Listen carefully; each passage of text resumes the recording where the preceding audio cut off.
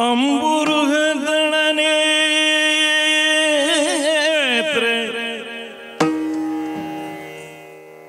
ಶ್ರೀ ದುರ್ಗಾಂಬಿಕೆಯ ಬಲಗೊಂಡು ಭಕ್ತಿಯೋ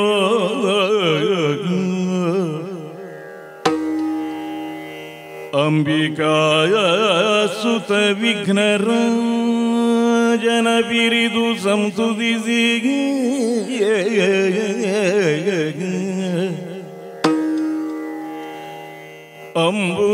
ಅಂಬುನಿಧಿಯಾತ್ಮಜಿಗೆ ಕೈ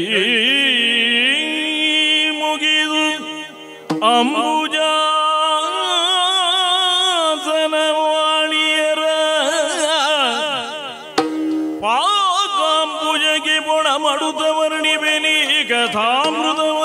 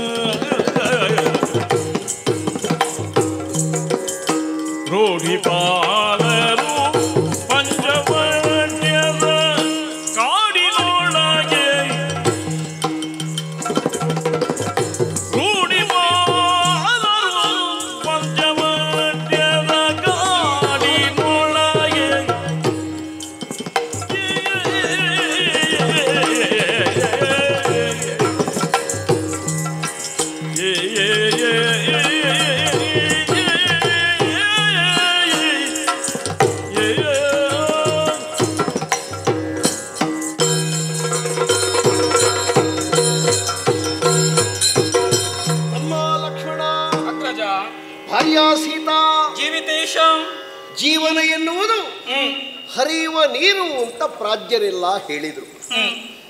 ಒಂದು ಕಡೆಯಲ್ಲಿ ಹುಟ್ಟುತ್ತದೆ, ಮತ್ತೊಂದು ಕಡೆಯಲ್ಲಿ ಹರಿಯುತ್ತದೆ, ಇನ್ಯಾವುದೋ ತನ್ನ ಗರ್ಭಸ್ಥಾನವಾಗಿರುವ ಗಮ್ಯಸ್ಥಾನವನ್ನು ಸೇರಿಕೊಳ್ಳುವುದಕ್ಕೆ ಹಾತೊರೆಯುತ್ತದೆ. ಹಾಗಾದ್ರೆ ಹುಟ್ಟಿನ ಮೂಲದಿಂದ ತಾನು ಸೇರಬೇಕಾದ ಪ್ರದೇಶವನ್ನು ಹೊಂದುವಲ್ಲಿವರೆಗೆ ಏನೆಲ್ಲ ತಿರುವುಗಳನ್ನು ಹೊಂದುತ್ತದೆ. ಹಾಗೆಯೇ ಜೀವನ ಎನ್ನುವುದು. ಇಲ್ಲದೆ ಇದ್ರೆ ಪವಿತ್ರವಾಗಿರುವಂತಹ ಇಕ್ಷ್ವಾಕು ವಂಶದಲ್ಲಿ ಜನ್ಮಕ್ಕೆ ಬಂದು ಅಯೋಧ್ಯೆಯಂತಹ ಮಹಾಪ್ರದೇಶದಲ್ಲಿ ಜನ್ಮವನ್ನು ತಾಳಿ ಭೂಪತಿಗಳಾದಂತಹ ದಶರಥರಿಗೆ ಮಕ್ಕಳಾಗಿ ಹುಟ್ಟಿದ್ರು. ಈ ಅರಣ್ಯವಾಸ ಎನ್ನುವುದು ನಮಗೆ ಪ್ರಾಪ್ತವಾಗುವುದಕ್ಕೆ ಕಾರಣ ಏನು? ವಿಧಿ ಬಿಟ್ರೆ ಮತ್ತೊಂದಲ್ಲ. ತಂದೆಯವರಿಗೆ ಕಂಡು ಬಂತಂತೆ ದುಸ್ವಪ್ನ. ಹಾಗಾಗಿ ಅತ್ಯಂತ ಶೀಘ್ರಾತಿ ಶೀಘ್ರವಾಗಿ ನಾನೇ ಪೀಠ ಏರಬೇಕು ಎನ್ನುವುದಕ್ಕಾಗಿ ನನಗೆ ಅಭಿಷೇಕ ಮಾಡಬೇಕು ಅಂತ ಮುಂದುವರಿದರು. ಆದರೆ ವಿಧಿಯ ಹೊಟ್ಟೆಯಲ್ಲಿ ಹಾಗೊಂದು ವಿಷಯವೇ ಇರಲಿಲ್ಲ. ಅದಕ್ಕಾಗಿಯೇ ಬಂದ ಜನಸ್ಥೋಮದ ಮಧ್ಯೆ ನಮ್ಮ ಚಿಕ್ಕ ತಾಯಿಯಾಗಿರುವಂತಹ ಕೈಕಾದೇವಿ ಯಾಕೆ ಉಪಸ್ಥಿತಳಿಲ್ಲ ಅಂತ ನನ್ನ ಮಾತು ಹೊರಟಿತು. ಆ ಪರಿಣಾಮದಿಂದಲೇ ಚಿಕ್ಕಮ್ಮನ ಕೇಳಿಕೆಯ ಮೇರೆಗೆ ಅಪ್ಪಯ್ಯ ಕೊಡಬೇಕಾದಂತಹ ಮಾತನ್ನು ಈಡೇರಿಸುವಲ್ಲಿ ಜನುಮದಾತನ ನುಡಿಯನ್ನು ನಡೆಸುವುದಕ್ಕಾಗಿ ನಾನು ಕಾಡಿಗೆ ಹೊರಟು ನಿಂತೆ. ಭಾರಿಯಾದ ನೀನು ಬಂದೆ. ಸತ್ಯ. ನೀನು ನನ್ನ ಜೊತೆಗಾರನಾಗಿಯೇ ಹೊರಟೆ. ನಿಮ್ಮ ಒತ್ತಾಯವನ್ನು ಕೇಳಿ ಆ ಪರಿಸ್ಥಿತಿಯಲ್ಲಿ ನಿಮ್ಮನ್ನು ನಾನೇ ಕರ್ಕೊಂಡು ಬರುವುದು ಉತ್ತಮ ಅಂತ ನಿಮ್ಮನ್ನು ಜೊತೆ ಸೇರಿಸಿದೆ. ಬಹಳ ದೂರದವರೆಗೆ ಗಮಿಸಿ ಬಂದೆವು. ಗಂಗಾ ನದಿಯನ್ನು ಉತ್ತರಿಸಿದೆವು. ಚಿತ್ರಕೂಟ ಪ್ರದೇಶದಲ್ಲಿರುವಾಗ ತಮ್ಮನಾದ ಭರತ ಬಂದ. ಬೇರೆ ಬೇರೆ ಕಾರಣಗಳನ್ನು ಮುಂದೊಡ್ಡಿ ನನ್ನನ್ನು ಅಯೋಧ್ಯೆಯವರೆಗೆ ಕರ್ಕೊಂಡು ಹೋಗಬೇಕು ಅಂತ ಯಾಚನೆಯನ್ನು ಮುಂದುವರಿಸಿದ. ಆಮೇಲೆ ಪಾದುಕಾ ಪ್ರದಾನವಾಯಿತು. ಮತ್ತೆ ಕೆಲ ಸಮಯಗಳಿದ್ದು ಅಲ್ಲಿಂದ ನೇರವಾಗಿ ಬರಬರುತ್ತಾ ಈ ಪಂಚವಟಿ ಪ್ರದೇಶವನ್ನು ನಾವು ಸೇರಿದೆವು. 5 ವಿಧದ ವಟವೃಕ್ಷಗಳಿರುವ ಪ್ರದೇಶವಾದದ್ದರಿಂದಲೇ ಇದನ್ನು ಪಂಚವಟಿ. ನಿರ್ಮಲವಾಗಿ ಜುಳು ಜುಳು ನಿನಾದದಿಂದ ಹರಿಯುತ್ತಾ ಇದ್ದಾಳೆ ನರ್ಮದಾ ನದಿ. ಈ ನದಿ ತೀರದಲ್ಲಿಯೇ ನಮ್ಮದ್ದಾಗಿರುವಂತಹ ವಾಸ್ತವ್ಯವಾಗಬೇಕು. ಯಾಕಂದ್ರೆ ಸ್ವಚ್ಛವಾದ ನೀರು, ಪ್ರಶಾಂತವಾದ ಪ್ರದೇಶ, ಸ್ವಚ್ಛಂದವಾಗಿ ಬೀಸುವಂತಹ ಗಾಳಿ ಆರೋಗ್ಯಕ್ಕೆ ಬಹಳಷ್ಟು ಹಿತಕರವಾಗಿರ್ತದೆ. ಹಾಗಾಗಿ ರೂಢಿಪಾಲಕರಾದ ನಾವು ನಮ್ಮದ್ದಾದಂತಹ ಶಿಷ್ಟಾಚಾರವನ್ನು ಮೆರೆಸಿದೆವೋ ಎನ್ನುವ ಹಾಗೆ ಇಲ್ಲಿಯೇ ಇದ್ದುಕೊಳ್ಳುವುದು ಅಂತ ನಾ ತೀರ್ಮಾನ ಮಾಡಿದ್ದೇನೆ ತಮ್ಮ. ಆದ್ರೆ ಇರಬೇಕು ಅಂತಾದ್ರೆ ಒಂದು ಮನೆ ಬೇಡವೇನೋ? ಹಕ್ಕಿಗಾದ್ರೂ ಒಂದು ಗೂಡು ಬೇಕು. ಇರುವುದಕ್ಕೆ ಮನುಷ್ಯರಾದ ನಮಗೊಂದು ವಾಸ್ತವ್ಯದ ತಾಣ ಬೇಕು. ಏನು ಮಾಡುವುದು ತಮ್ಮ?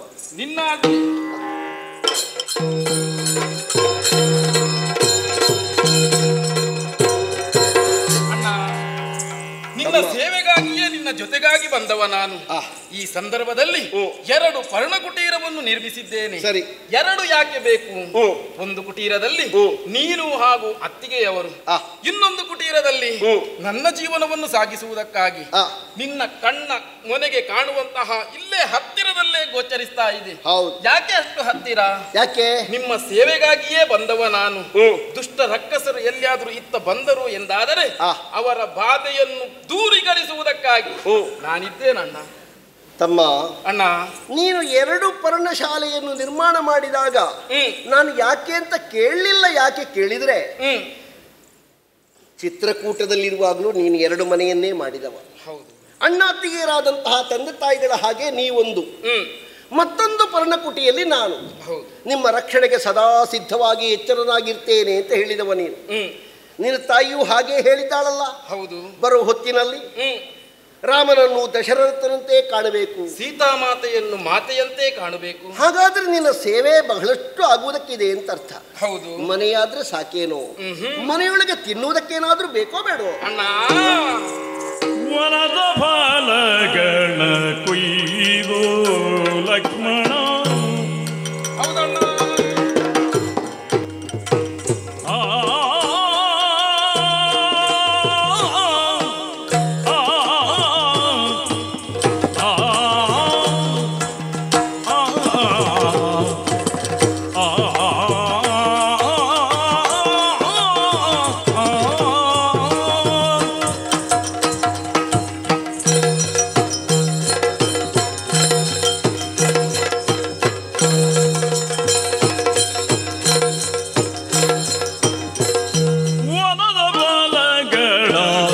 ಕೊಯ್ದು ಲಕ್ಷ್ಮಣ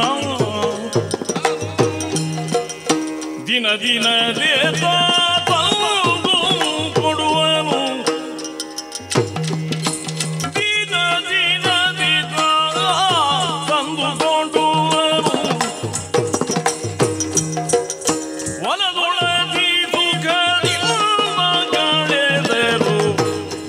ಕೆಲವೋ ಲಕ್ಷ್ಮಣ ಫಲದ ಫಲಗಳ ಕೊಯ್ದು ಲಕ್ಷ್ಮಣ ದಿನ ದಿನ ದಿನ ತಂದು ಕೊಡುವನು ಹೊಲದೊಳದಿದು ಕದಿಲದೊಗಳೆ ಕರುದಿನವ ಕೆಲವು ಹೊಲದೊಳತಿದು ಕದಿನಿಂದ ಕಳ್ಳೆ ತರುದಿನವ ಕೆಲವು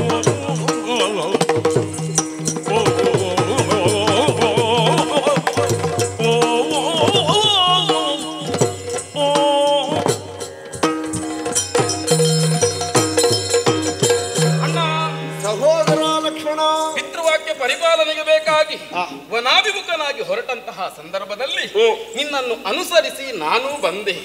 ನಿನ್ನನ್ನು ಕರೆತರಬೇಕಾದ ಅನಿವಾರ್ಯತೆ ನನಗೂ ಇತ್ತು. ಏನಣ್ಣ? ನಾನಿಲ್ಲದೆ ಇರುವಂತಹ ನೀನು ಅಯೋಧ್ಯೆಯಲ್ಲಿ ಬಹಳಷ್ಟು ಒಳ್ಳೆಯ ಪರಿಣಾಮಗಳನ್ನು ಮಾಡಲಾರೆ ಅಂತ ನನಗೂ ಗೊತ್ತು. ಓಹೋ, ಮೊದಲೇ ನಿನ್ನ ನಕ್ಷತ್ರ ಆಶ್ಲೇಷ, ಹಾವಿನ ಹಾಗೆ ಬುಸುಗುಡುವುದು ನಿನಗೆ ಸ್ವಭಾವ. ಕೋಪ ಬಂದರೆ ನಿನ್ನನ್ನು ನಿಯಂತ್ರಿಸುವುದಕ್ಕೆ ನಾನಿಲ್ಲದೆ ಇದ್ರೆ ಬೇರೆ ಯಾರು ತಮ್ಮ? ನನಗೂ ಅದೇ ಇತ್ತಣ್ಣ, ನಿನ್ನ ಜೊತೆಗೇ ಬರಬೇಕು ಎನ್ನುವ ಹಾಗೆ. ಅದಕ್ಕಾಗಿ ಒಂದು ಅವಕಾಶ ಒದಗಿ ಬಂತು. ಸರಿ ಅಣ್ಣ, ನಾವು ಎಳವೆಯಲ್ಲೇ ಹಾಗೆ ವಿಶ್ವಾಮಿತ್ರ ಮಹರ್ಷಿಗಳು ಬಂದು ಕೇಳುವಾಗ ನಾನು ಹೊರಟೆ, ನೀನು ನನ್ನ ಜೊತೆಗಾರನಾಗಿಯೇ ಬಂದೆ. ಹೌದು. ತೊಟ್ಟಿಲಲ್ಲಿ ಮಲಗುವಾಗಲೂ ಹಾಗೆ ನನ್ನ ತೊಟ್ಟಿಲಲ್ಲೇ ನೀನು ಮಲಗಿದವ. ನನಗೂ ನಿನಗೂ ಬಹಳ ಸ್ಪರ್ಧೆ. ನೀನು ನಿದ್ದೆ ಮಾಡದೆ ನಾನು ಮಲಗುವುದಿಲ್ಲ, ನಾನು ಮಲಗದೆ ನೀನು ನಿದ್ದೆ ಮಾಡುವುದಿಲ್ಲ. ಅಣ್ಣ, ನಿನ್ನ ಸೇವೆಯೇ ನನ್ನ ಚರಮ ದೃಷ್ಟಿ ಎನ್ನುವನ್ನು ಅರ್ಥವಿಸಿಕೊಂಡು ನಿಮಗೆ ಒದಗಿ ಬರುವಂತಹ ತ್ರಿಷೆಯನ್ನು ನಿವಾರಿಸುವುದಕ್ಕಾಗಿ ನಿಮ್ಮ ಜೊತೆಗೆ ನಾನಿರುವವನು. ದಿನನಿತ್ಯವೂ ಕಾನನವನ್ನು ಸಂಚರಿಸಿ ಕಂದಮೂಲಾದಿಗಳನ್ನು ತಂದೊಪ್ಪಿಸುವ ಕರ್ತವ್ಯ ನನ್ನದು. ಹೋಗುವುದಕ್ಕೊಂದು ಮತಿಯಾಗಬೇಕಣ್ಣ. ತಮ್ಮ, ಅಣ್ಣ, ಅಣ್ಣನಿಗೆ ಬಾಧಕವಾಗಿ ಯಾವುದುಂಟು ಅದನ್ನು ಕೊಯ್ಯುವುದಕ್ಕೂ ನೀನೆ. ಅಣ್ಣನಿಗೆ ಪೂರಕವಾಗಿ ಏನು ಬೇಕು ಅದನ್ನು ಕೊಯ್ದು ತಂದು ಕೊಡುವುದಕ್ಕೂ ನೀನೆ. ರಂಗನಾಥನ ಆಶೀರ್ವಾದ ಇರಲಿ. ಬಹಳ ದೂರ ಹೋಗಬೇಡ, ಜಾಗೃತನಾಗಿ ಹೋಗಿ, ಆದಷ್ಟು ಬೇಗ ಹೋಗಿ ಬನ್ನಿ. ಒಂದು ದಿನವಲ್ಲಿರುವ ಋಷಿಗಳು ಬಂದು ರಾಮನ ಚರಣಕ್ಕೆ ರಗಲು ಎಲ್ಲರ ರಾಜನರು ಮಾರ್ಪ ನಿರ್ಬಂಧಗಳನ್ನು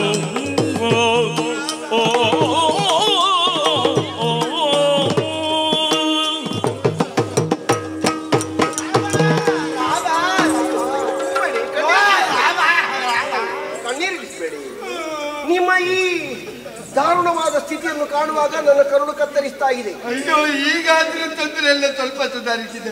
ಮೊನ್ನೆ ಮಣ್ಣಿನ ಏನಾಯ್ತು ಸ್ವಾಮಿ ನಿಮಗೆ? ಗುಡ್ಡ ಕುಸಿದಲ್ಲ, ಕುಸಿಯುವಾಗೆ ಮಾಡಿದ್ದು. ಹೌದೇ? ರಾಕ್ಷಸರ ಬಾಧೆಯಿಂದ ಗುಡ್ಡವೇ ಕುಸಿದ ಹಾಗೆ ಮಣ್ಣಿನಡಿಯಲ್ಲಿ ನೀವು ಏನಾಯ್ತು? ಚಿತ್ತವಿದಯ್ಯ ರಾಮ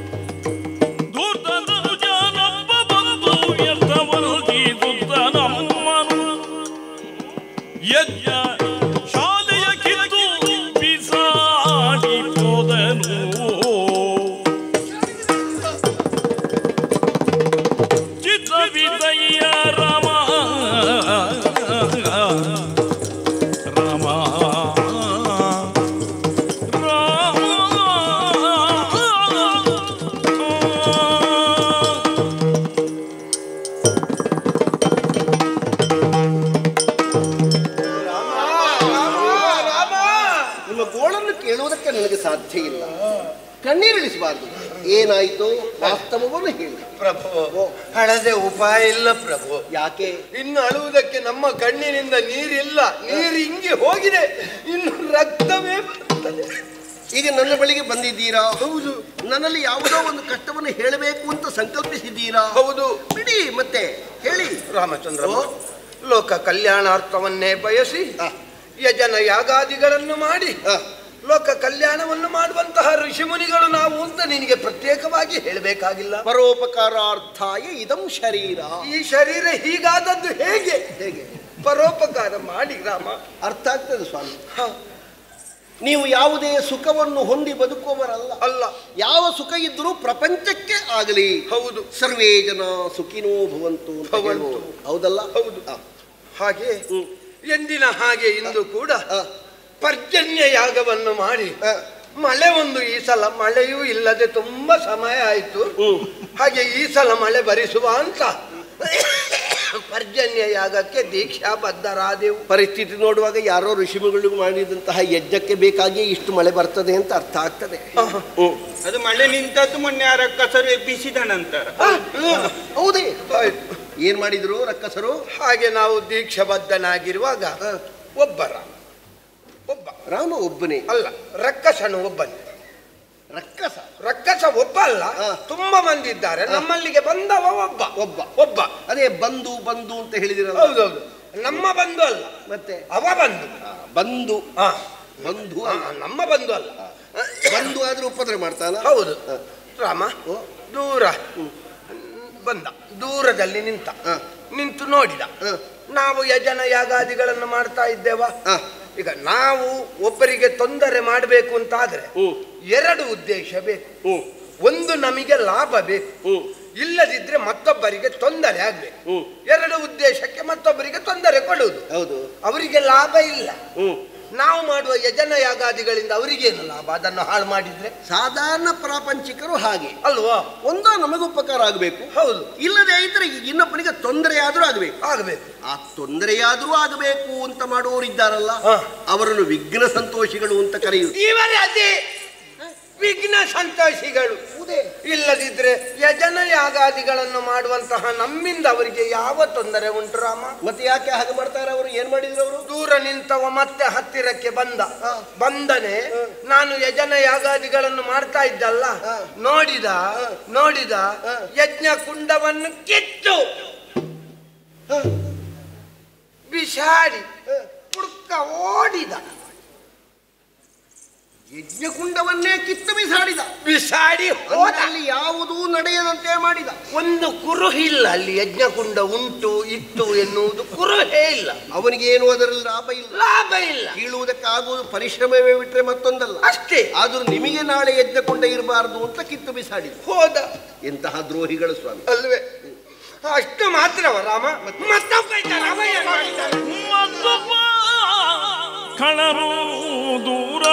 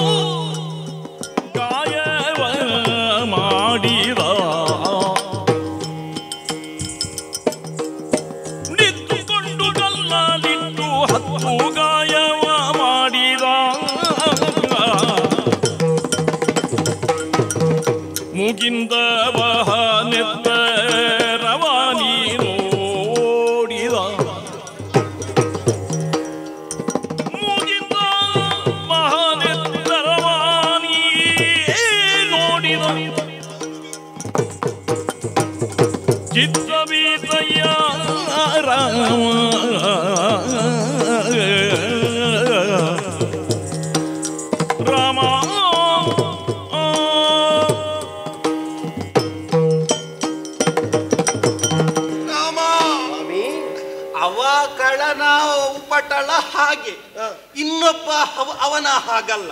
ಒಬ್ಬರದ್ದು ಹಾಗೆ, ಇನ್ನೊಬ್ಬರದ್ದು ಬೇರೆ. ಏನದು? ಹತ್ತಿರ ಬರುವುದಿಲ್ಲ, ದೂರದಲ್ಲೇ ಅನತಿ ದೂರದಲ್ಲಿ ನಿಲ್ಲುವುದು. ಬಹುಶಃ ಅವರಿಗೂ ನಿಮ್ಮ ಹೆದರಿಕೆ ಉಂಟು, ಇರಬಹುದು. ಶಾಪ ಕೊಡ್ತೀರಿ, ಕೊಡಬಹುದು ಎನ್ನುವಂತ ಹೆದರಿಕೆಯಿಂದಲೇ ದೂರ ನಿಂತದ್ದು ಎನ್ನುವ ಹಾಗೆ ನಾವು ಕೂಡ ಗ್ರಹಿಸಿದ್ದು. ಮತ್ತೆ ಅದಕ್ಕಲ್ಲ, ಇನ್ನು ನಿಲ್ಲಲಿ, ದೂರ ನಿಂತಿದ್ದಾನಲ್ಲ ಎನ್ನುವ ಹಾಗೆ ನಾವು ಯಜ್ಞಾದಿಗಳನ್ನು ನಡೆಸುತ್ತಾ ಇರುವಾಗ ದೂರದಿಂದಲೇ ಕಲ್ಲನ್ನು ತೆಗೆದು ನಮ್ಮ ಕಡೆಗೆ ಎಸೆಯುವುದು. ಕಲ್ಲು ಬಿಸಾಡುವುದು. ಒಂದೇ ಕಲ್ಲು, ಎಷ್ಟು ಕಲ್ಲಿಲ್ಲ, ಒಂದು ಕಲ್ಲು ತಪ್ಪಿಸಲಿಕ್ಕಾಗುವುದಿಲ್ಲ ಸ್ವಾಮಿ. ಒಂದು ಕಲ್ಲು ಬೀಳುವಾಗ ಒಂದು ಕಲ್ಲನ್ನು ನೋಟದಲ್ಲಿ ಇಡುದು. ನೋಟ ಮೂಗಿನ ನೋಟ. ನೋಟಕ್ಕೆ ಏನಾದ್ರೂ ಬೀಳ್ತದ ಅಂತ ಅವನಿಗೆ ಗೊತ್ತುಂಟು. ಮೂಗಿಗೆ ನೋಟ ಇಟ್ಟು ಕಲ್ಲನ್ನು ಒಗೆಯುವುದು. ಅಲ್ಲಿಗೆ ನೋಡಿ, ಅರೆ ಇದಿನ್ನು ನಿಂತಿಲ್ಲ, ರಕ್ತ ಸುರಿ. ಇವರೊಂದು ಮೂಗು ನೋಡಿದ್ರೆ ಒಂದು ಕಲ್ಲಿನಲ್ಲಿ 10 ಗಾಯ ಆಗಿದೆ ರಾಮ. ಹಾಗೆ ಒಂದು ಕಲ್ಲಿನ 10 ಗಾಯ ಆಗುವುದು. ನಾನು ಅಲ್ಲಿ ಎತ್ತರವಾದ ಕೋಡುಗಲ್ಲಿನಲ್ಲಿ ಒಂಟಿ ಕಾಲಲ್ಲಿ ನಿಂತು ಒಂದು ಪ್ರಾಣಾಯಾಮ ಮಾಡ್ತಾ ಇದ್ದೆ. ಅವ ನನ್ನನ್ನು ಸಮಾಧಿಯವರೆಗೆ ಮುಟ್ಟಿಸಿದ ಮಾತ್ರ. ಹೇಗೆ? ಒಂದೇ ಒಂದು ಕಲ್ಲು ಬಿಸಾಡಿದ್ದು ರಾಮ. ಕೈಯ ಮೇಲೆತ್ತು, ಒಂದು ಕಾಲು ಮೇಲೆತ್ತು. ದೇಹ ಒಂದು ಸ್ವಲ್ಪ ದೊಡ್ಡದಲ್ವಾ, ಹೌದು, ಆಯ ಸಿಗಲಿಲ್ಲ. ಅಲ್ಲಿಗೆ ಬಿದ್ದಾಗ ಇವ ಅಲ್ಲಿ ಹಿಂದಿನಿಂದ ಕೂತಿದ್ದ. ಅವರ ತಲೆ ಮೇಲೆ ಬಿದ್ದೆ. ನನ್ನ ತಲೆಗೆ ಒಂದು ಪೆಟ್ಟಾಯ್ತಾ, ಹಣೆಗೊಂದು ಪೆಟ್ಟಾಯ್ತಾ. ನನ್ನ ಜೊತೆಯಲ್ಲಿದ್ದ ಇವನಂತಿರುವ 5 ಮಂದಿ ಅಡಿಯಲ್ಲಿದ್ದಾರೆ, ಅವರಿಗೂ ಪೆಟ್ಟಾಯ್ತು. ಹಾಗೆ ಒಂದು ಕಲ್ಲಿನಿಂದ 10. ನಾವೀಗ ಪೆಟ್ಟಾಗಿ ಮಾತಾಡುದು ತಲೆಗೆ. ಅಲ್ಲ, ಉರಿಯಿಂದ ಮಾತಾಡುವುದು ಅಂತ ನನಗೂ ಅರ್ಥ ಆಗ್ತದೆ. ಒಂದು ಕಲ್ಲಿನಿಂದ 10 ಗಾಯ ಮಾಡಿದ, ಮೂಗಿಂದ ಬಹನೆತ್ತ ಅಂತ ಅವರಿಗೆ ಮೂಗಿಲ್ಲ, ನಿಮಗೂ ಮೂಗಿರಬಾರ್ದು ಅಂತ ಮಾಡಿದ್ರು. ಅಷ್ಟೇಯೋ ಬೇರೆ ಏನಾದ್ರು? ಮೂರು ಮಂಡೆಯನೊಬ್ಬ ಘೋರದಾನವ ಬಂದು ರಾಮ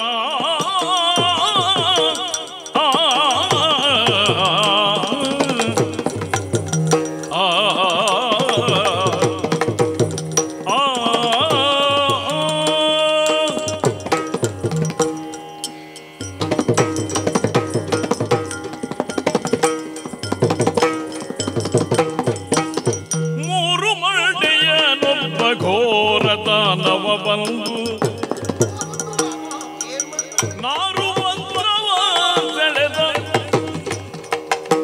ನಾರುವದ್ರವ ಸೆಳೆದ ಜಪಗಳ ಮಾಡುವ ಹಾರವ ಕಟಿ ದೋಡಿದ, ಜಪಗಳ ಮಾಡುವ ಹಾರವ ಕಟಿ ದೋಡಿದ. ಚಿತ್ತವೀಸಯ್ಯ ರಾಮ ರಾಮ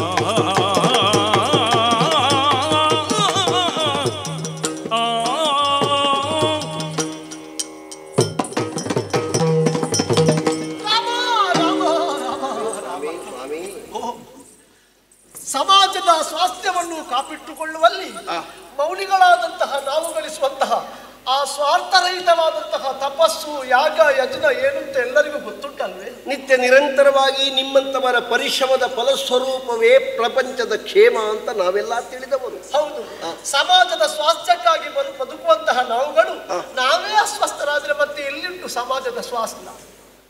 ಮದ್ದು ಕೊಡಬೇಕಾದ ವೈದ್ಯನಿಗೆ ರೋಗ ಬಂತು ಅಂತಾದರೆ ಈ ಪ್ರಪಂಚದಲ್ಲಿ ಮದ್ದು ಕೇಳುವುದು ಯಾರಲ್ಲಿ ಹೇಳಿ? ಹೌದು, ಲೋಕದಲ್ಲಿ ಮದ್ದಿನ ಹಾಗೆ ವ್ಯವಹಾರ ಮಾಡಬಲ್ಲಂತಹ ನಿಮ್ಮನ್ನೇ ಹೀಗೊಂದು ನೋಯಿಸಿದ್ರು ಅಂತಾದ್ರೆ ಬಹಳ ಕಷ್ಟದ ವಿಷಯ. ಹೌದು, ಮೌನಿಗಳು ಮುನಿಬಾರದು ಅಂತ ಏನು ಇಲ್ಲ.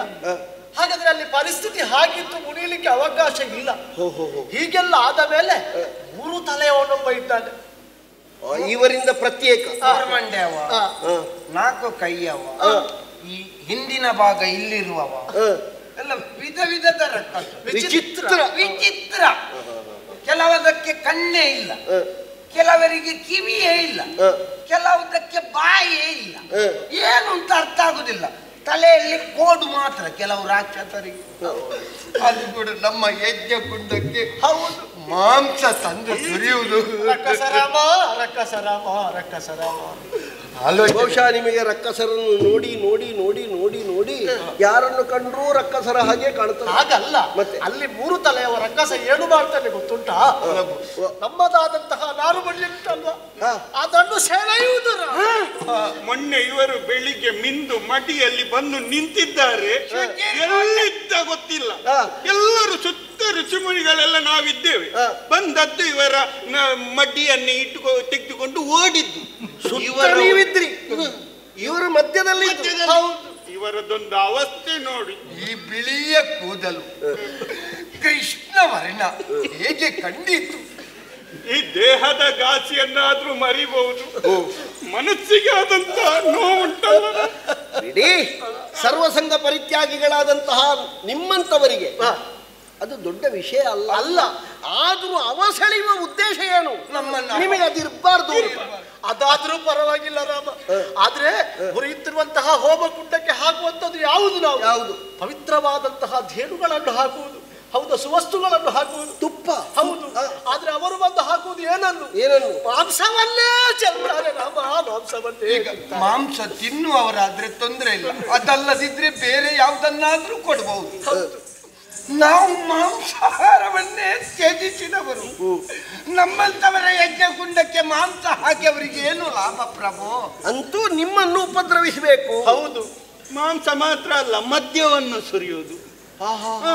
ಅದನ್ನು ಅದಕ್ಕೆ ಸುರಿಯುವಾಗ ನಮಗೆ ಚುರ್ರಾಗ್ತದೆ. ಮದ್ಯಕ್ಕೆ ಮಾಂಸ ಸುರಿಯುವುದು? ಮದ್ಯಕ್ಕೆ ಅಲ್ಲ, ಮದ್ಯ ಮತ್ತು ಮಾಂಸ. ಮದ್ಯಕ್ಕೆ ಹೋಮ. ಪವಿತ್ರವಾಗಿರುವಂತಹ ಯಜ್ಞ ಅಪವಿತ್ರವಾಗಬೇಕು ಎನ್ನುವುದರಿಂದ ತ್ಯಾಜ್ಯ ವಸ್ತುಗಳನ್ನು, ಅಭೋಜ್ಯ ವಸ್ತುಗಳನ್ನು ಹಾಕ್ತಾ ಇದ್ದಾರೆ. ಅದಕ್ಕೆ ಹಾಕ್ತಾ ಇದ್ದಾರೆ. ನಾವು ಕಾವಿಯನ್ನುಟ್ಟದ್ದು ತ್ಯಾಗದ ಸಂಕೇತ ಎನ್ನುವ ಕಾರಣದಿಂದ. ಹೌದು, ಅದು ಮತ್ತೊಬ್ಬರಿಗೆ ಅಣಕವಾಡುವುದಕ್ಕೋ ಮತ್ತೊಬ್ಬರಿಗೋ ವಿನೋದಕ್ಕೋ ಒಂದು ಸ್ವತ್ತು ಆಗುತ್ತದೆ ಅಂತ ಇದ್ರೆ ಮತ್ತೆ ನಾವು ಪ್ರಪಂಚದಲ್ಲಿ ಸತ್ತು ಬದುಕುವುದು ಯಾಕೆ? ಬದುಕಿ ಸಾಯುವುದು ಒಳ್ಳೆಯದಲ್ವ? ಆದ್ರಿಂದ ಯಜನ ಯಾಗಾದಿಗಳು ಯಾವುದು ಬೇಡ ರಾಮ. ನಿನ್ನ ಪಾದ ತಲದಲ್ಲಿ ನಮ್ಮ ಶಿರವನ್ನು ತಾಗಿದ್ದೇವೆ. ಹೌದು ರಾಮ, ನಿನ್ನ ಬಾಣದಿಂದ ನಮ್ಮ ತಲೆಯನ್ನಾದರೂ ಕತ್ತರಿಸು. ನಾವು ಪ್ರಪಂಚದಲ್ಲಿ ಉಸಿರಡಗಿದ ಮೇಲೆಯೂ ಹೆಸರು ಉಳಿಯುವ ಹಾಗೆ ಕೆಲವರು ಆಶಿಸ್ತಾರೆ. ಅಂದ್ರೆ ಸತ್ತ ಮೇಲೆಯೂ ಬದುಕುವುದು ಅಂತ ಹೇಳಿದ್ರೆ ಹಾಗೆ 4 ಮಂದಿಗಳಿಗೆ ಉಪಕಾರ ಮಾಡಿದ್ರೆ ಅವ ಸತ್ತ ಮೇಲೆಯೂ ಹೇಳ್ತಾರೆ. ಒಳ್ಳೆಯ ವ್ಯಕ್ತಿ, ಸಮಾಜಕ್ಕೆ ಬೇಕಾಗಿ ಬಹಳಷ್ಟು ಮಾಡಿದವ, ಇಷ್ಟು ಬೇಗ ದೇವರು ಕರ್ಕೊಂಡ್ರಲ್ಲ. ದುಃಖ ಪಡ್ತಾರೆ, ಸಂಕಟ ಪಡ್ತಾರೆ. ಆದರೆ ಕೆಲವು ಸಲ ನಾವು ಜೀವಂತ ಇದ್ದೇ ಸಾಯುವುದು ಅಂತ ಉಂಟು. ಹೌದು, ಪ್ರತಿರೋಧ ವಿಷಯವನ್ನು ಖಂಡಿಸುವುದಕ್ಕೆ ನಮಗೆ ಅವಕಾಶ ಇಲ್ಲದೆ ನಾವು ನೋಡುತ್ತಲೇ ನಮ್ಮ ಕಣ್ಣೆದುರಿಗೆ ಬೇಡದ್ದೆಲ್ಲ ಆಗುವಾಗ ಅಯ್ಯೋ ಸಂಕಟ ಪಡುವಂತಹ ಒಂದು ದಾರುಣವಾದ ಸ್ಥಿತಿ ಉಂಟಲ್ಲ, ಅದು ಬದುಕಿ ಸಾಯುವುದು ಅಂತ ಲೆಕ್ಕ.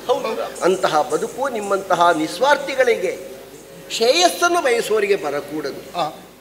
ನನ್ನಲ್ಲಿ ಹೇಳಿದಿರಲ್ಲ ನೀವು. ಹೌದು ರಾಮ, ಎಂದು ಹೊಯ್ದಿದ್ದ ಋಷಿಗಳ ಮಾತಗೆ ರಘುನಂದನನು ನಸು ನಗುತ್ತ ಬೆದರದಿರಿ ರಕ್ಕದರ ಕೊಂದು ಕೊಡುವೆನು ದಾಳಿ ಕಿರಿದು ದಿನದೊಳಗೆ. ಬೆದರದಿರಿ ರಕ್ಕದರ ಕೊಂದು ಕೊಡುವೆನು ದಾಳಿ ಕಿರಿದು ದಿನದೊಳಗೆ. ರಘುನಂದನನು ನಸು ನಗುದ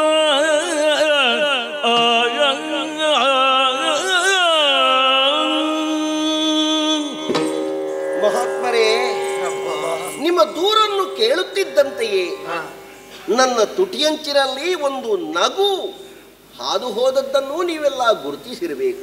ರಾಕ್ಷಸರೇ ನಗುತ್ತಾರಂತೆ. ಒಬ್ಬ ರಾಜನಾದವ ನಗಾಡುವುದರಲ್ಲಿ ತಪ್ಪೇನು? ನಮ್ಮನ್ನು ನೋಡುವಾಗ ನಿನಗೂ ವಿನೋದದ ವಸ್ತು ಆಗಿದ್ದೇವೆ. ಇಲ್ಲ ಸ್ವಾಮಿ, ನಿಮ್ಮ ಕಷ್ಟವನ್ನು ಕಂಡೋ, ನಿಮ್ಮ ಮೈಯಿಂದ ಬರುವಂತಹ ರಕ್ತವನ್ನು ನೋಡಿಯೋ, ನಿಮ್ಮ ಸಂಕಟದ ಈ ವಚನವನ್ನು ಕೇಳಿಯೋ ನಾನು ನಗಾಡಿದ್ದಲ್ಲ. ಮತ್ತೆ ಯಾಕೆ ಪ್ರಭು? ಭವಿತವ್ಯದಲ್ಲಿ ಒದಗಬಹುದಾದಂತಹ ರಕ್ಕಸರ ಸ್ಥಿತಿಯನ್ನು ಯೋಚನೆ ಮಾಡಿ ನಗುವೊಂದು ತಾನಾಗಿಯೇ ಬಂತು. ಅವರಿಗೆ ಅಳೆಯುವ ಕಾಲ ಬಂತು. ಧರ್ಮ ಉದ್ಧಾರಗೊಳ್ಳುವಂತಹ ಒಂದು ಸಮಯ ಸನ್ನಿಹಿತವಾಗುತ್ತಾ ಇದೆ. ನೀವು ಕೊಟ್ಟದ್ದು ಕೇವಲ ದೂರಲ್ಲ, ಒಂದು ತೆರನಾದಂತಹ ಹುಯಿಲು. ಯಜ್ಞದ ಮೂಲಕವಾಗಿ ಹುಟ್ಟನ್ನು ಕಂಡಿರುವಂತಹ ರಾಮ ಯಜ್ಞ ವಿರೋಧಿಗಳನ್ನು, ಯಜ್ಞ ಭಂಜಕರನ್ನು ಶಿಕ್ಷಿಸದೆ ಬಿಡುವುದಕ್ಕೆ ಸಾಧ್ಯವೇ ಇಲ್ಲ. ಹಾಗೆ ಅಂತ ನೀವು ಹೇಳಿದ ದೂರಿಗೆ ನಾನು ಕಿವಿಯಾಗಿದ್ದೇನೆ, ಮೈಯಾಗಿದ್ದೇನೆ, ಮನಸ್ಸಾಗಿದ್ದೇನೆ. ತಾಳಿ ಹೆದರದಿರಿ, ಕಿರಿದು ದಿನದೊಳಗೆ ರಕ್ಕಸರ ಕೊಂದು ನಿಮಗೆ ಧರ್ಮವನ್ನು ಕೈಗೆ ಕೊಡ್ತೇನೆ. ಹೆಚ್ಚಲ್ಲ, ಯಾವ ಪಂಚವಟಿ ಪ್ರದೇಶ ಇದೆಯೋ, ಯಾವ ಜನಸ್ಥಾನ ಇದೆಯೋ, ಅದನ್ನು ಋಷಿಮುನಿಗಳಾದಂತಹ ನಿಮಗೆ ನಿರ್ಭೀತಿಯಿಂದ ಯಜ್ಞ ಮಾಡುವುದಕ್ಕೆ ಇರುವ ಭೂಮಿ, ಇದೊಂದು ಯಜ್ಞ ಭೂಮಿ ಅಂತ ಮಾಡಿಸುವುದಕ್ಕೆ ನಾನು ಕಟಿಬದ್ಧನಾಗ್ತೇನೆ ಸ್ವಾಮಿ. ಹಾಗಾದ್ರೆ ಕಿರಿದು ದಿನಗಳು ಯಾಕೆ ಬೇಕು? ಅದೇ ನನಗೆ ಅನುಮಾನ. ಸಂಕಲ್ಪ ಮಾತ್ರದಿಂದ ಬೇಕಾದಂತಹ ಬಾಣದ ವ್ಯವಸ್ಥೆಯನ್ನು ಹೊಂದಿದಂತಹ ರಾಮ ಬಾಣ ಪ್ರಯೋಗ ಮಾಡಿದ ಅಂತ ಇದ್ರೆ ಅರಿಗಳನ್ನು ಕೊಲ್ಲುವುದರ ಮೂಲಕವಾಗಿ ಪಾತಾಳ ಗಂಗೆಯಲ್ಲಿ ಮಿಂದು ಮತ್ತೆ ನನ್ನ ಮೂಡಿಗೆಯನ್ನು ಸೇರಬಹುದಾದಂತಹ ಜೀವಶರಗಳು ನನ್ನಲ್ಲಿರುವಾಗಲೂ ನಿಮ್ಮ ದೂರನ್ನು ಕೇಳಿದ ಮೇಲೆ ಕಿರಿದು ದಿನ ಯಾಕೆ? ನೀವು ಬಂದು ನನ್ನಲ್ಲಿ ದೂರಪ್ಪಿಸಿದ್ದೀರಿ ಎನ್ನುವುದು ಪ್ರಪಂಚದಾದ್ಯಂತ ಪಸರಿಸುತ್ತದೆ. ನಿಮಗೆ ಉಪಟಳವನ್ನು ಕೊಡುವಂತಹ ರಕ್ಕಸರಿಗೂ ಸುದ್ದಿ ಮುಟ್ಟುತ್ತದೆ. ಅಯೋಧ್ಯೆ ಎತ್ತರದಿಂದ ಬಂದಿರುವಂತಹ ಒಬ್ಬ ಕ್ಷತ್ರಿಯ ಬಾಲಕ ಇಲ್ಲಿದ್ದಾನೆ. ಅವನ ಹತ್ತಿರಕ್ಕೆ ಋಷಿಮುನಿಗಳೆಲ್ಲ ಹೋಗಿದ್ದಾರೆ, ದೂರು ಕೊಟ್ಟಿದ್ದಾರೆ. ಕೊಟ್ಟ ದೂರನ್ನು ಆಲಿಸಿದಂತಹ ರಾಮ ಅಭಯಮುದ್ರೆಯನ್ನು ಕೊಟ್ಟಿದ್ದಾನೆ ಋಷಿಗಳಿಗೆ ಎನ್ನುವುದು ಅವರಿಗೆ ಕೇಳಿದ ಮೇಲೆಯಾದರೂ ತನ್ನ ಜೀವನದಲ್ಲಿ ತಿದ್ದುಕೊಳ್ಳುವುದಕ್ಕೆ ಅವರೊಂದು ಅವಕಾಶವನ್ನು ಮಾಡಿಕೊಡ್ತಾರೆ ಅಂತ ಇದ್ರೆ ಕಿರಿದು ದಿನ ಬೇಕು. ಅಲ್ಲ, ಸಾಯುವುದಕ್ಕಾಗಿಯೇ ಕಟಿಬದ್ಧರಾಗಿದ್ದಾರೆ ಅಂತಾದ್ರೆ ಅವರನ್ನು ಕೊಲ್ಲದೆ ರಾಮ ಈ ಭೂಮಿಯಿಂದ ಕಾಲ್ ತೆಗೆಯುವುದಿಲ್ಲ ಸ್ವಾಮಿ. ಬಹುಶಃ ತಾನಾಗಿಯೇ ದೈವವೇ ನನ್ನನ್ನು ಇಲ್ಲಿಯವರೆಗೆ ಬರೆಸಿದೆ ಅಂತ ನಾನೂ ಯೋಚಿಸ್ತೇನೆ. ಇಲ್ಲದೆ ಇದ್ರೆ ವನವಾಸದ ದೀಕ್ಷೆ ನನಗೆ ಅಲ್ಲೇ ಇರಬೇಕು, ಇಲ್ಲೇ ಇರಬೇಕು ಅಂತ ಇಲ್ಲ. ಬಹುಶಃ ಅಲ್ಲಿಂದ ಇಲ್ಲಿಯವರೆಗೆ ನಾನು ಯಾಕೆ ಬಂದೆ? ಇಂಥದ್ದೊಂದು ಧರ್ಮ ಕಾರ್ಯ ನನ್ನಿಂದ ಆಗಬೇಕು ಎನ್ನುವುದು ವಿಧಿಯ ನಿಯತಿ ಉಂಟು ಅಂತಾದ್ರೆ ಅದನ್ನು ತಪ್ಪಿಸುವುದಕ್ಕೆ ಯಾರಿಗೂ ಸಾಧ್ಯ ಇಲ್ಲ. ಹಾಗಾಗಿ ದುಃಖಿಸಬೇಡಿ. ಬಹುಶಃ ನಿಮ್ಮ ಹೆಂಡಿರು ಮಕ್ಕಳೆಲ್ಲ ಸೀತೆಯಲ್ಲಿ ಹೇಳಿದಾಗ ಸೀತೆಯು ಬಹಳ ಗಾಬರಿಯಿಂದ ಬಂದು ಹೇಳ್ತಾಳೆ, ನಳಿನ ಲೋಚನ ಕೇಳು ಮುಂದೆ ಗೋರಡವಿಯಂತೆ. ಅವಳಿಗೂ ಸಮಾಧಾನ ಹೇಳಿದ್ದೇನೆ. ನೀವು ಯಾರು ತತ್ತರಗೊಳ್ಳುವುದು ಬೇಡ.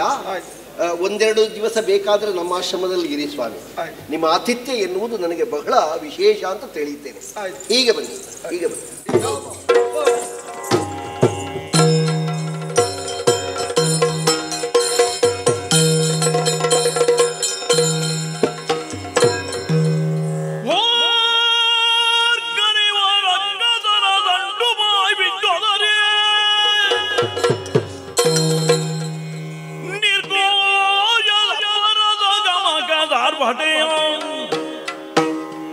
ಸಿಡಿಲೊಗ್ಗರದ ಧ್ವನಿಯನಾಲಿಸಿ ಶೂರ್ಪನಗಿ ಕಾನನಕ್ಕೆ ಕುಲಗೇಡಿ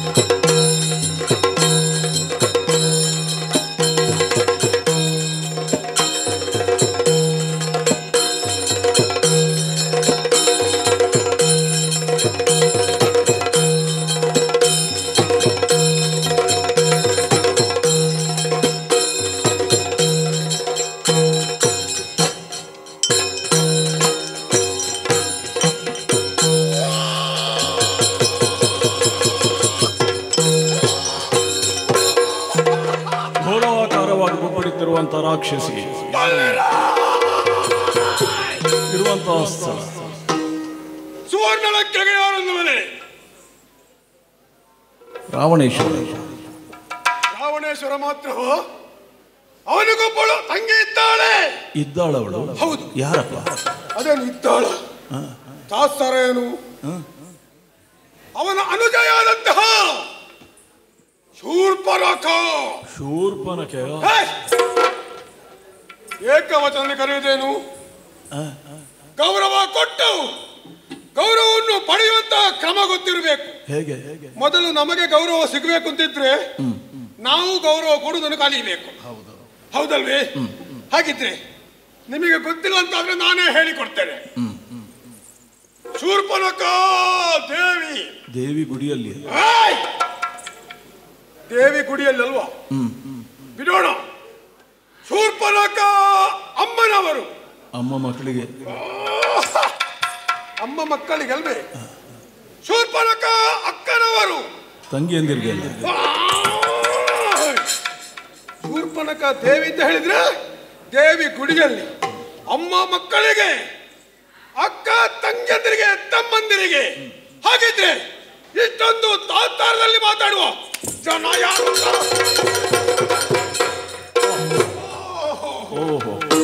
ಇದು ಯಾರು? ಗುರುತ ಸಿಕ್ಕಿತ? ನೀವು? ನಿಮ್ಮ ಪರಿಚಯ ನನಗೇನಿಲ್ಲದೆ ನನ್ನಣ್ಣನಾದಂತಹ ರಾವಣೇಶ್ವರ ಸುವರ್ಣ ಲಂಕೆಯ ಅವತಾರದಲ್ಲಿರುವಂತಹ ಸಂದರ್ಭ, ಅವನು ಮಾಡುವಂತಹ ಸಂಗೀತ ಕಚೇರಿ, ಅದರಲ್ಲಿ ಸಂಗೀತ ವಿದ್ವಾಂಸರು ನೀವಿದ್ದೀರಿ. ನಿಮ್ಮ ಗಾಯನವನ್ನು ಎದುರಿಗೆ ಬಂದು ನೋಡುವುದಕ್ಕೆ ಅವಕಾಶ ಮಾಡಿ ಕೊಡದಿದ್ರು ನಾನು ಒಬ್ಬರಿಗಿಂದೊಮ್ಮೆ ಇಣುಕಿ ನೋಡುವುದು. ಆಸಕ್ತಿ? ಹೌದು, ಆಸಕ್ತಿ ಉಂಟು. ಹಾಗೆಂತೇಳಿ ಅಣ್ಣ ಹೇಳಿದ್ದಾನೆ, ಹೊರಗೆ ನೀನು ಬರಬಾರ್ದು, ಮುಖ ತೋರಿಸಬಾರದು ಎಂಬ ಹಾಗೆ. ಅದು ನಿಮ್ಮದಂತ ಕೆಲವು ರಾಗಗಳನ್ನೆಲ್ಲ ಸಂಶೋಧನೆ ಮಾಡಿ ಕೆಲವನ್ನು ಹಾಕಿದ್ದೀರಿ ನೀವು. ಕೆಲವು ಹಾಡಿನಲ್ಲಿ ಕಾಪಿ ತಕೊಂಡು ತೋಡಿಗೆ ಇಳಿದು ಕಲ್ಯಾಣಿಗೆ ಹೋಗುವಂತಹ ಚಂದ. ಆಮೇಲೆ ಇನ್ನೊಂದು ಕರ್ಣರಂಜನಿ ರಾಗ, ಅದನ್ನು ನೀವೇ ಪ್ರಯೋಗ ಮಾಡಿದ ಹೊರತು ಬೇರೆ ಯಾರು ಮಾಡುದು ನಾನು ನೋಡ್ಲಿಲ್ಲ. ಅಂತಹ ಸಂಗೀತ ವಿದ್ವಾಂಸರು ಜೊತೆಯಾಗಿ ನೋಡಿ, ಇವರೆಲ್ಲರೂ ಹೌದಪ್ಪ ಹಿಮ್ಮೇಳ ವಾದಕರು, ಪಕ್ಕವಾದ್ಯದವರು. ಹೌದು. ಅದು ಹಾಗಿದ್ರೆ ನಾನು ಯಾರು? ವಿಶ್ರವಸು ಹಾಗೂ ಕೈಕಸ ದೇವಿಗೆ 4 ಮಕ್ಕಳು. ಅವರಲ್ಲಿ ಔರಸ ಪುತ್ರನಾಗಿ ಹುಟ್ಟಿದವಂತಹ ರಾವಣೇಶ್ವರ, ಆಮೇಲೆ ಹುಟ್ಟಿದವ ಕುಂಭಶ್ರವಣ, ಮಗದೊಬ್ಬ ವಿಭೀಷಣ. 3 ಅನುಕೂಲೆಯಾದಂತಹ ತಂಗಿಯಾಗಿ ಜನಿಸಿದವಳು ನಾನೇ ಶೂರ್ಪನಖ. ನನಗೆ ಹೆಸರು ಬರುವುದಕ್ಕೂ ಕಾರಣ ಉಂಟು. ಏನು? ನೋಡಿ, ನನ್ನ ನಖಗಳನ್ನೊಮ್ಮೆ ಸರಿಯಾಗಿ ನೋಡಿ. ಇದು ಹುಟ್ಟುವಾಗಲೇ ಚೂಪು ಚೂಪಾಗಿ, ಕೆಲವರು ಇದನ್ನೇ ಅನುಕರಣೆ ಮಾಡುವವರು ಇದ್ದಾರೆ. 10 ಬೆರಳಲ್ಲಿ ಚೂಪಾದ ನಖಗಳಿದ್ದ ಕಾರಣ ಶೂರ್ಪನಖಿ ಎಂಬ ಹಾಗೆ ನನಗೆ ಅಭಿಧಾನವನ್ನು ನಿಲ್ಲಿಸಿದರು. ಅದು ಪ್ರಾಯ ಪ್ರಬುದ್ಧಗಳಂತಹ ನನಗೆ ಯೋಗ್ಯಗಳಂತಹ ಮದುವೆಯನ್ನು ಮಾಡಿಸಬೇಕು ಎಂಬ ಹಾಗೆ ಅಣ್ಣ ಯೋಚನೆ ಮಾಡಲಿಲ್ಲ. ಅವರು 3 ಮದುವೆಯಾದರು, ನನಗೆ ಮದುವೆ ಮಾಡೋ ಯೋಚನೆಯೇ ಇಲ್ಲ. ಹಾಗಿದ್ರೆ ನಾನೇನು ಮಾಡುವುದು? ಹೇಗಾದ್ರೂ ಮಾಡಿ ಅಣ್ಣನನ್ನು ಒಪ್ಪಿಸಿ ಮದುವೆ ಆಗಬೇಕು. ಹಾಗಾಗಿ ಅಣ್ಣ ತನ್ನ ಹೆಂಡತಿಯ ಜೊತೆಯಾಗಿ ಶಯ್ಯಾಗ್ರಹದಲ್ಲಿ ಮಲಗಿರುವಂತಹ ಸಂದರ್ಭ, ಬಾಗಿಲ ಬಳಿ ಹೋಗಿ ಬೊಬ್ಬೆ ಹಾಕುವುದು. ಏನು ಅಂತ? ಅಣ್ಣ ನನಗೆ ಮದುವೆ ಮಾಡು. ಮದುವೆ ಮಾಡು ಎಂಬ ಹಾಗೆ. ಮೊದಲು ಆಗ್ಲಿಲ್ಲ, ಮತ್ತೆ ಅರ್ಧರಾತ್ರಿ ಎದ್ದು ಬಂದ, ನಿನ್ನದೆಂತದ್ದು ಬೊಬ್ಬೆ ಇಲ್ಲಿ, ನಿನಗೆ ಮದುವೆ ಅಲ್ವಾ, ಮದುವೆ ನಾನು ಮಾಡಿಸ್ತೇನೆ. ಅಣ್ಣ ನೀನು ಮಾಡಿಸುವುದೇನು ಸರಿ, ಆದ್ರೆ ಒಂದು ವೇಳೆ ಮದುವೆಗೆ ಮಾತು ಕೊಟ್ಟು ತಪ್ಪಿದ್ರೆ ನಾನು ಪರಪುರುಷನೊಂದಿಗೆ ಓಡಿ ಹೋದೆ, ನಾಳ್ದು ಅಪಕೀರ್ತಿ ಯಾರಿಗೆ? ಅದು ನಿನಗೆ ಮಾತ್ರವಲ್ಲ, ಈ ಲಂಕಾ ಸಾಮ್ರಾಜ್ಯಕ್ಕೆ. ಹಾಗಾಗಿ ಮಾತಿಗೆ ಭರವಸೆಯನ್ನು ಕೊಟ್ಟಂತ ಆತ ನನಗೊಬ್ಬ ಹುಡುಗನನ್ನು ಮದುವೆ ಮಾಡಿಸಿದ. ಹುಡುಗನಲ್ಲ, ನನ್ನ ಸಮಪ್ರಾಯದವನು. ಅದು ಮಹಾಮಾಯಾವಿ, ಪಾತಾಳದೀಶ, ವಿದ್ಯುಜ್ಜುಹ ಎಂಬ ಹಾಗೆ. ನಮ್ಮ ದಾಂಪತ್ಯದ ಪ್ರತೀಕವಾಗಿ ಜನಿಸಿದವ ಕುವರ ಶಂಭುಕ ಎಂಬ ಹಾಗೆ ಅವನಿಗೆ ನಾಮವನ್ನು ಇರಿಸಿ ಕಾನೂನಿನಲ್ಲಿ ಕೊಳ್ಳಿರಿಸಿ ತಪಸ್ಸನ್ನು ಆಚರಿಸಿ ಹೊರಟಿದ್ದೇನೆ. ಆದರೆ ಈ ಕಾಲಕ್ಕೆ ಒಂದು ವಾರ್ತೆಯನ್ನು ಕೇಳಿದೆ. ನನ್ನ ಗಂಡನಂತಹ ವಿದ್ಯುಜ್ಜಿಹ ಯುದ್ಧದ ಸಂದರ್ಭದಲ್ಲಿ ಹತನಾಗಿ ಹೋದ. ಬರ ಸಿಡಿಲೆ ನನ್ನ ತಲೆಗೆ ಬಡಿದಂತ ಅನುಭವ. ಈ ಸಣ್ಣ ಪ್ರಾಯದಲ್ಲಿ ಗಂಡನನ್ನು ಕಳೆದುಕೊಂಡು ವಿಧವೆಯಾಗಿ ನಾನು ಈ ಅರಮನೆಯಲ್ಲಿರುವುದು ಸರಿಯೇ? ಆಗ ಅಣ್ಣ ಹೇಳಿದಂತಹ ಮಾತು, ಅದು ಪಂಚವಟಿ ಪ್ರದೇಶಕ್ಕೆ ಹೋಗು, ಸ್ವೇಚ್ಛಾಚಾರಿಯಾಗಿ ತಿರುಗಾಟ ಮಾಡು, ಮಾತ್ರವಲ್ಲ ನಿನ್ನ ರಕ್ಷಣೆಗಾಗಿ ಕರದೂಷಣ ತ್ರಿಶಿರ 14,000 ರಕ್ಕಸರು ನೇಮಿಸಿದ್ದೇನೆ ಎಂಬ ಹಾಗೆ ಆತನ ಮಾತಿಗೆ ಒಪ್ಪಿ ನೇರವಾಗಿ ಪಂಚವಟಿ ಪ್ರದೇಶಕ್ಕೆ ಬಂದಿದ್ದೇನೆ. ಅದು ನನ್ನ ಮಗ ಹೇಗೋ ತಪಸ್ಸನ್ನು ಆಚರಿಸ್ತಾ ಇದ್ದಾನೆ. ಅವನಿಗೆ ಬೇಕಾದಂತಹ ಆಹಾರ ಪದಾರ್ಥಗಳನ್ನು ಸಮಯಕ್ಕೆ ಸರಿಯಾಗಿ ಒದಗಿಸೋಳು ನಾನಾಗಿದ್ದೇನೆ. ಹಾಗೆ ತಡ ಮಾಡುವುದಲ್ಲ, ತಿರುಗಾಟವನ್ನು ಮಾಡ್ತಾ ಮುಂದುವರಿತಾನೆ.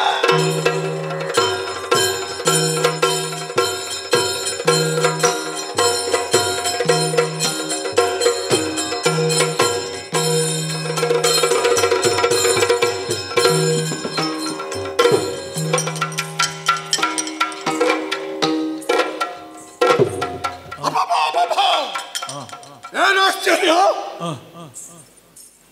ಇದು ಕನಸು ನನಸು ಎಂಬುದಾಗಿ ಅರಿವು ಆಗ್ತಾ ಇಲ್ಲ. ನನ್ನ ಮಗನಂತ ಶಂಭೂಕ ಇದೇ ಪ್ರದೇಶದಲ್ಲಿ ತಪಸ್ಸನ್ನು ಮಾಡ್ತಾ ಇದ್ದ. ಈ ಕಾಲಕ್ಕೆ ನೋಡಿದ್ರೆ ಅದು ರಕ್ತದ ಮಡುವಿನಲ್ಲಿ ವಿಲನೆ ಒದ್ದಾಡಿ ನನ್ನ ಮಗ ಹೇಳೋಕವನ್ನೇ ತ್ಯಜಿಸಿದ್ದಾನೆ. ಹಾಗಿದ್ರೆ ಇಂತಹ ಹೀನ ಕೃತ್ಯಕ್ಕೆ ಕಾರಣ ಯಾರು? ಕಾರಣ ಯಾರು? ಕಾರಣ ಯಾರು?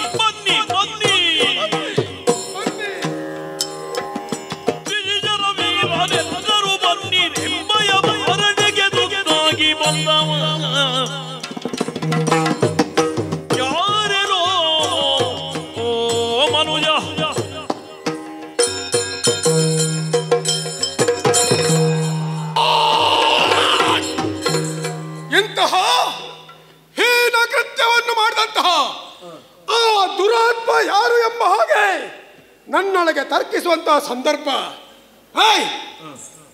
ನೋಡಿ, ಕಾನನದಲ್ಲಿ ಅದೇನೋ ವಾಸನೆ ಮೂಗಿಗೆ ಬಡಿತಾ ಉಂಟು. ಭಾರಿ ಭಾರಿಗೆ ಮೈಯ ವಾಸನೆ ಅಲ್ಲ, ಇದು ಸುವಾಸನೆಯೇ? ಸಂಧಿ ವಿಂಗಡಿಸಬೇಕಾಗ್ತದೆ. ಹೂ ಸುವಾಸನೆಯೇ ಅಂದ್ರೆ ಬೆಳಗಿನ ಹೊತ್ತು ಬ್ರಾಹ್ಮಿ ಮುಹೂರ್ತದಲ್ಲಿ ಅರಳಿ ನಿಂತಹ ಸುಮಗಳು ಸಂಜೆಯ ಹೊತ್ತು ಬಾಡಿ ಬೀಳುತ್ತದೆ. ಆ ಬಾಡಿದ ಮೇಲೆ ಅದಕ್ಕೊಂದು ವಾಸನೆ ಬೇರೆ. ಹಾಗಾಗಿ ಕಾನನದಲ್ಲಿ ಇದ್ದಂತಹ ಹೂವಿನ ವಾಸನೆಯೇ ಅಲ್ವೇ ಅಲ್ಲ. ಮತ್ತೆ ಹಾಗಿದ್ರೆ ಇದು ಯಾರು? ಯಾರೋ ಮಾನವರ ಬೆವರಿನ ವಾಸನೆ ಎಂಬುದನ್ನು ತಿಳಿದಿದ್ದೇನೆ. ಹಾಗೆ ಮಾನವರಲ್ಲೂ ಬೇರೆ ಬೇರೆ ವಿಧ ಉಂಟು. ಅದರಲ್ಲಿ ಒಂದು ವರ್ಗ ಉಂಟು ಬ್ರಾಹ್ಮಣರು, ಭೂಸುರರು. ಹಾಗಿದ್ರೆ ಬ್ರಾಹ್ಮಣರು ಋಷಿಮುನಿಗಳು ಕಾನನದಲ್ಲಿ ಯಾಗ ಯಜ್ಞಾದಿಗಳನ್ನು ಮಾಡುತ್ತಾರೆ. ಯಾಗಗಳನ್ನು ಮಾಡುವಂತಹ ಸಂದರ್ಭ ಬೇಕಾದಷ್ಟು ತುಪ್ಪವನ್ನು ಆ ಯಾಗ ಕುಂಡಕ್ಕೆ ಸುರಿಯುತ್ತಾರೆ. ಉಳಿದಂತಹ ತುಪ್ಪವನ್ನು ಮನೆಯಲ್ಲಿ ಕೊಂಡೋಗಿ ಅನ್ನಕ್ಕೆ ಹಾಕಿ ಸರಿ ಇಚುಕಿ ಊಟ ಮಾಡ್ತಾರೆ. ನೋಡಿ, ಆ ತುಪ್ಪದಲ್ಲಿ ಯಾರು ಊಟ ಮಾಡ್ತಾರೋ ಅವರಿನ ಬೆವರಿನ ವಾಸನೆ ತುಪ್ಪದ ವಾಸನೆಯೇ ಬರುವುದು. ಹಾಗೆಂತ ಇದು ತುಪ್ಪದ ವಾಸನೆ ಅಲ್ಲ, ಈ ಮಾನವರ ದೇಹದಿಂದ ಅದೇನೋ ತನು ಗಂಧ ಹೊರ ಸೂಸುತ್ತಾ ಇದೆ. ನನ್ನ ನಾಸಿಕಾಗ್ರಕ್ಕೆ ಬಡಿತಾ ಉಂಟು. ಹಾಗೆ ಅದು ಶೂರ್ಪನಖ ಇರುವಂತಹ ವಿಚಾರವನ್ನು ತಿಳಿದಂತಹ ಯಾವುದೇ ಮಾನವರು ಈ ಪಂಚವಟಿ ಪ್ರದೇಶಕ್ಕೆ ಬಂದವರಿಲ್ಲ. ಒಂದು ವೇಳೆ ಬಂದ್ರೆ ಅವರು ಉಳಿದದ್ದು ಇಲ್ಲ, ಎಲ್ಲ ನನ್ನ ಉದರವನ್ನೇ ಸೇರ್ತಾರೆ. ಹಾಗಿದ್ರೆ ಯಾರು ಇಷ್ಟು ಸಮಯ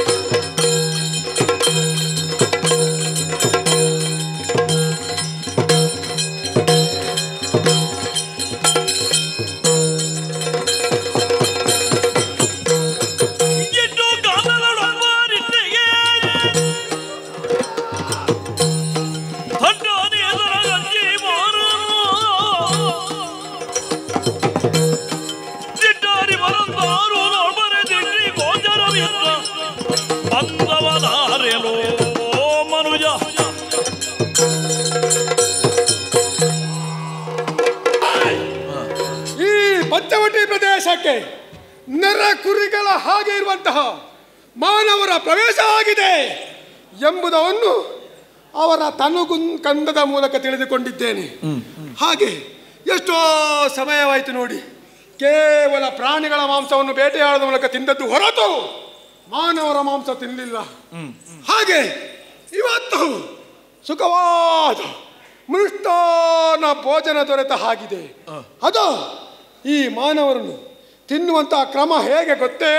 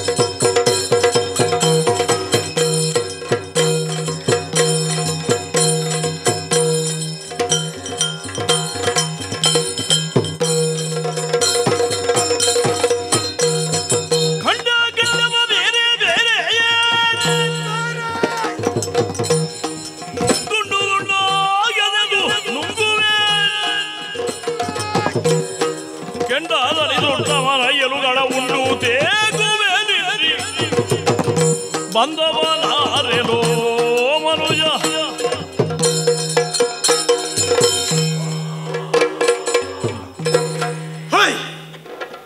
ಈ ಕಾರಣಕ್ಕೆ ಪ್ರವೇಶ ಮಾಡಿದಂತಹ ಆ ನರಾಧಮರನ್ನು ಹಾಗೆ ಸುಮ್ಮನೆ ಬಿಡುವಳು ನಾನಲ್ಲ.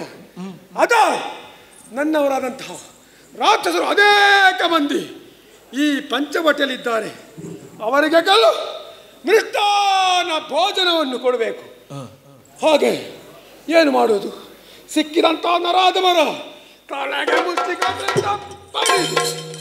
ಆಮೇಲೆ ದರಾಶಾಯಿಯನ್ನಾಗಿಸ್ತೇನೆ. ಅದ ಬಿದ್ದಂಥ ಮಾನವನ ಎದೆಯನ್ನೇ ಬಾಚೋದು. ಬಿಸಿ ಬಿಸಿ ರಕ್ತ ಕಟ ಕಟ ಕಟ ಕಟ ಕಟ ಕಟನೆ ಕುಡಿದು ತೇಗುತ್ತೇನೆ. ಆಮೇಲೆ ಹೊಟ್ಟೆಯನ್ನೇ ಬಾಚೋದು. ನನ್ನ ಚೂಪಾದ ನಕಳಿಂದ ಆ ಕರುಳನ್ನು ಸೆಳೆದು ಒಂದೊಂದೇ ಕರುಳನ್ನು ತಿನ್ನುವಂತ ಚಂದವನ್ನು ನೀವು ನೋಡಬೇಕು. ಆಮೇಲೆ ಉಳಿದದ್ದು ಮಾಂಸವನ್ನು ಒಮ್ಮೆಲೆ ತಿಂದು ಮುಗಿಸುವುದಲ್ಲ. ಮತ್ತೆ ರಾಕ್ಷಸರಾದಂಥ ನಮಗೂ ಒಂದು ಅಂತಃಕರಣ ಇದೆ. ಕ್ರಮದಲ್ಲಿ ತಿನ್ನುವುದು. ಒಮ್ಮೆಲೆ ಸಿಕ್ಕಿದೆ ಅಂತ ಹೇಳಿ ತಿಂದು ಮುಗಿಸುವ ಕ್ರಮ ನಮ್ಮಲ್ಲಿಲ್ಲ. ಅದ ಮಾಂಸವನ್ನು ತಿನ್ನುವ ಕ್ರಮ ಹೇಗೆ? 1-3 ದಿವಸ ಹಾಗೆ ಇಡುವುದು. ಸ್ವಲ್ಪ ವಾಸನೆ ಬರಬೇಕು. ವಾಸನೆ ನಮಗದು ಪರಿಮಳ. ಆ ಮಾಂಸದಿಂದ ನೋಡಿ ಇಂಥ ಸಣ್ಣ ಸಣ್ಣ ಕ್ರಿಮಿಗಳು ನೋಡಿ ಈ ಥರ ಬರ್ತವೆ. ಆ ಕ್ರಿಮಿಗಳಿಂದ ಕೂಡಿದಂತಹ ಮಾಂಸವನ್ನು ಒಮ್ಮೆಲೆ ತಿನ್ನುವುದಲ್ಲ. ಅದು ಮೊದಲೇ ಸಿದ್ಧಪಡಿಸಿದಂತಹ ಆ ಕಡಲೆ ಹಿಟ್ಟನ್ನು ಅದಕ್ಕೆ ಸವರಬೇಕು. ಅದಕ್ಕಿಂತ ಮೊದಲು ಈ ಕುಕ್ಕುಟ ಉಂಟಲ್ಲ, ಕುಕ್ಕುಟದ ಅಂಡವನ್ನು ತೆಗೊಳ್ಳುವುದು. ಅದನ್ನು ಹೊಡೆದು ಅದರ ಲೋಳೆಯಿಂದ ಈ ಮಾಂಸಕ್ಕೆ ಲೇಪಿಸಿ, ಆಮೇಲೆ ಕಡಲೆ ಹಿಟ್ಟನ್ನು ಸರಿ ಪ್ರಮಾಣದಲ್ಲಿ ಲೇಪಿಸಿ, ಆಮೇಲೆ ಅದು ದೊಡ್ಡದಾದ ಹೊಲೆಯನ್ನು ಸಿದ್ಧಪಡಿಸುವುದು. ಕಬ್ಬಿಣದ ಬಣಾಲೆಯನ್ನು ಇರಿಸಿ ಅದಕ್ಕೆ ಕಾಡೆಮ್ಮೆ ತುಪ್ಪೆಯನ್ನು ಸುರಿಯುವುದು. ಕೊತನೆ ಕುದೀತಾ ಇರ್ತದೆ.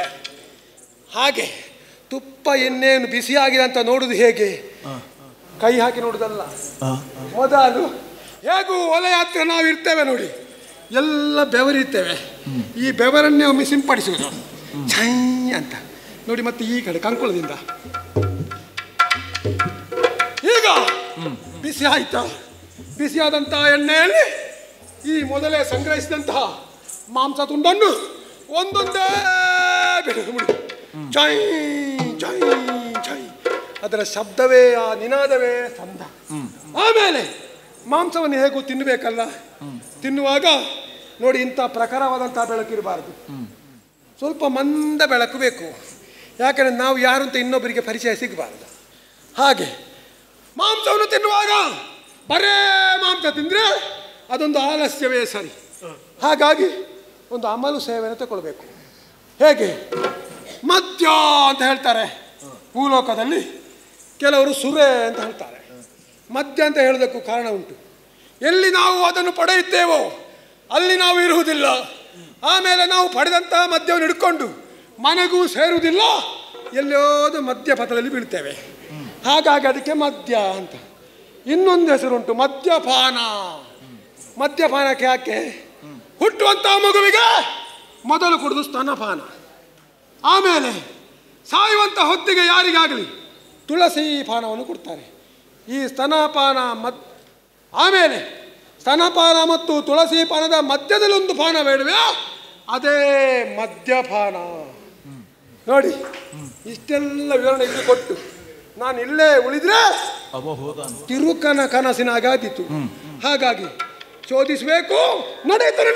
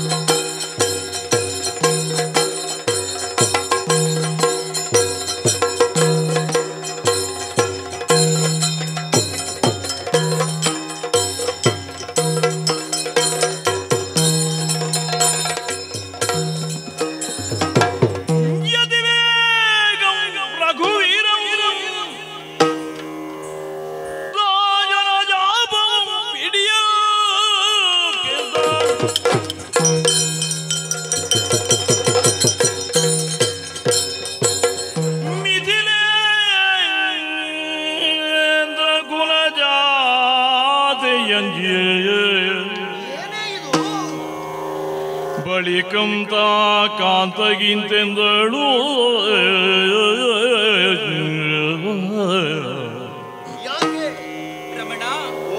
ರಾಘವ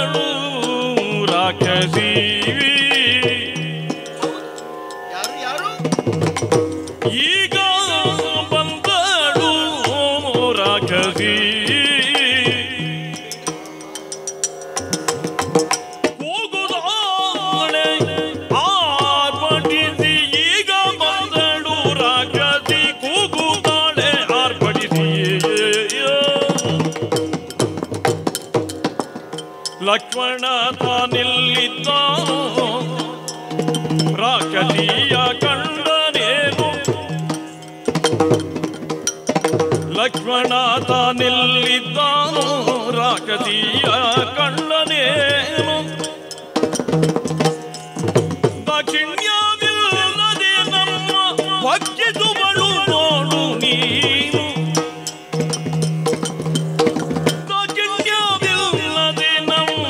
ಭಕ್ಷಿಸುವಳು ನೋಡು ನೀನು ರಾಘವ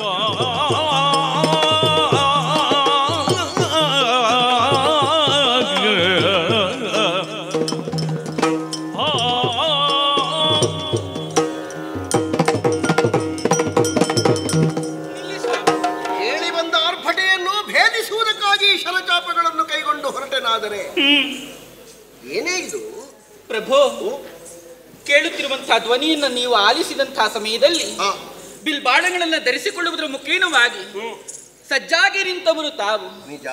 ಆವಾಗಲೇ ಓಡೋಡಿಕೊಂಡು ಬಂದೆ. ಯಾಕೆ? ಪಾದಗಳಿಗೆ ಎರಗುತ್ತಾ ಇದ್ದೇನೆ. ಏನದು ಸ್ವಾಮಿ? ಈ ಹಿಂದೆ ಋಷಿಮುನಿಗಳಾಡಿದಂತಹ ಒಂದು ಮಾತು, ದಟ್ಟಡವಿ ಇದು. ಹೌದು. ಘೋರ ರಾಕ್ಷಸರು ಇಲ್ಲಿ ವಾಸವಾಗಿದ್ದಾರೆ ಎನ್ನುವ ಹಾಗೆ. ನಿಜ. ಯಾವ ಹೊತ್ತಿನಲ್ಲಿ ಯಾವ ರೂಪದಲ್ಲಿ ಹೇಗೆ ಬರ್ತಾರೆ ಎನ್ನುವಂತಹ ವಿಚಾರವನ್ನು ಯಾರಿಂದಲೂ ಕೂಡ ಅರಿತುಕೊಳ್ಳುವುದಕ್ಕೆ ಕಷ್ಟವಾದಂತಹ ವಿಚಾರ. ಹೌದು. ಹಾಗಿದ್ದೂ ಕೂಡ ಈ ಕಾನನದಲ್ಲಿ ಮೊದಲಿಂದಲೂ ಕೂಡ ನನಗೆ ಭಯ ಎನ್ನುವುದು ಆವರಿಸಿಕೊಂಡಿತ್ತು. ಸರಿ. ಆದರೆ ಈಗ ಯಾವುದೋ ಒಂದು ಅಟ್ಟಹಾಸ ಕೇಳಿ ಬರ್ತಾ ಉಂಟು. ಹೌದು. ಆ ಸ್ವರವನ್ನ ಕೇಳುತ್ತಾ ಇರುವಾಗಲೇ ನನ್ನ ಎದೆ ನಡುಗುತ್ತಾ ಉಂಟು. ಯಾಕೋ ಒಂದು ರೀತಿಯಂತಹ ಭೀತಿ ಆವರಿಸಿಕೊಳ್ಳುತ್ತಾ ಇದೆ. ಯಾರಲ್ಲಿ ಹೇಳಿಕೊಳ್ಳೋಣ ಎನ್ನುವ ಹಾಗೆ ನೋಡುತ್ತಾ ಇರುವಂತಹ ಸಮಯದಲ್ಲಿ ತಾವು ಎತ್ತಲೋ ಹೊರಟು ನಿಂತವರ ಹಾಗೆ ಕಾಣುತ್ತಾ ಇದ್ದೀರಾ. ಆರ್ಭಟೆ ಕೇಳುವಲ್ಲಿಗೆ ಹೊರಟದ್ದು ನಾನು. ಹೌದೇ? ಅಥವಾ ಕೇಳುವಲ್ಲಿಗೆ ಶರಪ್ರಯೋಗ ಮಾಡುವುದಕ್ಕೆ ಹೊರಟವ ನಾನು? ಬೇಡ ಸ್ವಾಮಿ, ನನಗೊಬ್ಬಳಿಗೆ ಇರುವುದಕ್ಕೆ ಭಯವಾಗುತ್ತದೆ. ಒಂದು ವೇಳೆ ಆ ರಾಕ್ಷಸಿ ಇಲ್ಲಿ ಬಂದಳು ಅಂತಾಗಿದ್ದರೆ ನಾನು ಏನು ಮಾಡುವುದಕ್ಕೆ ಸಾಧ್ಯ? ಯಾರು ಆ ರಾಕ್ಷಸಿ ಎಲ್ಲಿಯಾದ್ರೂ ಬಂದ್ರೆ ನೋಡಿ ಸ್ವಾಮಿ, ಇಲ್ಲಿ ಹತ್ತಿರದಲ್ಲಿ ಕೇಳುವ ಹಾಗುಂಟು. ಯಥಾರ್ಥಕ್ಕಾದರೂ ನನಗೆ ರಾಕ್ಷಸಿ ಅಂತ ಗೊತ್ತಾಗ್ಲಿಲ್ಲ. ಹೌದು, ರಕ್ಕಸರ ಆರ್ಭಟೆ ಕೇಳಿ ಹೊರಟದ್ದು ನಾನು. ರಾಕ್ಷಸರು ಇರಬಹುದು, ರಾಕ್ಷಸಿಯರು ಇರಬಹುದು. ಅಲ್ಲ, ಎನ್ನುವ ಹಾಗೆ ಇಲ್ಲ ಅಲ್ವೇ? ನೀನು ಹೇಳಿದ ಮೇಲೆ ಇನ್ನು ವಿಮರ್ಶೆ ಇಲ್ಲ. ಯಾಕಂದ್ರೆ ಹೆಣ್ಣಿನ ಸ್ವರ ಹೆಣ್ಣಿಗೆ ಅರ್ಥ ಆಗುವುದು. ಹೌದೌದು. ಅದರಲ್ಲಿಯೂ ಕೂಡ ಇಲ್ಲಿ ಲಕ್ಷ್ಮಣನು ಕಾಣುತ್ತಾ ಇಲ್ಲ. ವನದ ಫಲಗಳನ್ನು ಕೊಯ್ಯುವುದಕ್ಕಾಗಿ ದಿನನಿತ್ಯದಂತೆ ಹೊರಟು ಹೋಗಿದ್ದಾನೆ. ಅವನು ಇಷ್ಟು ಹೊತ್ತಾದ್ರೂ ಬರಲಿಲ್ಲ ಇಲ್ಲಿಯವರೆಗೆ. ಅವನನ್ನು ಒಂದು ವೇಳೆ ರಾಕ್ಷಸಿ ಕಂಡಿದ್ದಾಳೋ ಏನೋ? ಇಲ್ಲಪ್ಪ, ಅವನನ್ನು ಅವಳು ನೋಡಿದ್ರೆ ಅಥವಾ ಅವನು ಅವಳನ್ನು ನೋಡಿದ್ರೆ ಆರ್ಭಟೆ ಕೇಳುತ್ತಿರ್ಲಿಲ್ಲ. ಹೌದಾ? ಅದು ಹೇಗೆ ನೀವು ಹೇಳ್ತೀರಿ? ಅದು ಅದಕ್ಕೆ ಬೇಕಾದ ವ್ಯವಸ್ಥೆ ಮಾಡ್ತಿದ್ದ. ಒಂದು ವೇಳೆ ಅವನಿಗೆ ಏನಾದ್ರೂ ಘಾಸಿಯನ್ನುಂಟು ಮಾಡಿದ್ರೆ ಅವಳು? ಹಾಗೆ. ಹೌದು. ಹಾಗಾಗಿ ಯಾರೂ ಇಲ್ಲದಂತಹ ಈ ಪ್ರದೇಶದಲ್ಲಿ ಒಬ್ಬಳಿಗೆ ಇರುವುದಕ್ಕೆ ಭಯ ಆಗುತ್ತದೆ. ಬಿಟ್ಟು ಹೋಗಬೇಡಿ ಸ್ವಾಮಿ ನನ್ನನ್ನು. ಬೇಡಲೆ ಸೀತೆ ಮಿಥಿಲೇಂದ್ರ ಕುಲ ಜಾತೆ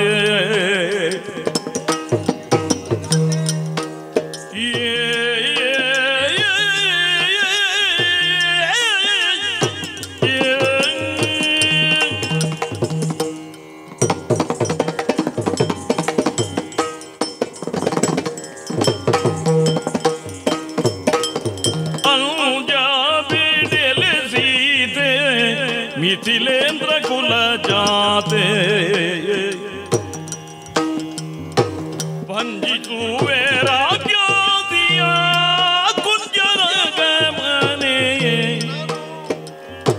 ವಂಜಿಸುವೆ ರಾಜ್ಯಾದಿಯ ಕುಂಜರ ಗಮನೆ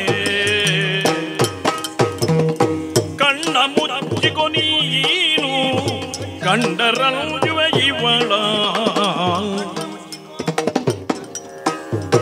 ಕಳ್ಳ ಮುಚ್ಚಿಕೋ ನೀನು ಕಂಡರಂಜುವೆ ಇವಳ ಹೆಣ್ಣು ಮೋಳಿಯ ಕೊಂದು ಮಣ್ಣ ಕೂಡಿದುವೆ ಹೆಣ್ಣು ಮೂಳಿಯ ಕೊಂದು ಮಣ್ಣ ಕೂಡಿದುವೆ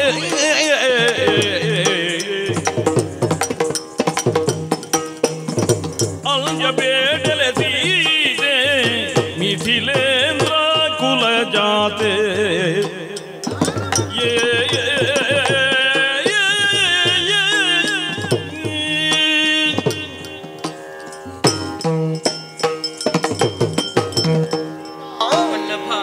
ಅಂಜುತ್ತಾ ಇರುವೆಯ ಸತ್ಯ ಮಿಥಿಲೇಂದ್ರ ಕುಲ ಜಾತೆ ಧರ್ಮ ಸೂಕ್ಷ್ಮದ ವಿಷಯವಾಗಿ ನಿನ್ನ ಅಪ್ಪನಲ್ಲಿ ಕೇಳಿದ್ರೆ ಎಷ್ಟು ಬೇಕಾದರೂ ವ್ಯಾಖ್ಯಾನ ಸಿಗ್ತದೆ.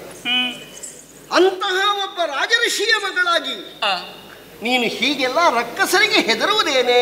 ಹೌದು ಸ್ವಾಮಿ. ನಿನ್ನ ಗಂಡನಾದ ನಾನಿದ್ದೇನೆ. ಆ ರಕ್ಕಸಿಯನ್ನು ಕೊಂದು ನಾನು ಮಣ್ಣುಗೂಡಿಸ್ತೇನೆ. ಆದ್ರೆ ಒಂದು ಕೆಲಸ ಮಾಡಬೇಕು ನೀನು. ನನಗೆ ಹೆದರಿಕೆ ಆಗುತ್ತದೆ ಸ್ವಾಮಿ. ಅವಳು ಕಣ್ಣ ಮುಚ್ಚಿಕೋ. ಮುಚ್ಚಿಕೊಂಡ್ರೆ ಕಂಡರಂಗಿವೆ. ಹೌದು. ಮುಚ್ಚಿ ತೆರೆಯುವುದರ ಒಳಗೆ ಆ ರಕ್ಕಸಿಯ ಹೆಣವೂ ನಿನಗೆ ಸಿಕ್ಕದಂತೆ ನಾ ಮಾಡ್ತೇನೆ. ಹಾಗಿದ್ರೆ ಈ ಕೂಡಲೇ ಕಣ್ಣು ಮುಚ್ಚಿಕೊಳ್ತೇನೆ. ಹೆದರಬೇಡ. ನಾವಿಲ್ಲಿ ಹೆಚ್ಚು ಹೊತ್ತು ಕಾಲಹರಣ ಮಾಡುವುದು ಸರಿಯಲ್ಲ. ಆಶ್ರಮದೊಳಗೆ ಬಾ.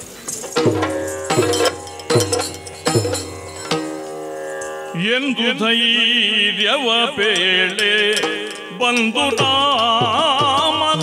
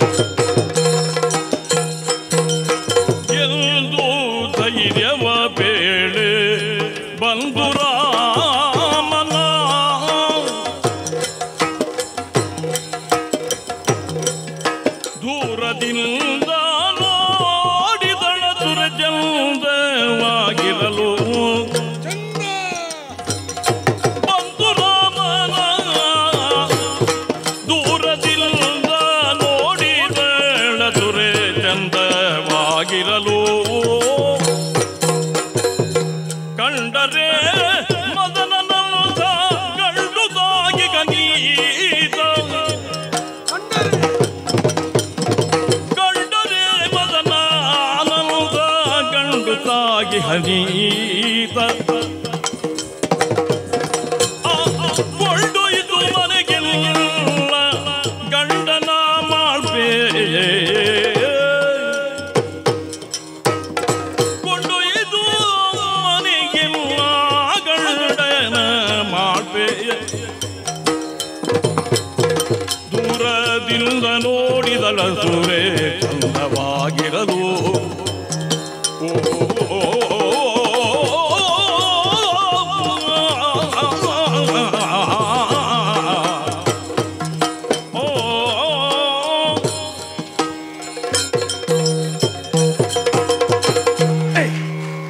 ಕಾನನವನ್ನು ಪ್ರವೇಶ ಮಾಡಿ ಇನ್ನೇನು ಸಿಕ್ಕಿದಂತ ನೆರವನ್ನು ಒಂದೊಮ್ಮೆಲೆ ತಿಂದು ಮುಗಿಸಬೇಕೆಂಬ ಅವಸರದಲ್ಲಿ ಬಂದಂತ ಸಂದರ್ಭ ತಿನ್ಬಹುದಿತ್ತು. ಆದರೆ ನೋಡಿ ಅಂತೆ ದೂರದಲ್ಲಿ ಎರಡು ಎಲೆಮನೆ ಕಾಣ್ತಾ ಉಂಟು ನೋಡಿ.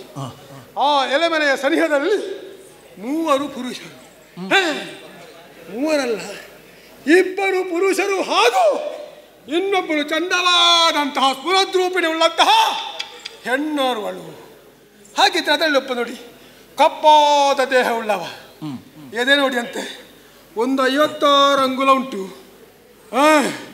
ಮಾತ್ರವಲ್ಲ ಕಪ್ಪು ಕಪ್ಪು ದಟ್ಟವಾದಂತಹ ರೋಮ ಕೂಪಗಳು. ಇವ ಯಾರಾಗಿರಬಹುದು? ಕೇವಲ ನರನಲ್ಲ, ಈ ದೇಶವನ್ನೇ ಕಾಪಾಡುವ ಜನ ಸೇವಕ, ಜನ ನಾಯಕ ನರೇಂದ್ರನಾಗಿರಬಹುದೇ. ಹಾಗಾಗಿ ನನಗೆ ಯೋಚನೆ, ಹೇಳುವುದು ಕೇಳಿದ್ದೇನೆ. ಪ್ರಪಂಚದಲ್ಲಿ 3 ಸುಂದರ ಪುರುಷರಂತೆ. ಒಬ್ಬ ಮನ್ಮಥ, ಇನ್ನೊಬ್ಬ ನಳಕುಬೇರ, ಆಮೇಲೆ ಮಗದೊಬ್ಬ ಜಯಂತ. ಅವರ 3 ಕಾಲನ್ನು ಇವನ ಕಾಲಿಗೆ ಕಟ್ಟಬೇಕು. ಅಷ್ಟು ಚಂದ ಇದ್ದಾನೆ. ಹಾಗೆ ಇವನನ್ನು ಕಾಣುವಾಗ ನನಗೊಂದು ಹಾಡು ನೆನಪಿಗೆ ಬರ್ತಾ ಉಂಟು. ಅನಿಸುತ್ತದೆ ಯಾಕೋ ಇಂದು ನೀನೇ ನನ್ನವನೆಂದು, ಮಾಯದ ಲೋಕದಿಂದ ನನಗಾಗಿ ಹುಟ್ಟಿ ಬಂದವನು. ಈಗ ಅವನಿಗೊಂದು ಸಂಶಯ ಉಂಟು, ನಾನು ಯಾರು ಅಂತ. ಅಂತಿಂತ ಹೆಣ್ಣು ನಾನಲ್ಲ, ಮತ್ತೆ ನನ್ನಂತ ಹೆಣ್ಣು ಬೇರಿಲ್ಲ. ನಾ ಬರುವ ದಾರಿ ಗೌರವ ತೋರಿ ಅತ್ತ ಇತ್ತ ಸುತ್ತ ಮುತ್ತ ನಿಲ್ಲುವರಲ್ಲ. ಈಗ ನನ್ನ ಬಗ್ಗೆಯೂ ವರ್ಣನೆ ಆಯಿತು, ಅವನ ಬಗ್ಗೆಯೂ ವರ್ಣನೆ ಆಯಿತು. ಇದೇ ರೂಪದಿಂದ ಆತನ ಬಳಿಗೆ ಹೋದ್ರೆ ಅವ ಅಲ್ಲಿ ನಿಂತಾನೋ ಎದೆ ಹೊಡೆದು ಸತ್ತ. ಹೌದು, ಈ ರೂಪದಿಂದ ಹೋಗುವುದಲ್ಲ. ಹಾಗಿದ್ರೆ ಯಾವ ರೂಪ? ಎನ್ನುತ್ತ ನಿಜ ಮನದೊಳಗೆ ಯೋಚನೆಯ ಮಾಡಿ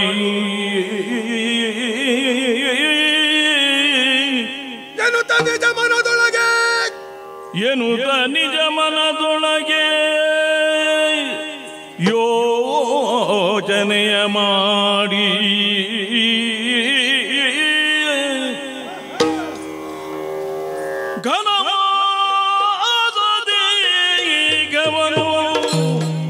ಕೂನಿಸಿ ಮರೆ ಮಾಡಿ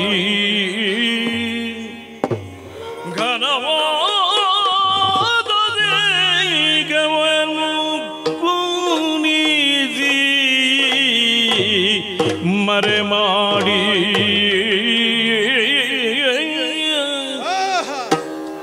ಮಾಯಕದ ರೂಪಿನಲ್ಲಿ ಮತ್ತೊಂದು ಬಗೆಯ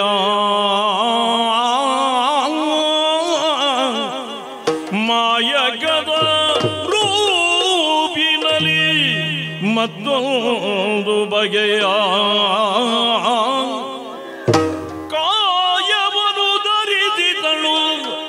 ಕಪಟದ ಕೃತಿಯ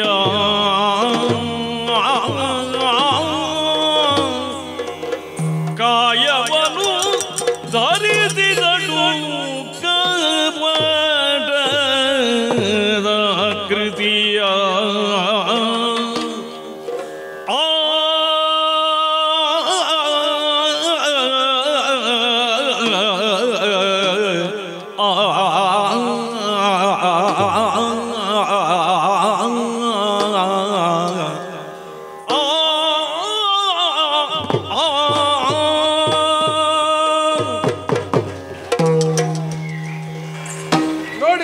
ನೋಡಿ, ಏನು ಉದ್ಗಾರ, ಏನು ಚಪ್ಪಾಳೆ.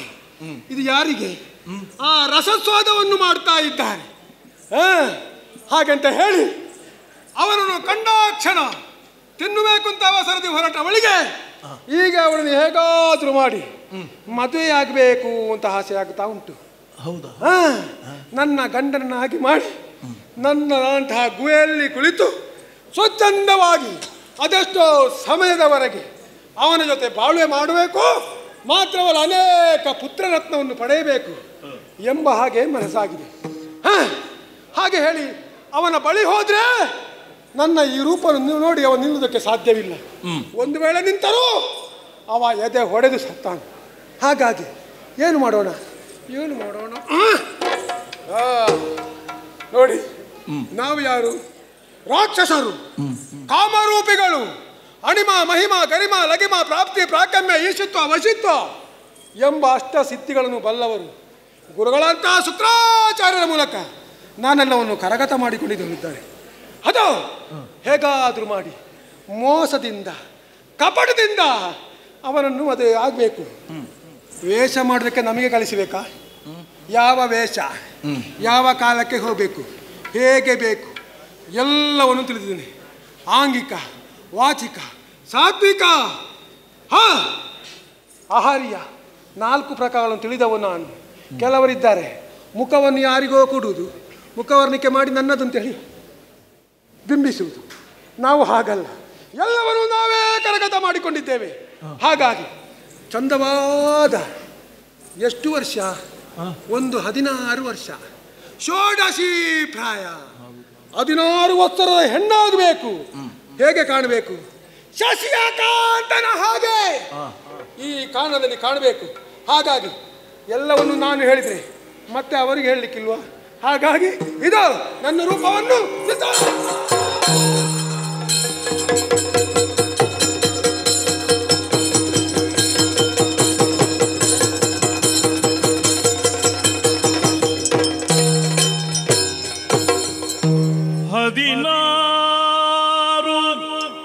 ವತ್ಸರದ ಹೆಣ್ಣಾದಳವಳು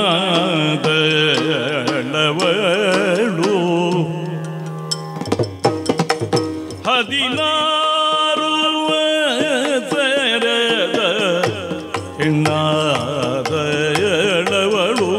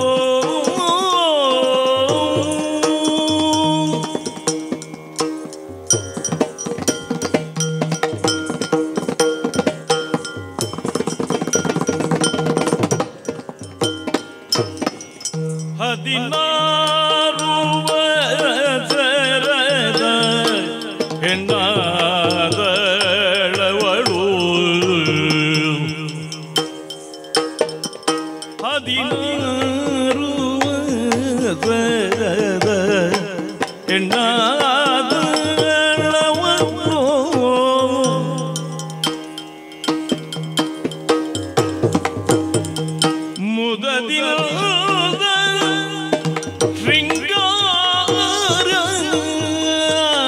ಶೃಂಗಾರವಾಗಿ ಮತ್ತವಳು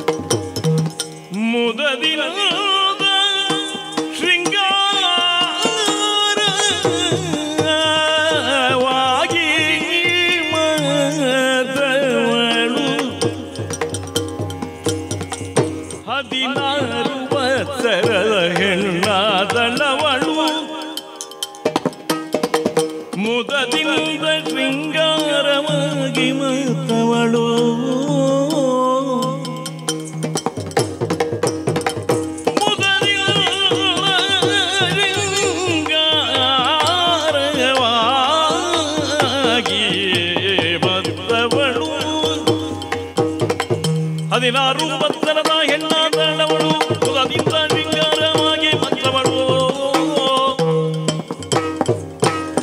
ಭೂಗೋಲನೂರು ಪಟ್ಟದಾನೆಯಂದದಲ್ಲಿ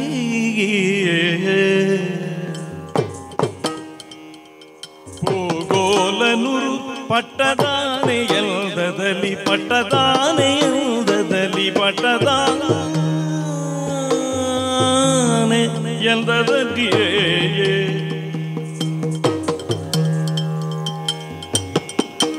ಭೂಗೋಲನೂರು ಪಟ್ಟದ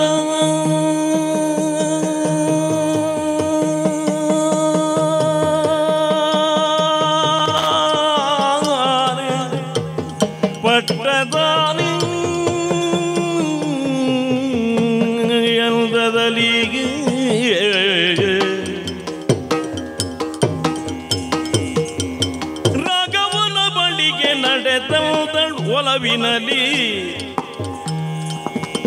ರಾಘವನ ಬಳಿಗೆ ನಡೆದೊಲವಿನಲಿ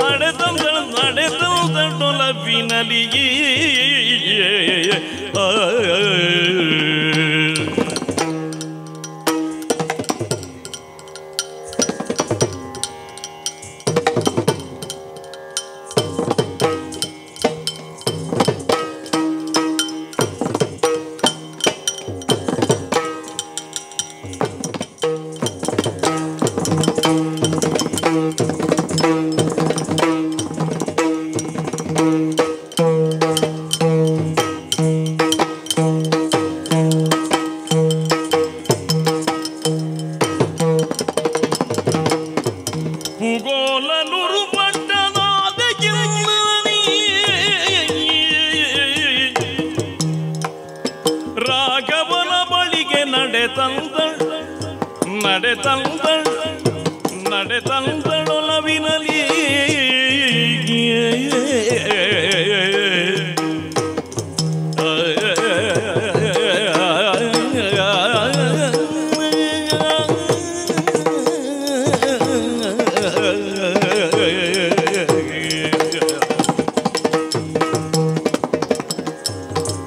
ಹದಿನಾರು ವತ್ಸರದ ಹೆಣ್ಣಾದಳವಳು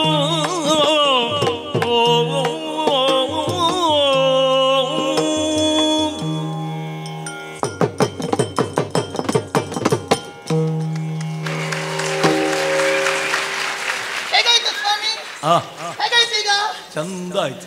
ಹೌದಾ? ನಿಮಗೆ ಚಂದ ಆದ್ರೆ ಸಾಕು, ಮತ್ತೆ ಯಾರಿಗೂ ಗೊತ್ತಾಗ್ಲಿಕ್ಕಿಲ್ಲ ಇದು ಚಂದ ಆದದ್ದಲ್ಲ, ಮತ್ತೆ ಚಂದ ಮಾಡಿಕೊಂಡದ್ದು ಅಂತ. ಯಾರು ಗೊತ್ತಾಗ್ಲಿಲ್ವ ನಿಮಗೆ? ಯಾರು ಯಾವಾಗ? ಅಯ್ಯೋ, ನೀವೊಂದು ಬಿಟ್ಟ ಕಣ್ಣಲ್ಲಿ ನೋಡುವುದೇ, ಸುಮ್ಮನಿರಿ. ನನಗೆ ನಾಚಿಕೆ ಆಗುತ್ತದೆ. ನನಗೆ ಆದ್ರೆ ಒಂದು ಹೊಸ ವಯಸ್ಸನ್ನು ಮಾಡಿಕೊಂಡಿದ್ದೇನೆ. ಏನು ನಮ್ಗೆ ಬಹಳ ಹಳೆ ವಯಸ್ಸು, ಆದ್ರೆ ಹೊಸ ವಯಸ್ಸಿನ ಹುಡುಗಿ ಹಾಗೆ ಮಾಡಿಕೊಂಡಿದ್ದೇನೆ. ಯಾವ ವಯಸ್ಸು, ಯಾವುದು ಹಳತು, ಯಾವುದು ಹೊಸ್ತು? ನಿಮಗೆ ಹೊಸ ವಯಸ್ಸ ಆ ರೀತಿ ನೋಡ್ತೀರಪ್ಪ. ಅಯ್ಯೋ, ನೀವು ಮೊದಲು ಮಾತಾಡ್ತಿದ್ದದ್ದು ಯಾರ ಜೊತೆಯಲ್ಲಿ? ಒಬ್ಳು ರಕ್ಕಸಿ. ಅವಳೇ ನಾನಲ್ವಾ? ರಕ್ಕಸಿ ನಾನೇ. ಹೇಗೆ ಈಗ ಆದಿತ್ತಲ್ಲ?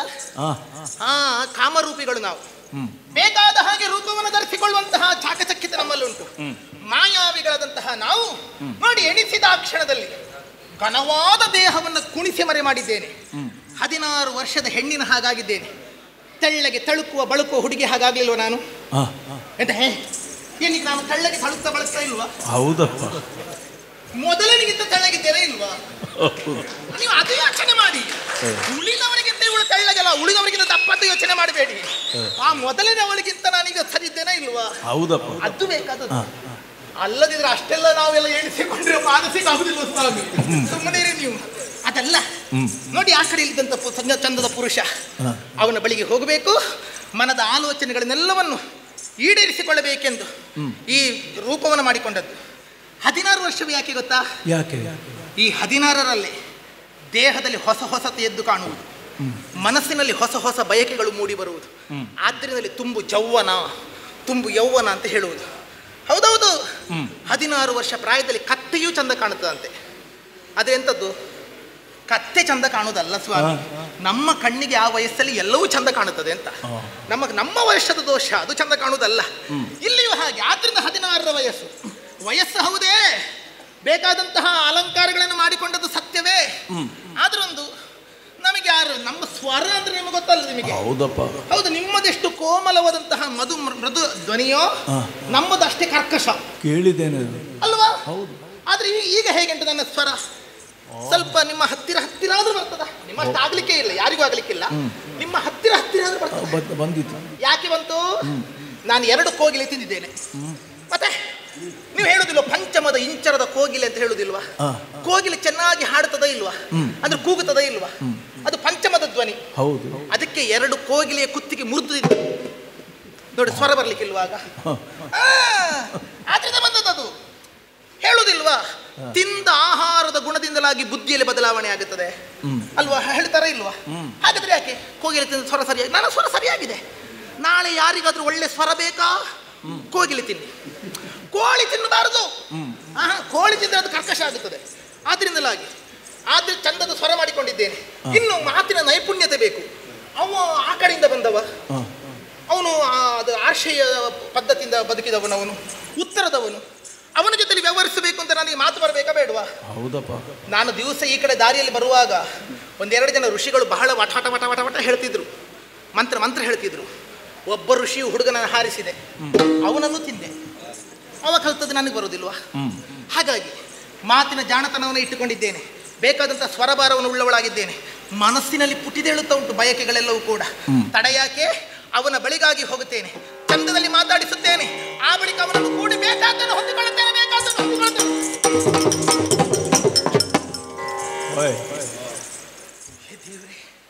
ಏನು ನಡಿಗೆ? ನೀವು ಎಚ್ಚರಿಸಿಕೊಂಡೇ ಇಲ್ವಾ? ನನಗೆ ಮೊದಲಿಂದ ನೆನಪಾದದ್ದು ಸ್ವಾಮಿ. ಹೌದಾ? ನಾನು ಮೊದಲೆಲ್ಲ ಹಾಗೆ ಹೋಗ್ತಾ ಇದ್ದದ್ದು. ಹೌದಪ್ಪ. ನನಗೆ ಅದೇ ನೆನಪಾದದ್ದು. ಹಾಗಾಗಲಿಲ್ಲ. ಮತ್ತೆ ಹೇಗೆ ಆಗಬೇಕು? ಇದು ನಿಧಾನ ಹೋಗಬೇಕಲ್ಲ. ನಿಧಾನ ಅಂದ್ರೆ ಅದು ಎಂತ ಮದಗಜ ಗಮನೆ. ಅದು ನಾನು ನೋಡಿದ್ದೀನಿ, ಆನೆ ನಡೆಯುವುದನ್ನು ನೋಡಿದ್ದೇನೆ. ಪಟ್ಟದಾನೆ, ಪೂಗೋಲನೂರು ಪಟ್ಟದಾನೆ. ಮೋಸ ಆದದ್ದು ಈಗ ಇದು ಸ್ವಾಮಿಗೆ ಮೋಸ ಆದದ್ದು. ಈಗ ನನಗೆ ಇದು ಹಾಗೆ ನಡೆಯುವುದೇ ಅಂತ ಗೊತ್ತಾಗುದಿಲ್ಲ. ಈಗ ಸ್ವರ ಸರಿಯಾಗಬೇಕು ಅಂತ ಕೋಗಿಲೆ ತಿಂದನ, ಮಾತು ಚಂದ ಆಗಬೇಕು ಅಂತ ಋಷಿ ಹುಡುಗನನ್ನು ತಿಂದನ. ಈಗ ನಡಿಗೆ ಸರಿಯಾಗಬೇಕಾದ್ರೆ ನಾನು ಆನೆ ತಿನ್ನಬೇಕಾ ಬೇಡವಾ? ಅಲ್ವಾ? ಬೇಡ. ಆನೆ ನಡೆಯುವುದು ಹೇಗೆ ಅಂತ ನೋಡಿದ್ದೇನೆ. ಹೆಜ್ಜೆ ಮೇಲೆ ಹೆಜ್ಜೆ ಇಟ್ಟರೆ ಆಯ್ತು, ಅಷ್ಟೇ ಅಲ್ಲ? ಅಷ್ಟೇ. ಹೆಜ್ಜೆ ಮೇಲೆ ಹೆಜ್ಜೆ ಇಟ್ಟರೆ ತಲೆ ಕೆಳಗಾಗಿ ಬೀಳಬೇಕಾದಿತ್ತು. ಸುಮ್ಮನೆ ಒಂದು ಪ್ರಯತ್ನ ಮಾಡಿ ಅದು ಮೆಲ್ಲ ಹೋದ್ರೆ ಆಯ್ತಲ್ಲ. ಹೇಗೆ ಹೋಗು, ಅದಕ್ಕೇನು.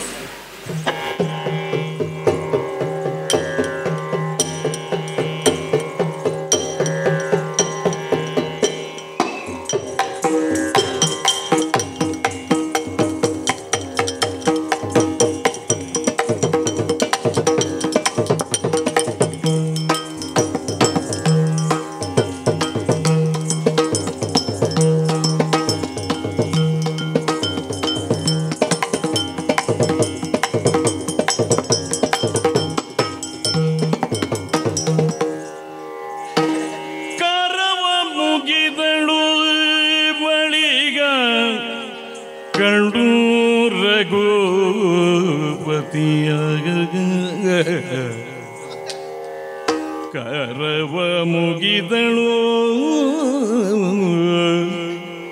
ಬಳಿಕ ಕಂಡು ರಘುಪತಿಯ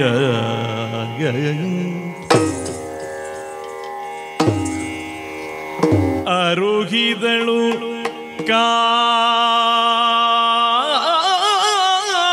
ಕಾರ್ಯಗಳ ಅಂತರ ಸ್ಥಿತಿಯ ಅರುಗಿದಳು ಕಾರ್ಯಗಳ ಅಂತರ ಸ್ಥಿತಿಯ ರಾಘವ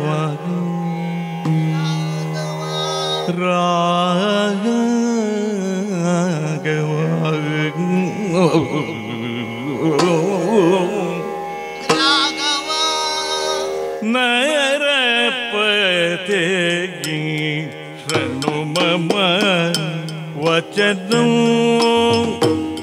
ರಾಘವ ನರಪತೆ ಶೃಣು ಮಮ ವಚನಂ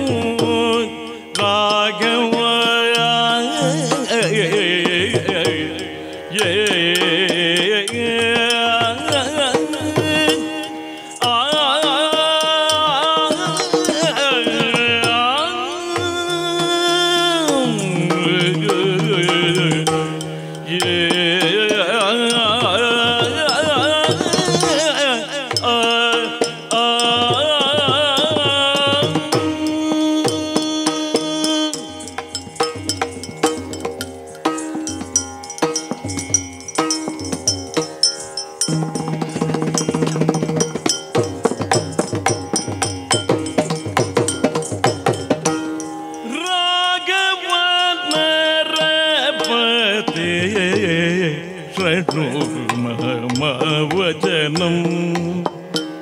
ಶೃಣು ಮಮ ವಚನಂ ಶೃಣು ಮಮ ವಚನಂ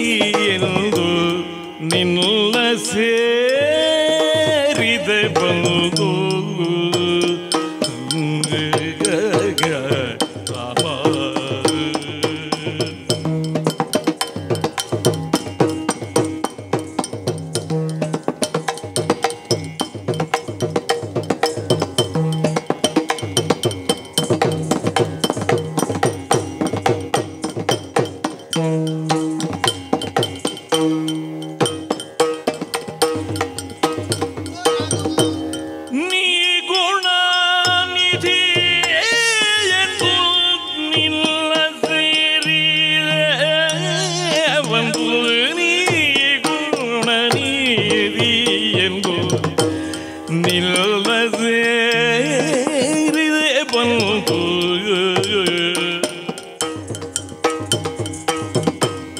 ಅತಿ ಕುಲವತಿ ನಾನು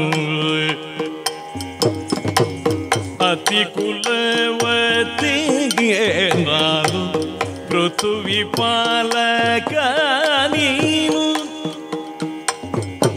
ಆದಿ ಕುಲವತಿ ನಾನು ಪೃಥ್ವಿ ಪಾಲಕ ನೀನು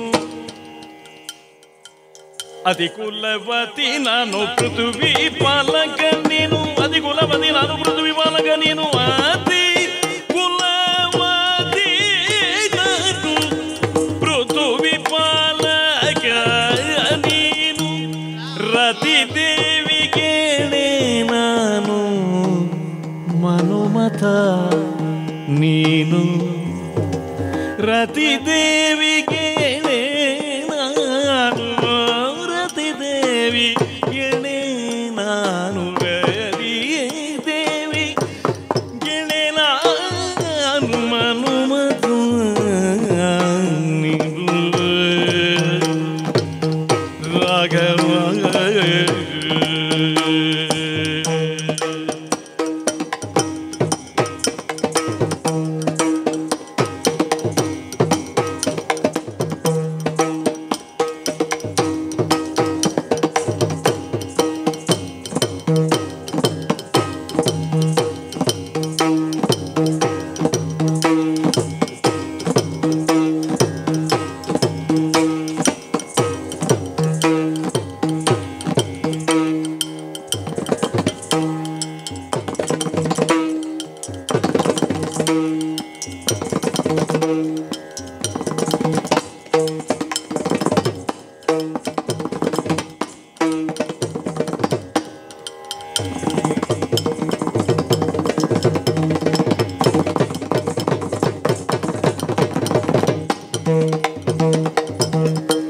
ಅತಿ ಕುಲವತಿ ನಾನು ಪೃಥ್ವಿ ಪಾಲಕ ನೀನು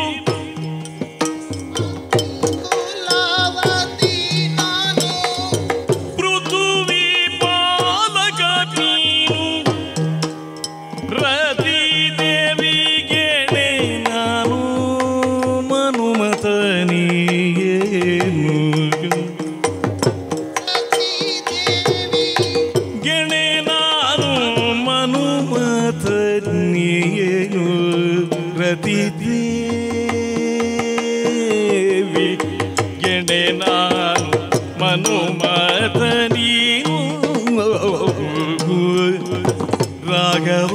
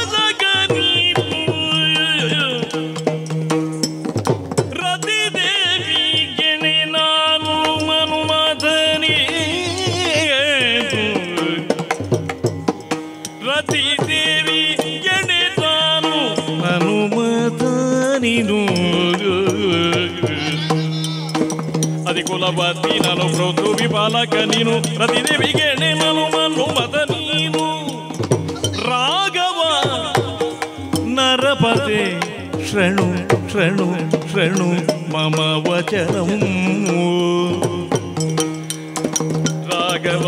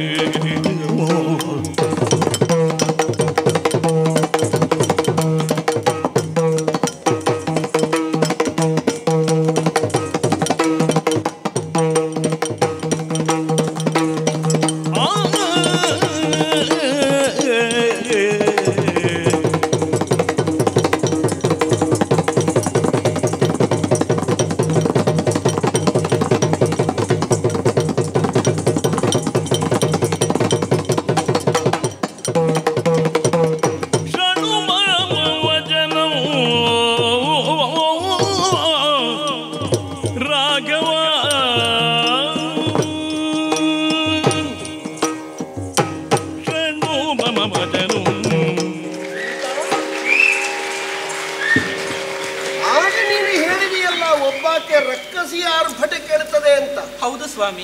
ಈಗ ಆರ್ಭಟೆಯೇ ಇಲ್ಲ, ನಿಂತು ಹೋಗಿದೆ. ಅದು ನಿಂತದ್ದೇ ತಡ. ನೋಡಿ ಇಲ್ಲಿ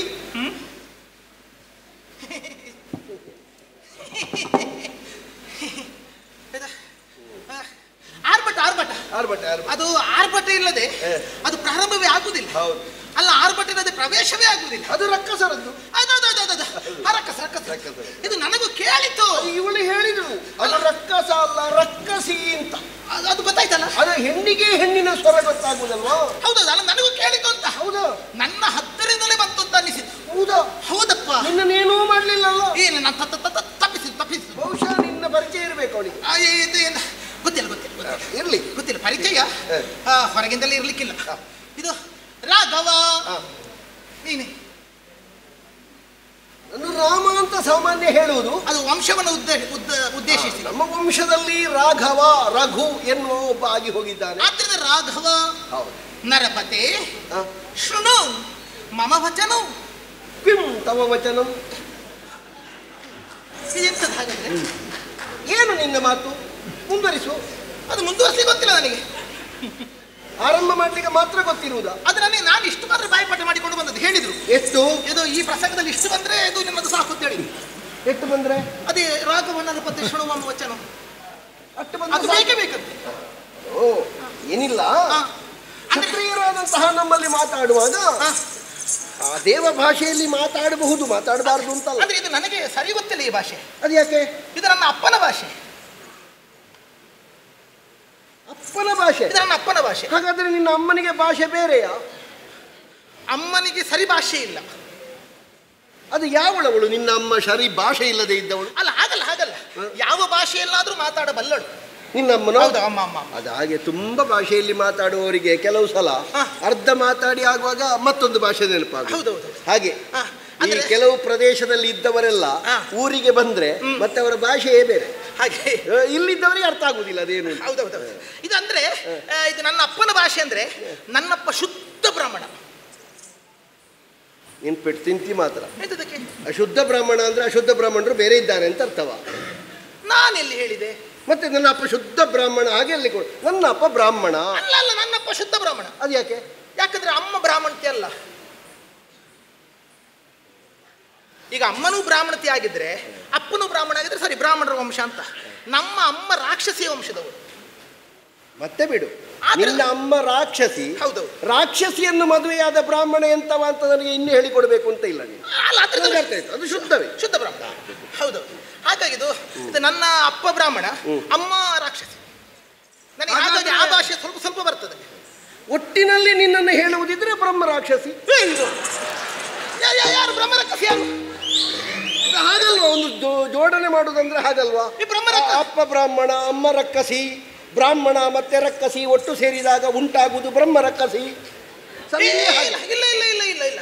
ಬ್ರಹ್ಮ ರಕ್ಕಸರಲ್ಲಿ ಇಷ್ಟು ದಷ್ಟಪುಷ್ಟ ಇರ್ತಾರ? ನೀನು ದಷ್ಟಪುಷ್ಟ ಇದೆಯಲ್ಲ. ಅಲ್ಲ ಹಾಗಲ್ಲ, ಇಷ್ಟು ಸುಪುಷ್ಟವಾಗಿರ್ತಾರೆ. ಆದ್ರೆ ಒಂದು ಮಾತ್ರ ಸತ್ಯ. ಎಂತದ್ದು? ನೀನು ಆಗದಿಂದ ಆಚೀಚೆ ಹೋಗುವಾಗ ಉಂಟಲ್ಲ, ಹೌದು, ಒಂದು ಸಣ್ಣ ಸಣ್ಣ ಕಲ್ಲಾನೆ ನಡೆದ ಹಾಗಾಯ್ತು ನನಗೆ. ಕಲ್ಲಾನೆ? ಹೌದು, ಒಂದು ಸಣ್ಣ ಜಾತಿಯ ಆನೆ ಉಂಟು. ಅದು ಯಾವಾಗಲೂ ಮೈ ಹೀಗೆ ಮಾಡಿಕೊಂಡೇ ಇರುವುದು. ಅದಕ್ಕೆ ಕಲ್ಲಾನೆ ಅಂತ ದೊಡ್ಡ ಆನೆ ಅಲ್ಲ. ನಾನು ಪ್ರಯತ್ನ ಪಟ್ಟು ಕಲ್ತದದು. ಹೌದೌದು ಹೌದು. ಆದ್ರೆ ಅದು ನಿನಗೆ ಇಷ್ಟ ಆಯ್ತಾ ಇಲ್ವಾ? ಕಳ್ಳ ಅದು ಇಷ್ಟ ಆಯ್ತು ಅಂತ ಹೇಳುವಾಗ ಅಷ್ಟು ಸಲಗೆ ಆಯ್ತಲ್ಲ. ಅಲ್ಲ ಹಾಗಲ್ಲ, ತೊಂದರೆ ಇಲ್ಲ. ನೀನು ರಕ್ಕಸಿಯ ಮಗಳಲ್ವಾ, ತಾಯಿಯದ್ದು ಬೇಕು ಸ್ವಲ್ಪ ಹೇಳ. ಹಾಗಲಿದಲ್ಲ ಅಂದ್ರೆ ಇದು ನೀವು ಅದನ್ನು ಇಷ್ಟಪಟ್ಟಿರಲ್ಲ. ಇದು ನನಗೆ ಇಷ್ಟ. ನಾನು ಕದ್ದುಕೊಳ್ಳಿಲ್ಲ. ಈಗ ಕಲ್ಲಾನೆಲ್ಲ ಈಗ ಮದ ಆನೆ ಬೇಕಾದ್ರೆ ಬನ್ನಡದಾಗಿ ನಡಿ ಮದಗಜಗ ಮನೆ. ಹೌದು ಹಾಗೆ. ಅದು ನನಗೆ ಇದು ಆನೆಯ ಸೊಂಡಿಲ ಹಾಗೆ ಕೈಯಲ್ಲಿ ಅಪ್ಪಿ ಹಿಡಿದು ಮುರಿಲಿಕ್ಕೆಲ್ಲ ಗೊತ್ತುಂಟು. ಎಂತದನ್ನು? ಅದು ಅದು ಅದು ಬೇಕಾದ್ದನ್ನು. ಆನೆ ಆನೆ ನೋಡಿ ಆನೆ ನೋಡಿದ್ದೀನಿ. ಆನೆಗೆ ಆಹಾರ ಹೇಗೆ ಮುರಿಯುತ್ತದೋ ನನಗೆ ಬೇಕಾದ್ದನ್ನು ಹಾಗೆ ಇರ್ಲಿ. ಅಲ್ಲ ನೀನು ಯೋಚನೆ ಮಾಡೋದು ಬೇಡ. ನನ್ನ ಹತ್ರ ಮಾತಾಡ್ಬೋದು ಮಾತಾಡಬಾರ್ದು ಅದು ನೀನು ಮಾತು ಪ್ರಾರಂಭ ಮಾಡುವಾಗಲೇ ನನಗೆ ಅರ್ಥ ಆಗ್ತದೆ. ನೀನಲ್ಲಿ ಸಾಧಾರಣ ಯಾರೂ ಮಾತಾಡಬಹುದು. ಇದು ನೀವು ಕೂತು ಮಾತಾಡ್ತೀರಾ ನಿಂತು ಮಾತಾಡ್ತೀರಾ? ನೀವು ಕೂತು ನಿಮಗೆ ಹೇಗೆ ಅನುಕೂಲ ಆಗ್ತದೆ ಹಾಗೆ ಮಾಡು. ನಿಮಗೆ ಕೂತು ಮಾತಾಡಿದ್ರೆ ಸ್ಫೂರ್ತಿ ಹೆಚ್ಚು ಬರ್ತದೆ ಅಂತ ಕೂತೇ ಮಾತಾಡಿ. ನೋಡುವ, ನಾನು ಬೇಕಾದ್ರೆ ನಿಂತು ಮಾತಾಡ್ತೇನೆ, ಕುಣಿದು ಮಾತಾಡ್ತೇನೆ. ನೀವು ಒಪ್ಪಿಗೆ ಕೊಟ್ಟರೆ ನಾನು ಕೂತು ಮಾತಾಡ್ತೇನೆ. ಬೇಡ, ನಾವು ಹೀಗೆ ಪ್ರಾರಂಭ ಮಾಡುವ. ನೀನು ಹೇಳು. ಹೌದಾ? ಇದು ಅಂದ್ರೆ ಸಂಭಾಷಣೆ ಮಾಡೋದಕ್ಕೆ ಹೆದರುದು ಬೇಡ ಅಂತ. ನೀನು ಪೃಥ್ವಿಪಾಲಕ, ನಾನು ಅತಿಕುಲ ಅಂದ್ರೆ ಒಂದು ಹೊಂದಾಣಿಕೆ. ನಾನು ಪೃಥ್ವಿಪಾಲಕನು, ನಾನು ಪೃಥ್ವಿಪಾಲಕ, ನಾನು ಅತಿಕುಲವತಿ. ಅತಿ ಅಂದ್ರೆ ಅದೇ ಅಮ್ಮ. ಈಗ ಗೊತ್ತಾಯ್ತು. ಈಗ ಹಾಗೆ ಹೇಗೆ ನನಗೆ ನೀನಂತದ್ದು ಬ್ರಹ್ಮರಕ್ಷೆ ಅಂತ ಹೇಳಿ ಎಂತ ಬೇಕಾದ್ರೆ ಇರ್ಲಿ, ಆದ್ರೆ ನಿನಗೂ ಹಾಗೆ ಸರಿ ಜಾತಿ ಇಲ್ಲ ನೋಡು. ಅಂದ್ರೆ ಅರಸನಿಗೆ ತನ್ನದ ಜಾತಿ. ಓ ಹಾಗೆ, ನೀನು ಸ್ವಲ್ಪ ವಿಮರ್ಶೆಯಲ್ಲಿ ನೋಡ್ತಿ. ಮತ್ತೆ ಅರಸನಿಗೆ ತನ್ನ ಜಾತಿ ವಿಚಕ್ಷಣ ಮತಿತ್ವವನ್ನು ಹೊಂದಿಕೊಂಡಿದ್ದೆ. ಅದು ಇನ್ನೊಂದ್ಸಲ ಕೇಳಬೇಡ. ಹೌದೌದು, ಅದು ಅಂದ್ರೆ ಅದು ಅಪರದ್ದು. ಅರ್ಥ ಆಗ್ತದೆ, ನೀವು ಮಾತಾಡೋದು ಅರ್ಥ ಆಗ್ತದೆ. ಅಂದ್ರೆ ಎಂತದಕ್ಕೆ ಗೊತ್ತಾ? ಅಂದ್ರೆ ಈ ರಾಜನಾದವನಲ್ಲಿ ದೈವಾಂಶ ಸೇರಿಕೊಂಡಿರ್ತದಂತೆ. ಈಗ ದೇವರಿಗೆ ಜಾತಿ ಉಂಟಾ? ಇಲ್ಲ. ಹಾಗೆ ಇರುವಾಗ ರಾಜನಾದತ್ತ ನಿಮಗೆ ಬ್ರಾಹ್ಮಣರು ಅಡ್ಡ ಬೀಳ್ತಾರೆ, ಕ್ಷತ್ರಿಯರು ಅಡ್ಡ ಬೀಳ್ತಾರೆ, ಉಳಿದವರು ಸೇವೆ ಮಾಡ್ತಾರೆ. ಹಾಗೆ ನೀವು ಎಷ್ಟು ಎತ್ತರ? ತೊಂದರೆ ಇಲ್ಲ. ಅಂತೂ ನಿನ್ನ ಮಾತಿಗೆ ಬೇಕಾಗಿ ನನಗೊಂದು ಜಾತಿ ಇಲ್ಲ ಮಾಡಿದ್ದೆ ನೀನು. ಆಯ್ತು, ಮುಂದುವರಿಸು. ಬೇಡಪ್ಪ, ಇಬ್ಬರದು ಅತಿ ಜಾತಿ. ಅತಿ ಜಾತಿ, ಅತಿ ಜಾತಿ. ಇದು ಎಂತಹ ಗುಣನಿಧಿಯು ನೀನು. ಪರಿಚಯ ಇಲ್ಲದಿರುವಂತ ನಾ ಬಂದು ಮಾತಿಗೆ ತೊಡಗಿದರು ಮಾತನಾಡುವಂತ ಗುಣವನ್ನು ಹೊಂದಿಕೊಂಡಿದ್ದಿ ಅಂತ ಆದ್ರೆ ನಾವೆಲ್ಲ ಹಾಗೆಲ್ಲ ನೋಡುವುದಿಲ್ಲ. ಮಾತು ಯಾರು ಮಾತಾಡ್ತಾರೆ, ಮಾತನ್ನಾಡುವುದಕ್ಕೆ ಯಾರು ಸಮರ್ಥರು ಅವರಲ್ಲಿ ಮಾತಾಡುವುದೇ. ಅಲ್ಲ, ಕೆಲವರು ಬಹಳ ಹೇಳಿದರು, ಜಾಗ್ರತೆ ಮಾಡಿಕೊಳ್ಳಿ ಅವ್ರ ಹತ್ರ ಮಾತಾಡುವಾಗೆಲ್ಲ. ಅವರು ಸ್ವಲ್ಪ ಅದು ನೋಡಿದಾಗಿಲ್ಲ ಅವರು. ಇಲ್ಲ ಇಲ್ಲ, ನಾವು ಕೆಲವರು ಹಾಗೆ ಇರ್ತಾರೆ, ಆದ್ರೆ ಎಲ್ಲಿ ಬೇಕು ಅಲ್ಲಿ ಹಿಡಿತಾರೆ ಅಂತೆಲ್ಲ ಹೇಳಿ. ಅಲ್ಲಲ್ಲ, ನಾವು ಕೆಲವರೊಟ್ಟಿಗೆಲ್ಲ ಪಳಗಿದವರು. ಅಂದ್ರೆ ಹಾಗಲ್ಲ, ಅಂದ್ರೆ ಇದು ನನಗೆ ಸರಿ ಗೊತ್ತಿಲ್ಲ ಅಂತ ನಿಮ್ಮಂತವರಲ್ಲಿ ಮಾತಾಡಿ ಅದು ಕಷ್ಟ. ಈ ಪೆಟ್ಟು ಗೊತ್ತಿಲ್ಲದವರಲ್ಲಿ ಪೆಟ್ಟು ಮಾಡಿದ್ರೆ ತಲೆಗೆ ಬಡಿಯುವುದು, ಅದು ಒಂದು ಕಷ್ಟ. ಗುಣನಿಧಿಯಾದಂತಹ ನಿನ್ನ ಬಳಿಗೆ ನಾ ಬಂದುದಾದ್ರೆ ಯಾಕೆ ಈ ರೀತಿ ಅಂತ ನನ್ನ ಅರಿಕೆಯನ್ನು ನಿವೇದಿಸಿಕೊಳ್ಳುವುದಕ್ಕೋಸ್ಕರವಾಗಿ ಯೋಚಿಸು ರಾಮಚಂದ್ರ. ವಿಶಾಲವಾದಂತಹ ಜಲನಿಧಿ ಹೇಗೆ ಸಮುದ್ರಕ್ಕೆ ಎಲ್ಲಾ ಕಡೆಗಳಿಂದ ನದಿಯ ಪ್ರವಾಹವು ಹರಿದು ಬಂದು ಸೇರಿಕೊಳ್ಳುತ್ತದೆ. ಜಲವು ಅಲ್ಲಲ್ಲಿ ಬಿದ್ದು ಆ ಜಲದೊರತೆ ಹೆಚ್ಚಾಗಿ ಜೊತೆಯಲ್ಲಿ ಗುಡ್ಡವನ್ನು ಕಸಿದುಕೊಂಡು ಬಂದು ಎಲ್ಲವೂ ಹೋಗುತ್ತದೆ ಹೊಳೆಯಲ್ಲಿ. ಆ ಬಳಿಕ ಅದು ನಿಮ್ಮಲ್ಲಿಯೂ ಗುಡ್ಡ ಜರೀತೆ ಇಲ್ಲ, ಅದು ನಮ್ಮಲ್ಲಿ ಮಳೆಗೆಲ್ಲ ಜರ್ತದಿಲ್ಲಪ್ಪ. ನಾನು ಓಡಾಡಿದ ಮೇಲೆ ಗೊತ್ತಿಲ್ಲ. ಮಳೆಗೆಲ್ಲ ನಮ್ಮಲ್ಲಿ ಜರಿಯುವುದು. ಮತ್ತೆ ಓಡಾಡಿದಾಗಲೇ ಜರಿಯುತ್ತದೆ ಅಂತಾದ್ರೆ ಮತ್ತೆ ಮಳೆಗೆ ಜರಿಸಲಿಕ್ಕೆ ಬೇರೆ ಎಂತದ್ದು ಇಲ್ಲಲ್ಲ. ಹಾಗೆ ಹೇಳಿದಲ್ಲ ರಾಮಚಂದ್ರ, ನಾನು ಮೆತ್ತಗೆ ಹಾರಿಕೊಂಡು ಬೇಕಾದ್ರೆ ಹೋಗಬಲ್ಲೆ. ಅಂದ್ರೆ ನೆಲದ ಮೇಲೆ ಕಾಲಿಟ್ಟದು ಗೊತ್ತಾಗದಂತೆ ನೀನು ಜಲನಿಧಿ ಗುಣನಿಧಿ. ಅದು ಈ ಪ್ರಪಂಚದಲ್ಲೆಲ್ಲ ಸರಿಯಾಗಿ ನೆಟ್ಟದ್ದಕ್ಕೆ ಸ್ವಲ್ಪ ಫಲ ಕಡಿಮೆ, ಕಸಿ ಕಟ್ಟಿದ್ದಕ್ಕೆ ಹೆಚ್ಚು. ಬಿಡು. ಅಲ್ಲ ಎಂತ ಹೇಳುದು ನೀವು? ಅಲ್ಲ, ಈಗ ಸಾಧಾರಣಕ್ಕೆ ಸರಿಯಾದಂತಹ ಒಂದು ಒಳ್ಳೆ ಬೀಜದ ಕಾಯಿಯನ್ನು ತಂದು ನೆಟ್ರೆ 4-6 ವರ್ಷ ಕಳೆದ ಮೇಲೆ ಅದು ಫಲ ಕೊಡುದು. ಈ ಕಸಿ ಮಾಡಿ ನೆಟ್ರೆ 2 ವರ್ಷಕ್ಕೆ ಫಲ ಬರ್ತದೆ. ಆದ್ರೆ ಹೆಚ್ಚು ಕಾಲ ಉಳಿಯುವುದಿಲ್ಲಲ್ಲ. ಬಿಡು, ಇದ್ದಷ್ಟು ಕಾಲ ಅದು ಕೊಡ್ತದಲ್ಲ. ಇದು 10 ವರ್ಷ ಕೊಟ್ಟದ್ದನ್ನು ಅದು 3 ವರ್ಷದಲ್ಲಿ ಕೊಡ್ತದಲ್ಲ. ಇದೀಗ ಬೇಗ ಮುಗಿಸುವ ಯೋಚನೆ ಇದ್ದಾಗ ಉಂಟಪ್ಪ. ಇಲ್ಲಪ್ಪ, ನಾನು ಮುಗಿಸುವುದಿಲ್ಲ, ನೀನು ಮುಗಿಬೇಕು ಅಂತ ಯೋಚನೆ ಮಾಡಿದ್ರೆ ನಾನೇನು ಮಾಡುದು ಹೇಳು? ಅದಲ್ಲ, ಅದು ಬಿಡುವ. ಈಗ ಹಾಗೆ ಸಮುದ್ರದಕ್ಕೆ ನದಿಯು ಬಂದು ಸೇರಿದ ಹಾಗೆ ನಿನ್ನ ಬಳಿಗೆ ನಾ ಬಂದು ಸೇರಿದೆ ರಾಮಚಂದ್ರ. ಆದ್ರೂ ಒಂದು ತೊಡಕಾಯ್ತಲ್ಲ. ಎಂತದು ತೊಡಕು? ಸಮುದ್ರಕ್ಕೆ ನದಿ ಸೇರ್ತದೆ ಯಾವಾಗ? ಅದು ಇಳಿತ ಸ್ಥಿತಿಯಲ್ಲಿರುವಾಗ. ಭರತದಲ್ಲ, ಭರತ ಸ್ಥಿತಿಯಲ್ಲಿದ್ರೆ ಏನಾಗ್ತದೆ? ಏನು? ಸಮುದ್ರದ ನೀರೇ ಹೊಳೆಯಲ್ಲಿ ಮೇಲೆ ಬರ್ತದೆ. ಹೌದು, ನೀನು ಹೇಳೋದು ಕೇಳಿದ್ಯಾ? ಎಂತದ್ದು? ಸಮುದ್ರದ ನೀರು ಹೊಳೆಯಲ್ಲಿ ಮೇಲೆ ಬರುವುದು ಹೌದು ಬರ್ತದಂತೆ ಬರ್ತದಂತೆ. ಇಲ್ಲಿ ಹತ್ತಿರದಲ್ಲಿ ಸಮುದ್ರ ಇಲ್ಲ. ನಾನು ಬಹಳ ಹಿಂದೆ ನೋಡಿದ ನೆನಪು. ಹೌದೌದು ಬರ್ತದೆ ಬರ್ತದೆ ಬರ್ತದೆ. ಬಹಳ ಹಿಂದೆ ಸಮುದ್ರ ನೋಡಿದ್ಯಾ? ಹಾಗಾದ್ರೆ ನೀನು ಬೇರೆ ಊರಿನಲ್ಲಿದ್ದೆಯಾ ಮೊದಲು? ಇಲ್ಲ ಇಲ್ಲ ಇಲ್ಲ ಇಲ್ಲ, ನನ್ನದು ಮೂಲ ಇದೆ. ನಾನು ಸ್ವಲ್ಪ ಆಚೆ ತಿರುಗಾಟ ಹೆಚ್ಚು ಆಚೆ ಮೂಲ ಇದೆ, ತಿರುಗಾಟ ಆಚೆ. ಹೌದು. ನೀನು ತಿರುಗಾಟ ಮಾಡಿದ ಆಚೆ ಕಡಲು ಕಂಡದ್ದ, ಮೂಲ ಇಲ್ಲಿದ್ದೇ ಕಡಲು ಕಂಡದ್ದ? ಅದು ಎಲ್ಲ ಕಡೆ ಒಂದೇ ಅಲ್ವಾ ಕಡಲು, ಸುಮ್ಮನೆ ಇರ್ಲಿ. ಅದು ಮಾತ್ರ ಮುಕ್ಕಾಲು ಜಲ ಕಾಲು ನೆಲ. ಎಂಥದ್ದೊಂದು ರಾಮಚಂದ್ರ ರಾಮಚಂದ್ರ. ಅಯ್ಯೋ ನಿನಗೆ ಏನಾಗ್ತಾ ಉಂಟು? ಮನ್ಮಥನು ಚಂದವಂತೆ. ಯಾರೋ ಒಂದು 5 ಜನರಲ್ಲಿ ಮನ್ಮಥನು ಪ್ರಧಾನವಾಗಿ ಚಂದವಂತೆ. ವಸಂತ, ಜಯಂತ, ಜಯಂತ, ನಳಕೂಬರ, ಕೂಬರ, ಮನ್ಮಥ, ಮನ್ಮಥ. ಇನ್ನೊಬ್ಬ ಇದ್ದಾನೆ. ಯಾರು? ಅವನ ಹೆಸರು ಪಕ್ಕ ಯಾರಿಗೂ ಬರುವುದಿಲ್ಲ. ಈ ನಳಕೂಬರ ಅಂತ ಹೇಳುವಾಗ ಇಬ್ಬರು ಅಂತ ಆಲೋಚನೆ ಮಾಡಿ 5 ಒಟ್ಟಿಗೆ ಮಾಡುದು. ಆದ್ರೆ ಮಣಿಗ್ರೀವ ಅಂತ ಒಬ್ಬನ ಹೆಸರು. ಹೌದೌದು, ಗಂಧರ್ವರ. ಹೌದು, ಆ ಕುಬೇರನ ಮಗ.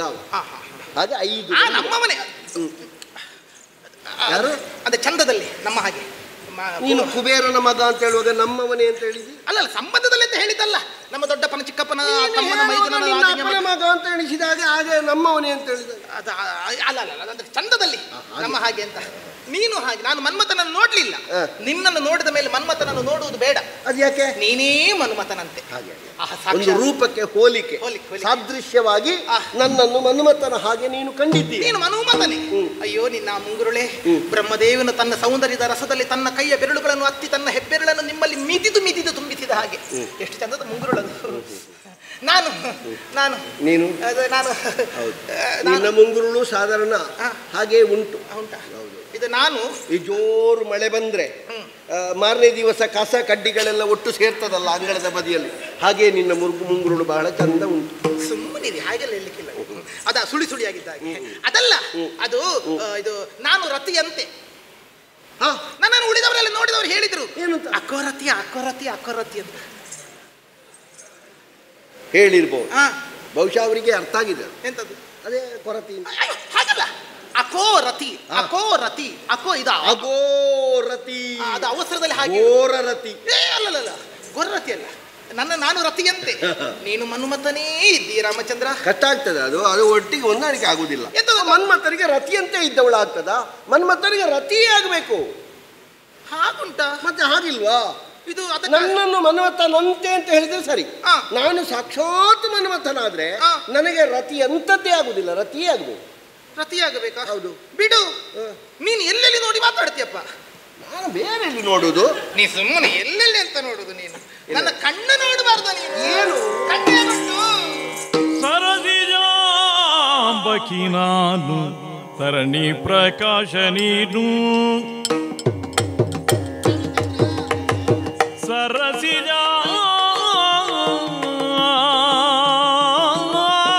ಸರಸಿಜಾಂಬಕಿ ನಾನು ತರಣಿ ಪ್ರಕಾಶ ನೀ.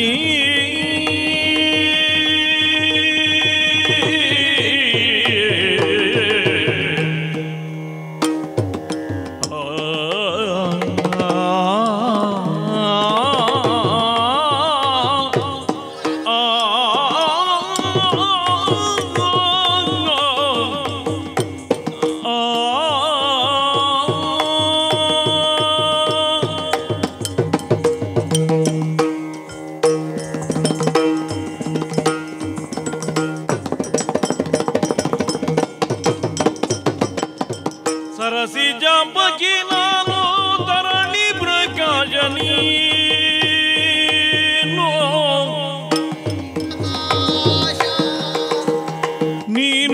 ತರಣಿ ಪ್ರಕಾಶ. ಸರಸಿಜಾಂಬಕಿ ನಾನು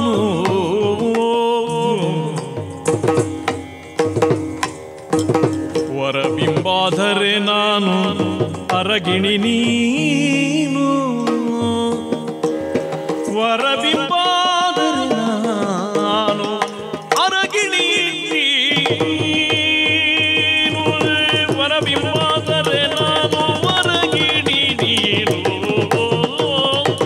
ಅರಗಿಣಿ ನೀ ಅರಗಿಣಿ ನೀ ಅರಗಿಣಿ ನೀ.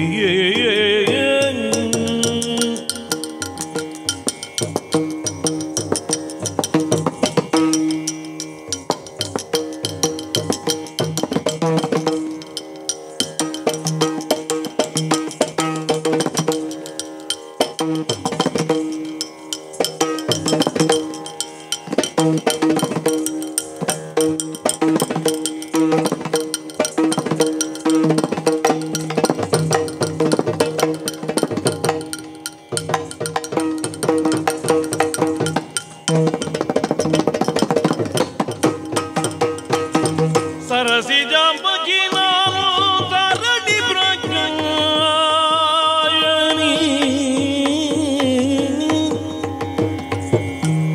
ವರಬಿಂಬಾಧರೆ ನಾನು ಅರಗಿಣಿ ನೀನು ವರಬಿಂಬಾಧರೆ ನಾನು ಅರಗಿಣಿ ಅರಗಿಣಿ ಅರಗಿಣಿ ಅರಗಿಣಿ ಅರಗಿಣಿ ನೀನು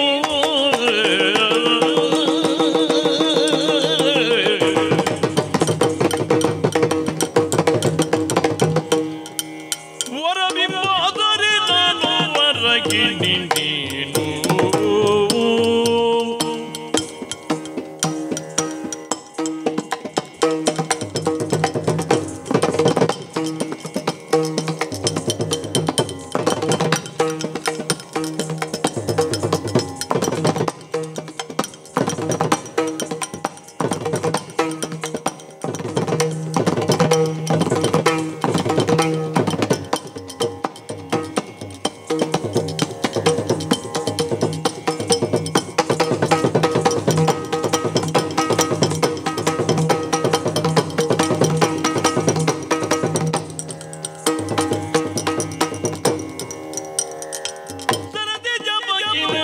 ತರಣಿ ಪ್ರಕಾಶ ನೀನು ವರಬಿಂಬಾಧರೆ ನಾನು ಅರಗಿಣಿ ನೀನು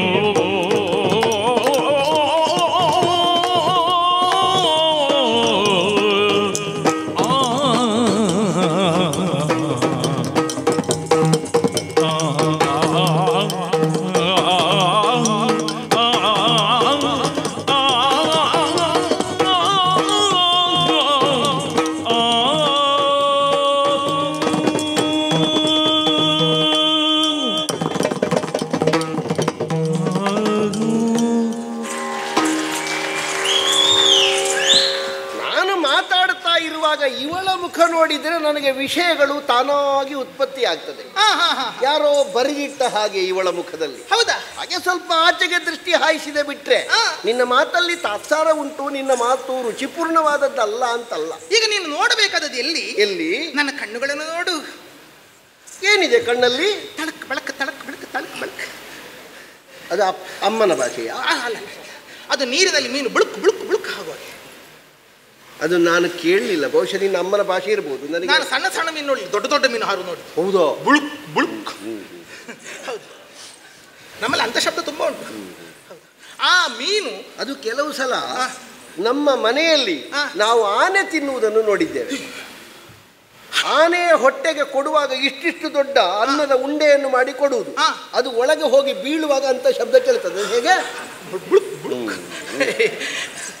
ನೀನು ಹಾಗೆ ಹೇಳುವಾಗ ನನಗೆ ಅದು ನೆನಪಾಗುವುದು. ಆನೆ ತಿನ್ನುವಾಗ ಹಾಗಾಗುದಲ್ವಾ? ಹೌದು, ಆನೆ ತಿನ್ನುವಾಗ. ಆನೆ ತಿನ್ನುವಾಗಲ್ಲ, ಆನೆ ತಿನ್ನುವಾಗ. ಆನೆಯೇ ತಿನ್ನುವಾಗ. ಆನೆಯೇ ತಿನ್ನುವ. ಆನೆ ತಿನ್ನುವಾಗ ಅದಲ್ಲ. ನೀನು ಆನೆ ತಿಂದಿದ್ಯಾ? ನೋಡಿ, ನೀವು ಹೇಳಿದ್ರೆ ನೀವು ಅದಕ್ಕೆ ಬರ್ತೀರಪ್ಪ, ನಾವು ಸುಮ್ಮನೆ ಅದಲ್ಲ. ಅಂದ್ರೆ ಈ ಆನೆ ಅಂತ ಉಂಟಲ್ಲ, ಅದೊಂದು ಸ್ವಲ್ಪ ವಿಪರೀತ. ಎಂತದಕ್ಕೆ? ಈ ಕೆಲವರಿಗೆಲ್ಲ ಆನೆ ಅಂತ ಇರುವುದು. ಹೌದು, ಆನೆ ಆನೆ ಆನೆ ನಾನೇ ಅಂತ. ಕೆಲವರಿಗೆಲ್ಲ ಆನೆ ಅಂತ ಹೇಳಲಿಕ್ಕೆ ಬರ್ತದೆ, ಆದ್ರೆ ಅವರಲ್ಲಿ ಆನೆ ಇಲ್ಲ. ಅಂದ್ರೆ ನಾನೇನು ಅಂತದಿಲ್ಲ. ಅಲ್ಲಲ್ಲ, ಇನ್ನೊಂದು ಅರ್ಥ ಇದೆ. ಎಂತದ್ದು? ಆನೆ ಅಂದ್ರೆ ಏನು ಗೊತ್ತಾ? ಎಂತದ್ದು? ಆನೆ ಅಂದ್ರೆ ಆರೋಗ್ಯ, ಆನೆ ಅಂದ್ರೆ ನೆಮ್ಮದಿ. ಅಂದ್ರೆ ಆರೋಗ್ಯ, ನೇ ಅಂದ್ರೆ ನೆಮ್ಮದಿ. ಹೌದು. ಓ, ಅದು ಎಷ್ಟು ಮಂದಿಗಳಲ್ಲಿ ಇರ್ತದೆ. ಕೆಲವರ ಮನೆಯಲ್ಲಿ 4-5 ಆನೆ ಇರ್ತದೆ ಬಿಟ್ಟರೆ ಆ ಮನೆಯಲ್ಲಿದ್ದವರಿಗೆ ಆನೆ ಇಲ್ಲ. ಆರೋಗ್ಯ ನೆಮ್ಮದಿ ಇಲ್ಲ. ಹೌದು. ಬಹುಶಃ ನಿನ್ನನ್ನು ಕಾಣುವಾಗ ಆನೆ ಮರಿಯ ಹಾಗೆ ಕಾಣ್ತೀಯ, ಆದ್ರೆ ತೊಂದರೆ ಇಲ್ಲ, ನನಗೆ ಆರೋಗ್ಯ ಹದದಲ್ಲಿ ಉಂಟು, ಏನು ತೊಂದರೆ ಇಲ್ಲ. ಹಾಗಾದ್ರೆ ನಿಮ್ಮ ಆನೆ ಕಾಲಿಗೆ ಮತ್ತೆ ನಮಸ್ಕಾರ ಮಾಡಿ. ನಿಮ್ಮ ಆನೆ ಕಾಲು ಎಂತದ್ದು? ಆನೆ ಕಾಲು? ಆನೆ ಕಾಲು ಯಾಕೆ? ಆರೋಗ್ಯವು ನೆಮ್ಮದಿಯಿಂದ ಕೂಡಿರುವಂತ ನಿಮ್ಮ ಕಾಲು.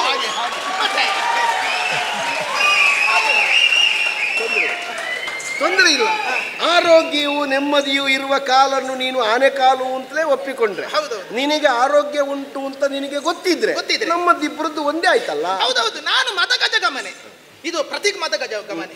ಆನೆಗೆ ಮದಗಜವೇ ಆಗಬೇಡ. ಹೌದಪ್ಪ, ಪ್ರತಿ ಮದಗಜ ಅಂದ್ರೆ ಹೆಣ್ಣಾನೆ ಅಲ್ವಾ? ಹೌದು. ಇರ್ಲಿ ಇರ್ಲಿ. ಈ ಆನೆಗೆ ಮದ ಬಂದ್ರೆ ಅದನ್ನೇನ್ ಮಾಡ್ತಾರೆ? ಎಂತದ್ದು ಅದು ಅಂಕುಶ ಎಂತದ್ದು ಹಾಕ್ತಾರಂತೆ, ಅದು ಬೇರೆ ವಿಷಯ. ಆನೆಗೆ ಒಂದು ತೆರನಾದಂತಹ ಮದಜಲ ಇಳಿಯುವುದು ಅಂತ ಉಂಟು. ಅಂದ್ರೆ ಅದರ ದೇಹದಲ್ಲಿ ಕಾಮ ಉಲ್ಬಣವಾಗುವಾಗ ಅದನ್ನು ಕೊಂಡೋಗಿ ಮತ್ತೆ ಏನ್ ಮಾಡುದು? ಎಂತ ಮಾಡ್ತಾರೆ? ನೀರಿಗೆ ಹಾಕೋದು. ಅಯ್ಯೋ, ಇನ್ನು ನೀರಿಗೆ ಹಾಕ್ಬೇಕಷ್ಟೇ. ಎಂತದಕ್ಕೆ ಸುಮ್ಮನೆ ನೀರಿಗೆ ಹಾಕುದು? ನೀರು ಬೇಕು, ನೀರು ಬೇಕು, ನೀರು ಬೇಕು, ನೀರು ಬೇಕು. ಆನೆಯ ಮದ ಇಳಿಯುವುದು ನೀರು. ಬೇಡ ಬೇಡ ಬೇಡ, ನೀರು ಬೇಕು, ಹೊಳೆಯ ನೀರು ಬೇಕು. ಯಾಕೆ ಗೊತ್ತಾ? ಇದು ನೀನು ಹೇಳಿದಾಗ ನನಗೆ ನೆನಪಾದದ್ದು. ಚಳಿಗಾಲದಲ್ಲಿ ಬೆಚ್ಚನೆಯ ಅನುಭವ, ಬೇಸಿಗೆಯಲ್ಲಿ ತಂಪಿನ ಅನುಭವ ಕೊಡುವಂಥದ್ದು ಮೂರು. ಒಂದು ಹೊಳೆಯ ನೀರು, ಮಳೆಗಾಲದಲ್ಲಿ ಹೋಗಿ ಮುಳುಗು ಹಾಕಿದ್ರೆ ಬಿಸಿ ಬಿಸಿ ಇರ್ತದೆ, ಸೆಕೆಗಾಲದಲ್ಲಿ ಹೋಗಿ ಮುಳುಗು ಹಾಕಿದ್ರೆ ಅದು ತಂಪು ತಂಪು ಕೊಡುತ್ತದೆ. ಅದೇ ರೀತಿ ಹುಲ್ಲಿನ ಮನೆಯ ಮಾಡಿನ ವಾಸ, ಹುಲ್ಲಿನ ಮನೆಯ ಮಾಡಿನ ಅಡಿಯಲ್ಲಿ ಬೇಸಿಗೆಯಲ್ಲಿ ತಂಪಾಗುತ್ತದೆ, ಮಳೆಗಾಲದಲ್ಲಿ ತಂಪಾಗುತ್ತದೆ. ಇನ್ನೊಂದು ರಾಮಚಂದ್ರ, ಹೆಣ್ಣಿಗೆ ಗಂಡು, ಗಂಡಿಗೆ ಹೆಣ್ಣು ಅಪ್ಪಿಕೊಂಡರೆ ಬೇಸಿಗೆಯಲ್ಲಿ ತಂಪು, ಚಳಿಗಾಲ. ಅದು ನೀನು ಹೇಳಿ ಆಗ್ಬೇಕಾ? ನನಗೆ ಮದುವೆ ಆಗಿದೆ, ಹೆಂಡತಿ ಇದ್ದ, ನನಗೆ ಉಂಟಲ್ಲ. ನೀ ನೀರಿಗೆ ಹಾಕಬೇಕು ಹೇಳಿದ್ಯಲ್ಲ, ನೀರಿಗೆ ಹಾಕಿ ತಂಪಾಗುದು ಬೇಡ. ಆ ಮೂರರಲ್ಲಿ ಮೂರು ಇದ್ದವ ನಾನು. ಹೊಳೆಯಲ್ಲಿ ಮುಳುಗಿ, ಅರ್ಥ ಆಯ್ತಾ? ಗೊತ್ತಾಯ್ತು ಗೊತ್ತಾಯ್ತು. ಹೊಳೆಯಲ್ಲಿ ಇಲ್ಲಿ ಗೋದಾವರಿ ಹರಿತಾ ಇದ್ದಾಳೆ, ಮುಳುಗುತ್ತಾ ಇದ್ದೇನೆ ನಾನು. ಅದೇ ರಾಮಚಂದ್ರ, ಅಂದ್ರೆ ನನ್ನ ಕಣ್ಣು ಕಮಲ ದಳಾಯತ ನೇತ್ರೆ, ಕಮಲ ದಳಾಯತ ನೇತ್ರೆ. ಹೌದು, ನೀನು ನಾನು ಸಾಕ್ಷಾತ್ ಸೂರ್ಯ ಪ್ರಭೆಯನ್ನು ಹೊಂದಿಕೊಂಡವ. ಹೇಗೆ ಕಮಲವು ಸೂರ್ಯ ರಶ್ಮಿಯು ತಾನ ಬಂದಾಗ ಭಗವಾನ್ ಭಾಸ್ಕರನು, ಬಾಲ ಭಾಸ್ಕರನು ಆ ಮೂಡಣಾದ್ರಿಯಲ್ಲಿ ಎದ್ದು ಬಂದಾಗ, ಉಷಯಿತ ಹಸ್ತಲಾಗವನ್ನು ಸ್ವೀಕರಿಸಿ ಬಂದಾಗ ಕಮಲವು ಮೆಲ್ಲ ಮೆಲ್ಲನೆ ವಿಕಸಿತವಾಗುವುದಂತೆ. ನಿನ್ನ ಅಪ್ಪ ಎಷ್ಟು ಬರೆದು ಕೊಟ್ಟಿದ್ದಾರೆ ನಿನಗೆ. ಅಲ್ಲ, ಆ ಸಾಹಿತ್ಯ ಎಲ್ಲ ಮಾತಾಡುವಾಗ ಬ್ರಾಹ್ಮಣರ ಸಾಹಿತ್ಯವೇ ಅದು. ಹೌದಾ? ಅಲ್ಲ, ನಿನ್ನ ಮುಂದೆ ಮಾತಾಡುದಲ್ಲ, ಸ್ವಲ್ಪ ಸಾಹಿತ್ಯ ಹಾಕಿ ಮಾತಾಡುವ. ಉದಯಾದ್ರಿಯನ್ನು ಅಡರಿ ಹೇಳ್ತಿದ್ರು, ಭಾಸ್ಕರನ ವಿಕರಣಗಳನ್ನು ಹೊಂದಿ ಹೇಳ್ತಿದ್ರು, ಕಮಲ ಒಂದು ವಿಕಸಿತವಾದ ಹಾಗೆ. ಅದು ಹೇಳ್ತಿದ್ರು, ಏನು ಸಾಹಿತ್ಯ, ಏನು ಸಾಹಿತ್ಯ, ಏನು ಸಾಹಿತ್ಯ ಅಂತ ಹೇಳ್ತಿದ್ರು ನನಗೆ. ನಿನಗಲ್ವಾ?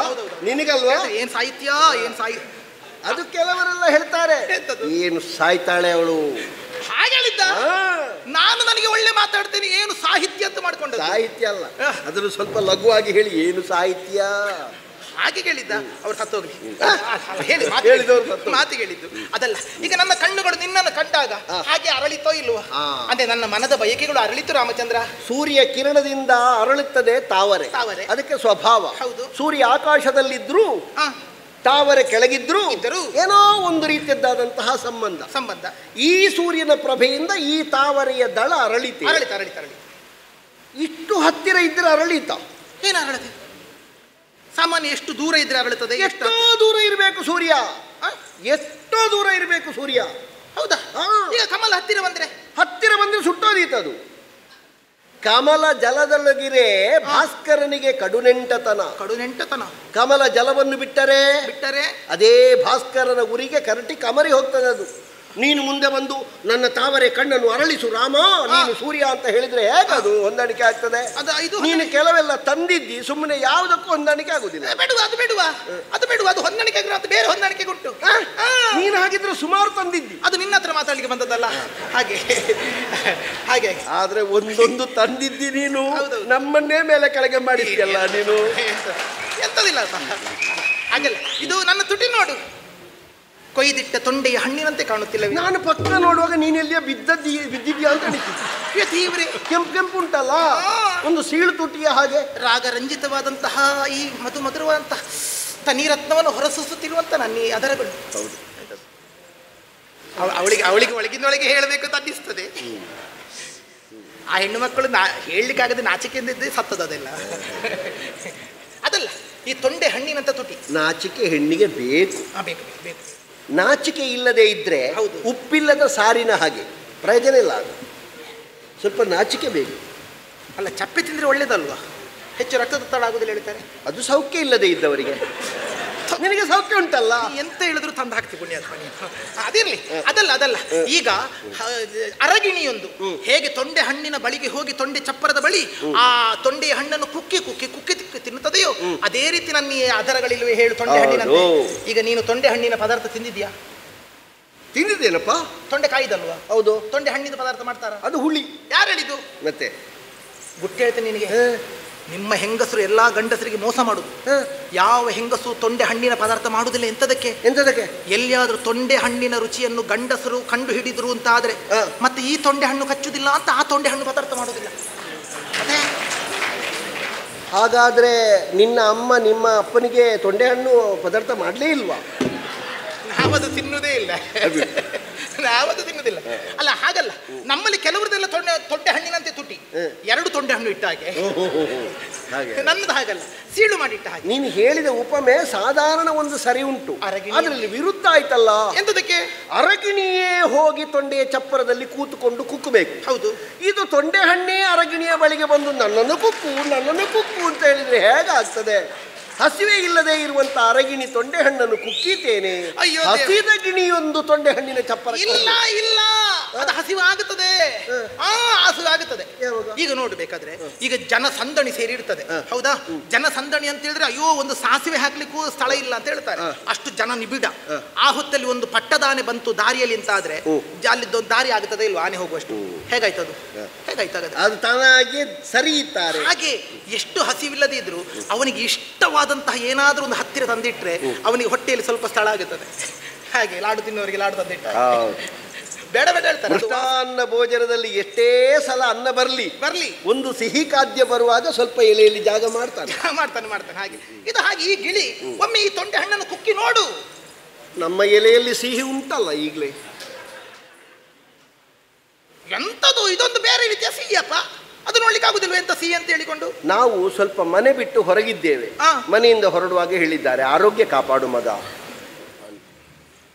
ಈಗ ಅದು ಆಗುದಿಲ್ಲ ಅಂತಂದ್ರೆ ಮತ್ತೆ ನಾನು ಯಾರ ಹತ್ರ ಹೇಳಿಕೊಳ್ಳೋದಂತ ಬೇಡವಾ? ಅಲ್ಲ ಹೇಳು, ನಿನ್ನಲ್ಲಿ ಇದ್ದದನ್ನೆಲ್ಲ ಹೇಳು. ಅಲ್ಲ ಇಷ್ಟೆಲ್ಲ ಹೇಳಿದೆ, ಇನ್ನು ಹೇಳಿದೆ ಅಂತದ್ದು ನೀನೊಂದು ಒದಗಿ ಬರ್ತಿ ಗುಣನಿಧಿಯಾಗಿ ಕಾಪಾಡ್ತಿ ಅಂತ ಹೇಳಿದ್ದೆ ನಾನು. ಈಗ ನಿನಗೆ ಇಷ್ಟೆಲ್ಲ ಉಂಟಲ್ಲ. ಹೌದು, ನೀನು ನನ್ನನ್ನು ಮಾತ್ರ ನೋಡಿದ್ದ, ಬೇರೆ ಎಲ್ಲಿಗೂ ಹೋಗ್ಲಿಲ್ವ ನೀನು? ಯಾರು ನೀನು? ತಿರುಗಾಟ ಬಹಳ ವರ್ಷ ಆಯ್ತು ನನ್ನದು. ಹೌದಾ? ಹೊಸ ತಿರುಗಾಟ ಅಲ್ಲಿಗೆ ಹೋದೆ. ಅಯ್ಯೋ ಎಷ್ಟು ನೋಡಿದ್ದೇನೆ ನಾನು. ಎಲ್ಲಿ ನೋಡಿದ ಎನಗಿಲ್ಲ. ಬೇಡ ಬೇಡ, ಅದನ್ನು ಮುರಿಬೇಡ, ಸುಮ್ಮನೆ ಎಲ್ಲಿ ನೋಡಿದ ಎನಗಿಲ್ಲ ಒಪ್ಪುವ ಜನ.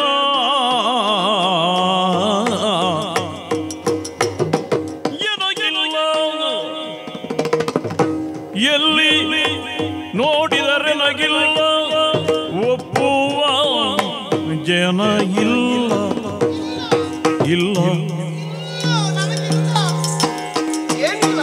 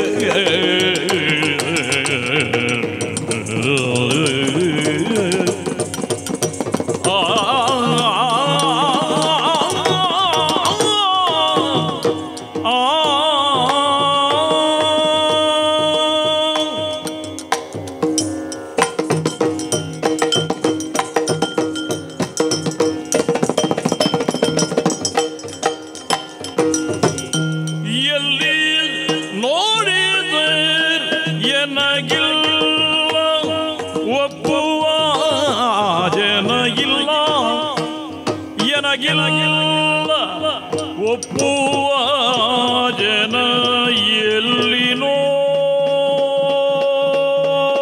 ನೋಡಿದರೆ ನಗಿಲ್ಲ ಒಪ್ಪುವ ಜನ. ಬಲ್ಲಾತನದಿ ನೆರೆಯೋ ಬಲ್ಲಾತನದಿ ನೆರೆಯೋ ಬಲು ಬೇಗ ಕರೆಯೋ.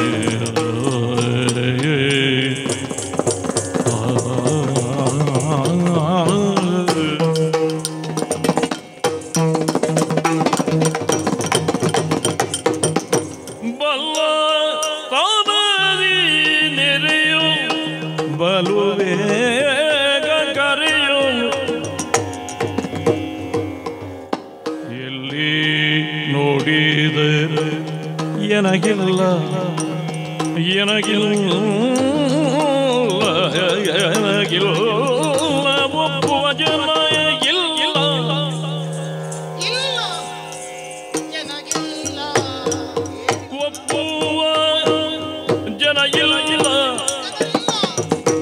ಬಲ್ಲಾತನ ನೆರೆಯೋ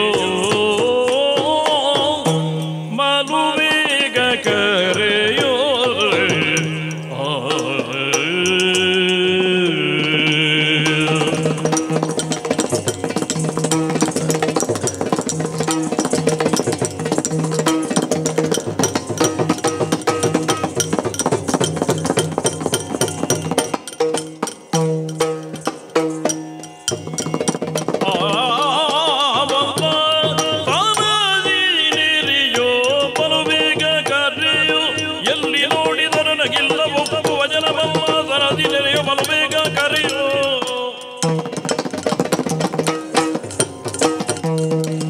ಕವಲು ಮನವ ಬಿಟ್ಟು ತವ ಕದಿ ದಯವಿಟ್ಟು ಕವಲು ಮನವ ಬಿಟ್ಟು ತವ ಕದಿ ದಯವಿಟ್ಟು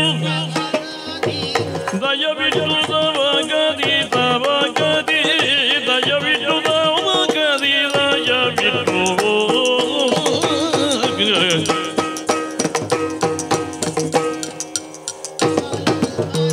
ಕವಲು ಮನವ ಬಿಟ್ಟು ತವ ಕದಿ ದಯವಿಟ್ಟು ತವ ಕದಿ ದಯವಿಟ್ಟು ಕವಲು ಮನವ ಬಿಟ್ಟು ತವ ಕದಿ ದಯವಿಟ್ಟು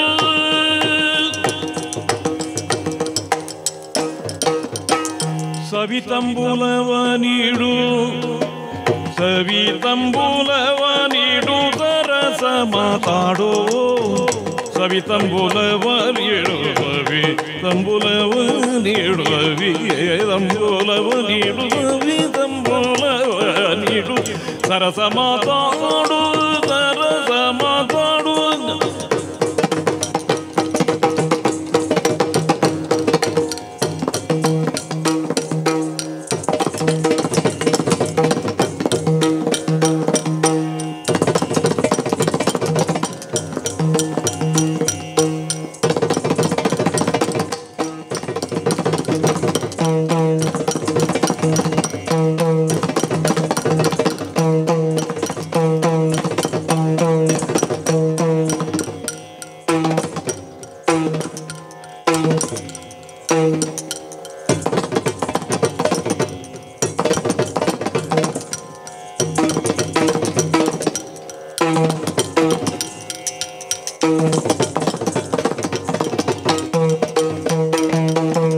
ಕವಲು ಮನವ ಬಿಟ್ಟು ತವ ಕದಿ ದಯವಿಟ್ಟು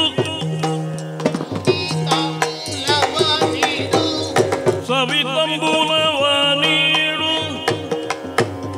ಸರಸ ಮಾತಾಡು ಸವಿತಂಬುಲವ ನೀಡು ತಂಬುಲವ ನೀಡು ಸರಸ ಮಾತಾಡು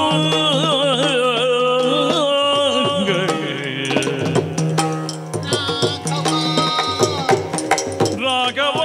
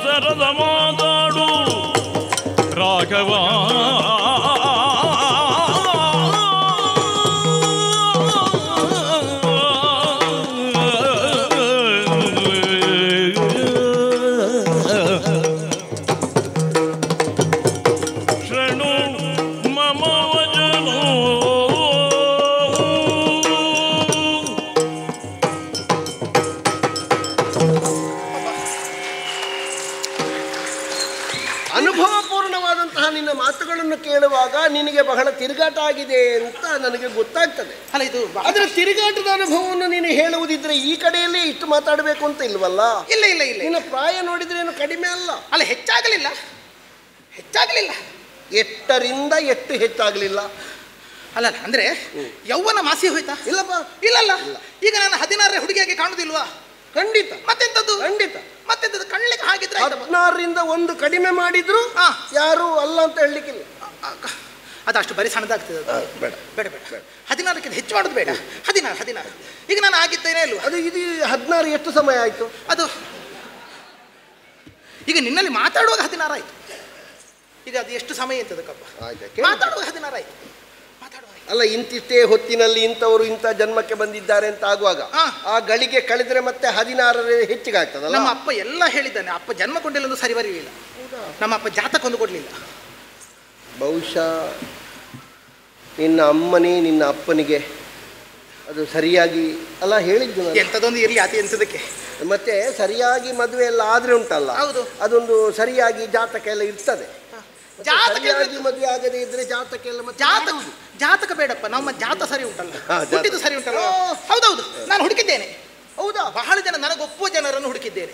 ಎಲ್ಲಿಯೂ ಸಿಕ್ಲಿಲ್ವ? ಎಲ್ಲಿ ನೋಡಿದರೆ ಇಲ್ಲ ನನಗೊಪ್ಪುವ ಜನರು ಒಬ್ಬರು ಇಲ್ಲ.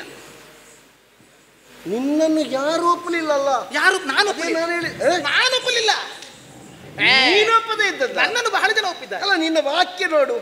ಎಲ್ಲಿ ನೋಡಿದರೆ ನನಗೆ ಒಪ್ಪುವ ಜನ ಇಲ್ಲ. ಹೌದಾ? ಜನ ಇಲ್ಲ ಅಂದ್ರೆ ನನಗೆ ಒಪ್ಪುವ ಜನ ಇಲ್ಲ ಅಂದ್ರೆ ನಿನ್ನನ್ನು ಒಪ್ಪುವವರಿಲ್ವಾ? ನೀನು ಒಪ್ಪುವವರಿಲ್ವಾ? ನಾನು ಒಪ್ಪುವವರಿಲ್ಲ. ಎಷ್ಟು ಗೊತ್ತಾ ನಾನು ಹುಡುಕಿದಂದ್ರೆ ಮೇಲೆ ಹೋಗಿದ್ದೇನೆ, ದೇವಲೋಕಕ್ಕೆ ಹೋಗಿ ಹುಡುಕಿದ್ದೇನೆ ನನಗೆ ಒಪ್ಪುವ ಜನ ಸಿಗ್ತಾರಂತ. ನೀನು ದೇವಲೋಕದವರೆಗೆ ಹೋಗಿದ್ದೀಯಾ? ಮತ್ತೆ ದೇವಲೋಕ ಸ್ವರ್ಗಕ್ಕೆ ಹೋಗಿ ಏನು ಬಂದದ್ದು? ನೀನು ಬಂದದ್ದು ಅಂದ್ರೆ ಅಲ್ಲಿ ಯಾರು ಚಂದದವರಂತ ನೋಡಿದೆ. ಅಲ್ಲ, ಸಾಧಾರಣ ಭೂಮಿಯಲ್ಲಿ ಹುಟ್ಟಿದವರೆಲ್ಲ ಒಮ್ಮೆ ಸ್ವರ್ಗಕ್ಕೆ ಹೋದ್ರೆ ಸಾಕು ಅಂತ ಎಣಿಸುವುದು. ಹೌದು. ನಾನು ಸ್ವರ್ಗಸ್ಥಳ, ಜೀವಂತ ಸ್ವರ್ಗಕ್ಕೆ ಹೋಗಿ ನಾನು ಸ್ವರ್ಗಸ್ಥಳ ಆದದಲ್ಲ ಪುಣ್ಯಾತ್ಮ. ಸ್ವರ್ಗದಲ್ಲಿ ಹೋಗಿ ಹುಡುಕ್ಲಿಕ್ಕೆ ಹೊರಟದ್ದು. ಸ್ವರ್ಗದಲ್ಲಿ ಚಂದದವರು ಇದ್ದಾರೆ. ಎಂತ ಕರ್ಮ ಚಂದ? ಅಯ್ಯೋ, ಇಂದ್ರ ಇದ್ದಾನೆ, ಎಂತದು ಅಗ್ನಿ ಇದ್ದಾನೆ. ಎಂತ ಕರ್ಮಕ್ಕೆ? ಒಂದು 3 ತಲೆ, ಅವನಿಗೆ ತಲೆಯಲ್ಲಿ ಕೊಂಬು, ಒಂದು 7 ನಾಲಿಗೆ, ಚಂದವಾದ ಕರ್ಮ. ಚಂದ ಇಲ್ಲ. ಅದಕ್ಕಿಂತ ರಾಕ್ಷಸರಾದ್ರೂ ಚಂದ ಇದ್ದಾರೆ ಕರ್ಮ. ಅಲ್ಲ ಹೇಳಿದ್ರಿ, ಅಗ್ನಿ ಚಂದ ಇಲ್ಲ. ದೇವತೆಗಳೊಬ್ಬರು ಸರಿ ಇಲ್ಲ. ಯಾಕೆ ಗೊತ್ತಾ? ನಾನಲ್ಲಿ ಹೋದದ್ದೇ ತಡ. ನನ್ನನ್ನು ಬಿಟ್ಟ ಕಣ್ಣಿನಿಂದ ನೋಡಿದ್ರು. ಅಲ್ಲ, ಅವರಿಗೆ ಮುಚ್ಚಲಿಕ್ಕೆ ರೆಪ್ಪೆ ಇಲ್ಲಲ್ಲ. ನಿನ್ನನ್ನು ಬಿಟ್ಟ ಕಣ್ಣುಗಳಿಂದ ನೋಡಿದ್ದಲ್ಲ. ಆಗ ಅವರಿಗೆ ಮುಚ್ಚಲಿಕ್ಕೆ ರೆಪ್ಪೆ ಇಲ್ಲ. ನಾನು ಅದಕ್ಕೆ ಬಿಟ್ಟದ್ದು. ಯಾರಿಗೆ ರೆಪ್ಪೆ ಇಲ್ವೋ ಅವರು ಅನಿಮಿಷರು. ನಾನು ಅದಕ್ಕೆ ಅವರು ನಿಮಿಷ ಅಂದ್ರೆ ಎಂತದ್ದು? ನಿಮೇಶ ಎಂತದ್ದು? ಹಾಗೆ ರೆಪ್ಪೆ ಅಂತ ಅರ್ಥ. ಹೌದಾ? ನಾನು ಅದಲ್ಲ. ನಾನು ಎಂತದಕ್ಕೆ ಅವರನ್ನು ಆದರಿಸಿ ಬಿಟ್ಟದ್ದು. ಒಂದು ಹುಡುಗಿಯನ್ನು ಕಂಡಾಗ ಒಂದು ಕಣ್ಣಾದ್ರೂ ಮುಚ್ಚದೇ ಇದ್ರೆ ಮತ್ತೆಂತ ಕರ್ಮಕ್ಕೆ ಅವರನ್ನು ಮದುವೆ ಆಗುದು? ಹುಡುಗಿಯರನ್ನೆಲ್ಲ ಬಿಟ್ಟ ಕಣ್ಣಲ್ಲಿ ನೋಡುದಾ? ಒಂದು ಹುಡುಗಿಯನ್ನು ನೋಡಿದಾಗ ಒಂದು ಕಣ್ಣಾದ್ರೂ ಮುಚ್ಚಿ ನೋಡಬೇಕು. ಹುಡುಗಿಯನ್ನು ನೋಡುವಾಗ ಒಂದು ಕಣ್ಣಾದ್ರೂ ಮುಚ್ಚಬೇಕು. 2 ಕಣ್ಣು ಅದು ನನ್ನ ಒಂದು ಸೌಂದರ್ಯದ ಬೆರಗಿಗೆ 2 ಕಣ್ಣಾದ್ರೂ ಮುಚ್ಚಬೇಕಿತ್ತು. ಅವ್ರು ಒಂದು ಕಣ್ಣು ಮುಚ್ಚುದಿಲ್ಲ. ಬೇಡ, ಬಿಟ್ಟೆ. ಪಾತಾಡಕ್ಕೆ ಹೋದೆ. ಅಲ್ಲಿ ಹೇಗೆ? ಅಲ್ಲಿ 4 ಕಣ್ಣು ಮುಚ್ಚುತ್ತಾರ. ಅವು 2 ನಾಲಿಗೆಲ್ಲ ಉಂಟು. ಅದೇ ಚಂದ ಇದ್ರು. ಎಂತ ಚಂದ ರಾಮಚಂದ್ರ. ಸೊಂಟವೇ ಇಲ್ಲ ಅಂತ. ಅಲ್ಲ, ಚಂದಕ್ಕೂ ಸೊಂಟಕ್ಕೂ ಏನು ಸಂಬಂಧ? ಅಲ್ಲ, ಮೇಲೆಲ್ಲ ಚಂದ ಇದ್ದಾರೆ, ಮುಖ ದೇಹ ಉಂಟು, ಕೆಳಗೆಲ್ಲ ಹಾವಿನ ಆಕೃತಿ ಅಲ್ವ ಅವರು. ಈ ಸೊಂಟ ಗಟ್ಟಿಲ್ಲದಿದ್ದವರನ್ನು ಮದುವೆಗೆ ಎಂತ ಕರ್ಮ ಮಾಡುದು ನಾನು? ಎಂತ ಕರ್ಮಕ್ಕೆ? ಚಂದದ ಹುಡುಗಿಯನ್ನು ಮದುವೆ ಆಗುವಾಗ ಯಥಾರ್ಥಕ್ಕಾದರೂ ನಿನ್ನನ್ನು ನೋಡಿದ್ರೆ ಅದು ನೀನು ಆಗದೇ ಇದ್ದದ್ದೇ ಒಳ್ಳೇದಾಯ್ತು. ಮತ್ತೆ ಬಾಕಿದ್ದವ್ರಿಗೆ ಉಪದ್ರ ಆಗ್ತದೆ ಅಲ್ಲ ಹೇಳಿದ್ದು. ಹಾಗಾಗಿ ಅವರನ್ನು ಬಿಟ್ಟೆ. ಭೂಲೋಕದಲ್ಲಿ ನೋಡಿದೆ. ಹೇಗೆ? ಅಯ್ಯೋ, ಚಂದ ಭೂಪೂಜಾರಿ ಹೇಗೆ ಚಂದದವರು ಸಿಕ್ಕಿದ್ರು. ಒಬ್ಬನ ತಲೆ ಕೂದಲು ಚಂದ, ಒಬ್ಬನ ಕಣ್ಣು ಚಂದ, ಒಬ್ಬನ ತುಟಿ ಚಂದ, ಒಬ್ಬನ ಆಜಾನು ಬಾಹು ಚಂದ, ಇನ್ನೊಬ್ಬನ ಶರೀರದ ಬಣ್ಣ ಚಂದ, ಇನ್ನೊಬ್ಬನ ಶರೀರದ ಆಯಕಟ್ಟು ಚಂದ. ಒಬ್ಬೊಬ್ಬರಲ್ಲಿ ಒಂದೊಂದು ಚಂದ ಹಂಚಿ ಹೋಗಿತ್ತು. ಇನ್ನೊಬ್ಬರು ಕೆಲವರು ಸಿಕ್ಕಿದ್ರು. ಎಲ್ಲ ಚಂದ ಇತ್ತು, ತಲೆಯೇ ಸರಿ ಇರಲಿಲ್ಲ. ತಲೆ ಅಂದ್ರೆ ಕೂದಲು ಇರ್ಲಿಲ್ವಾ? ಅದು ಬೋಳು ತಲೆ ಅಲ್ಲ. ಮತ್ತೆ ಅದು ಬೋಳು ತಲೆಗೆಲ್ಲ ನಮ್ಮಲ್ಲಿಗೆ ಎಣ್ಣೆ ಉಂಟಲ್ಲ, ಅದು ಆದಿವಾಸಿ, ಅದು ಬಹಳ ಪ್ರಚಾರದಲ್ಲಿ ಉಂಟು. ಅದು ನಾವು ಹಾಕಿದ್ರೆ ತಲೆ ಕೂದಲು ಬರ್ತದೆ. ನೀನು ಹಾಕಿದ್ಯಾ? ಹೌದು, ನಾನು ಇಷ್ಟದ್ದು ಹಾಗೆ ಒಂದು. ಅದಲ್ಲ ರಾಮಚಂದ್ರ, ನಿನ್ನದು ಬೋಳಾಗಿತ್ತ ಪೂರ್ತಿ? ನನಗೆ ಅಷ್ಟು ವರ್ಷ ಆಗಿತ್ತು ಅಂತ ಹೇಳಿದೆ ನಾನು. ಅಲ್ಲ, ಕೆಲವರಲ್ಲಿ ಹೆಂಗಸರಲ್ಲಿ ಸಂಪ್ರದಾಯದಲ್ಲಿ ಕೆಲವು ಸಲ ಬೋಳು ಮಾಡ್ಲಿಕ್ಕೆ ಉಂಟು. ಹಾಗೆ ಆಗಿತ್ತಾ ಅಂತ ಕೇಳಿದ್ದೆ. ಅದು ನಮ್ಮ ಅಪ್ಪನ ವರ್ಗದಲ್ಲೆಲ್ಲ ಉಂಟು. ಅಪ್ಪನ ವರ್ಗ. ಅಪ್ಪ ಬ್ರಾಹ್ಮಣ ಅಲ್ವಾ? ಹೌದು. ಇಲ್ಲ, ನಾನು ಮಾಡ್ಕೊಳ್ಳಿಲ್ಲಪ್ಪ. ನಾನು ಅದು ಆಗಲೇ ಇಲ್ಲ. ಮತ್ತೆ ಮಾಡ್ಕೊಳ್ಳೋದು ಸುಮ್ಮನೆ ಹೇಳಿದ್ದೆ. ಸುಮ್ಮನೆ ನೀನು ಹಾರಿಸುವುದಿಲ್ಲ ಸುಮ್ಮನೆ. ಇಲ್ಲಪ್ಪ, ನಾನು ಕೇಳಿದ್ದೆ. ಹಾಗಾಗಿ ಭೂಲೋಕದಲ್ಲಿ ಚಂದದವರು ಸಿಗ್ಲಿಲ್ಲ. ಹಾಗೆ ಹುಡುಕುತ್ತಾ ಬಂದಾಗ ಓ ಅಲ್ಲಿಂದಿಷ್ಟು ಜನ ಋಷಿಗಳೆಲ್ಲರೂ ಸೇರಿ ಮಾತಾಡ್ತಾ ಇದ್ರು. ರಾಮ ಬಂದ, ರಾಮ ರಾಘವ ರಾಜ ರಾಮ ಅಂತೇಳೆಲ್ಲ ಹೇಳ್ತಾ ಇದ್ರು, ಭಜನೆ ಮಾಡ್ತಾ ಇದ್ದಾರೆ. ನನಗೆ ಆಮೇಲೆ ಗೊತ್ತದ ಅವರು ರಾಮ ಭಜನಾ ಮಂಡಳಿಯವರು ಅಂತ. ಹೌದೌದು, ಅವರೆಲ್ಲ ಇಲ್ಲಿಗೆ ತೋರಿಸಿದ್ರು. ನಿನಗೆ ಆ ಭಜನಾ ಮಂಡಳಿಯವರು ಸಿಕ್ಕಿದ್ರಲ್ಲ? ಹೌದೌದು, ಈ ಕಡೆ ಮಾತ್ರ ಇರೋದು. ಹಾಗಾಗಿ ಅವರು ಹೇಳಿದ ಹಾಗೆ ನೀನು ಚಂದದವಾ ಅಂತ ನಿನ್ನ ಬಳಿಗೆ ಬಂದೆ ರಾಮಚಂದ್ರ. ಇದೋ ಓಹ್ ಅಲ್ಲಿ ತಾಂಬೂಲವಿದೆ, ಎಲೆ ಅಡಿಕೆ, ಅಯ್ಯೋ ಬೇರೆ ನಾದಕ್ಕೆ ಸೀಳಾಗುವಂತ ಮೃದುವಾದಂತ ವೀಳ್ಯದೆಲೆ, ಹೌದಾ, ಹದವಾಗಿ ಕರ್ಪೂರ ಸುಟ್ಟಂತ ಸುಣ್ಣ, ಆ ಬಳಿಕ ಸುಗಂಧ ದ್ರವ್ಯಗಳೆಲ್ಲ ಉಂಟು. ನಾನು ಹಚ್ಚುತ್ತೇನೆ. ಅದು ಕೆಂಪಾಗಬೇಕಾದ್ರೆ ಎಷ್ಟು ಸುಣ್ಣ ಹೆಚ್ಚು ಹಾಕಬೇಕು, ಕೆಂಪು ಬೇಡ ಆದ್ರೆ ಎಷ್ಟು ಕಡಿಮೆ ಹಾಕಬೇಕು, ಅದನ್ನೆಲ್ಲ ಚಂದ ಮಾಡಿ ಕಚ್ಚಿ ನಾನು ನಿನ್ನ ಬಾಯಿಗೆ ಇಡ್ತೇನೆ. ನಾನು ತಿನ್ನುವುದಿಲ್ಲ, ಆದರೆ ನನ್ನ ಬಾಯಿ ಕೆಂಪಾಗಬೇಕು. ಯಥಾರ್ಥಕ್ಕಾದರೂ ನಿನ್ನ ಮಾತು ಕೇಳುವಾಗ ನೀನು ಬಹಳ ಎಲೆ ಮಾಡಿ ಕೊಟ್ಟಿದ್ದಿ ಅಂತ ಕಾಣ್ತದೆ. ಅಲ್ಲ, ಇಲ್ಲದಿದ್ರೆ ಅಷ್ಟು ಬೇಗ ಎಲ್ಲ ಅನುಭವಕ್ಕೆ ಬರ್ಲಿಕ್ಕಿಲ್ಲ. ಹೊಸತಾದ ಮದುವೆಯಾದ ಹೆಂಡತಿಯಲ್ಲಿ ಹೇಳಿದ್ರೆ ಅವಳು ಒಂದು ದಿವಸ ಸುಣ್ಣ ಹೆಚ್ಚಾಕುವುದು, ಒಂದು ದಿವಸ ಅದು ಗಂಡನಿಗೆ ತೆಲ್ಲ ಹೆಚ್ಚಿ ಹಾಕುದು, ನಾಲಿಗೆ ಸುಟ್ಟು ಸಾಯ್ಬೇಕು. ನಿನಗೆ ಬಹಳ ವರ್ಷದಿಂದ ಎಲೆಗೆ ಸುಣ್ಣ ಎಲ್ಲ ಬೇಕಾದ ಹಾಗೆ ಹಾಕಿ ಗೊತ್ತಿದ್ದ ನೀನೊಂದು ಅನುಭವದ ಹಾಗೆ ಮಾತಾಡ್ತೀವಿ. ಒಂದು ಮದುವೆಯಾಗಿ 2 ಮಕ್ಕಳು ಅದೆಲ್ಲ ಅಲ್ಲ ಹೇಳಿದ್ದು, ಎಲ್ಲರಿಗೆ ತಿನ್ನುವವರನ್ನು ನೋಡಿ ಹೇಳಿದ್ದೆ ನಾನು ರಾಮಚಂದ್ರ. ಹಾಗಾಗಿ ನಿನ್ನ ಬಳಿಗೆ ಇಷ್ಟು ಬಳಲಿಕೆಯಿಂದ ಬಂದಿದ್ದೇನೆ ರಾಮಚಂದ್ರ. ಯಾಕೆ ದೂರ ನಿಲ್ವೆ ರಾಮಚಂದ್ರ? ನನ್ನ ಅಂತ ಈ ಅನಿಸಿಕೆಗಳನ್ನು ಹೇಳಿಕೊಂಡಿದ್ದೇನೆ. ನನ್ನನ್ನು ಸಂತೈಸು, ಸಮಾಧಾನ ಪಡಿಸು. ಪಟ್ಟದ ರಾಣಿ ಮೊದಲೇ ಬಂದುದಿಲ್ಲ, ಮೊದಲೇ ಬಂದುದಿಲ್ಲ. ಚದುರೆ ಸಣ್ಣವಳೊಬ್ಬಳ ಮದುವೆಯಾದೇನಲ್ಲ, ಚದುರೆ ಸಣ್ಣವಳೊಬ್ಬಳ ಮದುವೆ ಆದ ನಲ್ಲ.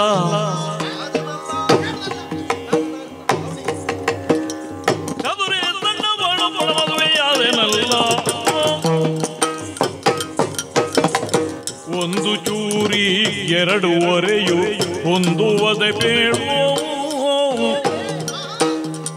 ಒಂದು ಚೂರಿ 2 ಒರೆಯು ಹೊಂದುವದೆ ಬೇಡೋ. ಮಂದಗಮನೆ ಬೇಡ್ವೆ ನಿನಗಿನ್ನೊಂದು ಯದುನಾಗೇಳು, ಮಂದಗಮನೆ ಬೇಡ್ವೆ ನಿನಗಿನ್ನೊಂದು ಯದುನಾಗೇಳು. ಮದನನ ಪಟ್ಟದ ರಾಣಿ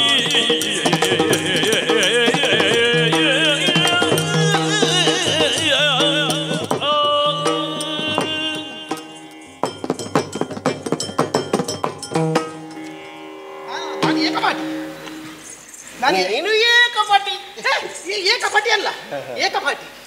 ಒಂದು ಸಲ ನೋಡಿದ್ರೆ ಗೊತ್ತಾಗ್ತದೆ. ಒಮ್ಮೆ ನೋಡಿದ್ರೆ ಹೇಳಿದ್ದೇನೆ ಅಲ್ಲ, ನಾವೆಲ್ಲ ಅದನ್ನು ಚೆನ್ನಾಗಿ ನೋಡಿದೆವು. ಹೌದಾ? ಇಲ್ಲಿ ಓ ಮದನನ ಪಟ್ಟದ ರಾಣಿ, ನಾನು ಹತ್ತಿರ ಕರೆದದ್ದಲ್ಲ, ನಿನ್ನನ್ನು ಸಂಬೋಧಿಸಿದ್ದಷ್ಟೇ. ಅದೇ ಮದನನ ಪಟ್ಟದ, ನಾನು ಅದೇ ರತಿ ಅಲ್ವಾ? ಅಲ್ಲ, ಅದೇ ಸರಿ. ಓ ಮದನನ ಪಟ್ಟದ ರಾಣಿ, ಓ ರಾಜ, ಏನು ಮಾಡೋಣ ಹೇಳು? ಅರೆ ಇದು ವಿಷಾದ ಎಂತದಕ್ಕೆ? ಆಗ ಶೃಂಗಾರ, ಈಗ ವಿಷಾದ. ನೀನು ಬರುವಾಗ ಸ್ವಲ್ಪ ತಡ ಆಯ್ತು. ಇಲ್ಲಪ್ಪ, ನಾನು ಇಷ್ಟು ಬೇಗ ಎಲ್ಲಿಯೂ ಬರಲಿಲ್ಲ, ಇವತ್ತೇ ಬಂದದ್ದು ಬೇಗ. ಮತ್ತೆ ನಿನ್ನ ಲೆಕ್ಕದಲ್ಲಿ ನೀನು ಬಂದದ್ದು ಬೇಗ ಅಂತ. ಹೆಚ್ಚಾಗಿ ಅರ್ಧರಾತ್ರಿ ಮೇಲೆ ನಾವೆಲ್ಲ ಬರುದು. ಇವತ್ತು ಇದೇ ಬೇಗ, ಮೊದಲ ಪ್ರಸಂಗ. ಅಲ್ಲ, ನೀನು ಲೆಕ್ಕ ಮಾಡಿದ ಪ್ರಕಾರ ಬಂದದ್ದು ಬೇಗವೇ. ಬೇಗವೇ ಅಲ್ಲ, ಇನ್ನೂ ಬೇಗ ಬರಬೇಕಿತ್ತು. ಎಂದು ಸೂರ್ಯ ಉದಯಿಸುವ ಮೊದಲ ಇಷ್ಟು ಹಗಲು ಬಂದಿದ್ದೇನೆ. ಇಲ್ಲ, ಮತ್ತೆ ಒಂದು ಪ್ರಕರಣ ನಿನಗೆ ಹೇಳಿಬಿಡ್ತೇನೆ ನಾನು. ಎಂತ ಪ್ರಕರಣ? ತಾಟಕ ಸಂಹಾರದ ಬೆನ್ನಿಗೆ ನೀನು ಬಂದಿದ್ರೆ ನಿನಗೆ ಆಗಲೇ ಒಂದು ವ್ಯವಸ್ಥೆ ಆಗ್ತಿತ್ತು. ಎಂತದ್ದು? ಆ ತಾಟಕಿಯನ್ನು ಕೊಂದಾಗೆ ನನ್ನನ್ನು ಕೊಲ್ತಿದ್ದೀರಿ ಅಂತೇಳಿ? ಹಾಗಲ್ವೇ? ಮತ್ತೆ ತಾಟಕಿಯನ್ನು ಕೊಂದ ಬಳಿಕ ಆದ ಪ್ರಸಂಗ ಎಂತದ್ದು? ಎಂತ ಪ್ರಸಂಗ ಅದು? ಸೀತಾ ಕಲ್ಯಾಣ. ಇದು ತಾಟಕಿ ಹೆಣ ಸುಟ್ಲಿಲ್ವಾ? ತಾಟಕಿಯನ್ನು ಕೊಂದ ಬಳಿಕ ತಾಟಕಿ ಹೆಣ ಸುಡುವ ಪ್ರಕರಣ ಅಲ್ಲ ಅದು? ಅವರ ಕುಟುಂಬದವರು ಸುಟ್ಟಾರು, ನಮಗೆ ಅಗತ್ಯ. ನೀವು ನಿಮ್ಮ ಪ್ರಸಂಗ ಮಾತ್ರ? ನಮ್ಮ ಪ್ರಸಂಗ ಮಾತ್ರ. ತಾಟಕಿಯನ್ನು ಕೊಂದಾದ ಬಳಿಕದ ಪ್ರಸಂಗವೇ ಪ್ರಮುಖವಾಗಿರುವುದು ಸೀತಾ ಕಲ್ಯಾಣ. ಸೀತಾ ಕಲ್ಯಾಣ. ಚದುರೆ ಸಣ್ಣವಳೊಬ್ಬಳ ಮದುವೆಯಾದೆನಲ್ಲ. ಎಂತದ್ದು? ಚದುರೆ ಸಣ್ಣವಳೊಬ್ಬಳ ಮದುವೆಯಾದೆನಲ್ಲ. ದೊಡ್ಡವಳು ನಾನಿದ್ದೇನಲ್ಲ. ಅದೆಂತಕ್ಕೆ ಅಷ್ಟು ಸಣ್ಣದು? ದೊಡ್ಡದು ನಾನಿದ್ದೇನೆ. ನಾನು ಮದುವೆಯಾದನಲ್ಲ. ಅಲ್ಲ, ಆಗು ನನಗೀಗ ನಲ್ಲ. ಇಲ್ಲ, ಏನಾಗದೆ ಸುಮ್ಮನಿಲ್ಲ, ಅದೆಲ್ಲ ಬೇಡಪ್ಪ. ನಾನೇನು ವಿಷಯ ಕೇಳಿ ಅಂತ ಮಾಡಬೇಡ. ನಿಮ್ಮ ಪೂರ್ವ ನನ್ನ ಅಪ್ಪನಿಗೆ, ನಿಮ್ಮ ಅಪ್ಪನಿಗೆ 3 ಜನ ಪಟ್ಟದ ರಾಣಿಯರು, 350 ಜನ ಬೇರೆ ಅಂತಪುರದಲ್ಲಿ. ಆ ಅಪ್ಪ 3 ಆಗುವಾಗ ಮಗ ಒಂದು 6 ಆದ್ರೂ ಆಗಬೇಕಾ ಬೇಡವಾ? ಹಾಗಾಗಿ ನಾನು ಒಂದರಲ್ಲೇ ನಿಲ್ಲಿಸಿದ್ದೆ. ಎಂತದಕ್ಕೆ? ಈ ಪ್ರಪಂಚದಲ್ಲಿ ನೀವು ಎಲ್ಲಿ ಬೇಕಾದ್ರೂ ನೋಡು, ಅಪ್ಪನಿಗೆ ಯಾವ ಅಭ್ಯಾಸ ಇರ್ತದೆ ಅದು ಮಕ್ಕಳಲ್ಲಿ ಇರುವುದಿಲ್ಲ. ಹೌದಾ? ಅವ ಹೇಳ್ತಾನೆ, ನಮ್ಮ ಅಪ್ಪನೇ ಬಾರಿ ಮಾಡಿದ್ದಾರೆ ಸಾಕಪ್ಪ ನಮಗೆ ಅಂತ. ಹಾಗುಂಟಾ? ಹೌದು. ಈಗ ವಿನೋದಕ್ಕಾಗಿ ಹೇಳ್ತೇನೆ, ನಮ್ಮ ಅಪ್ಪನಿಗೆ 3 ಮದುವೆ ಆದದ್ದರಿಂದಲೇ ನಾನು ಕಾಡಿಗೆ ಬಂದದ್ದು. ವಿನೋದಕ್ಕಾಗಿ. ಇರ್ಲಿ ಇರ್ಲಿ, 3 ಮದುವೆ ಅದನ್ನು ದೊಡ್ಡ ವಿಷಯ ಅಂತ ತಗೊಳ್ಬೇಡ ಬಿಡು. ಅಂದ್ರೆ ನಿನ್ನಲ್ಲಿ ಒಂದು ಉಪಮಾಲಂಕಾರವಾಗಿ ನಾ ಕೇಳ್ತೇನೆ. ಎಂತದ್ದು? ಒಂದು ಚೂರಿ ಇರ್ತದೆ. ಒಂದು ಚೂರಿ ಅರ್ಥ ಆಗ್ತದಲ್ಲ? ಚೂರಿ, ಕತ್ತಿ ಕತ್ತಿ, ಚೂರಿ, ಕಠಾರಿ. ಹೌದು. ಈಗ ಅದಕ್ಕೆ ಒರೆ ಅಂತ ಒಂದು ಸಿಗ್ತದೆ, ಚರ್ಮದ ಚೀಲ. ಚೂರಿಯನ್ನು ಜಾಗ್ರತೆಯಾಗಿ ಇರಿಸಿಕೊಳ್ಳುವುದಕ್ಕೆ ಒರೆ ಅಂತ ಹೇಳ್ತಾರೆ. ಹೌದು. ಈಗ ಒಂದು ಚೂರಿ ನಮ್ಮಲ್ಲಿ ಇರುವುದು. ಹೌದು. ಎಷ್ಟು ಒರೆ ಬೇಕದಕ್ಕೆ? ಎಷ್ಟು? 1 ಒರೆ ಸಾಕಾಗ್ತದೆ. ಅಲ್ಲ, 2 ಇದ್ರೆ ತೊಂದರೆ ಎಂತದಪ್ಪ? ಒಮ್ಮೆ ಅಲ್ಲಿ ಇಡುದು, ಒಮ್ಮೆ ಇಲ್ಲಿ ಇಡುದು, ಎಂತದುಂಟು?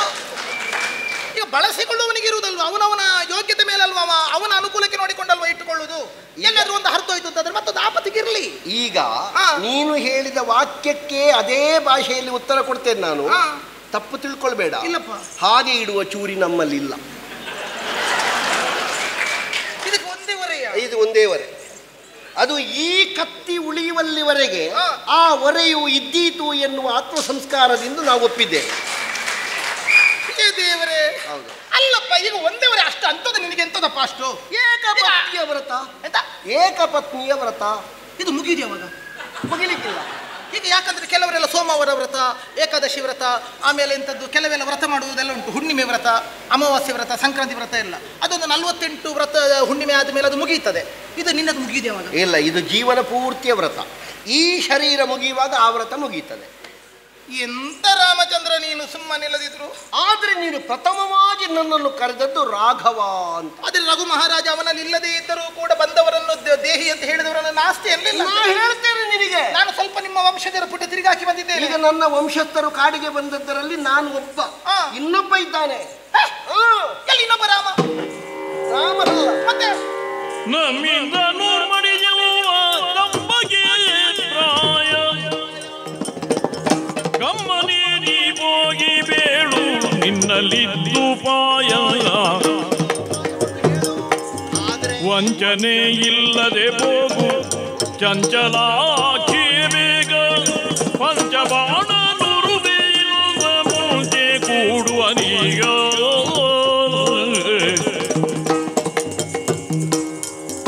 ವಂಚನೆ ಇಲ್ಲದೆ ಹೋಗು ಚಂಚಲಾಖಿ ಬೇಗ ಪಂಚಬಾಣ ನುರುವೆಯಿಂದ ಮುಂಚೆ ಕೂಡುವ ನೀಗ ಮದನದ ಪಟ್ಟದ ರಾಣಿ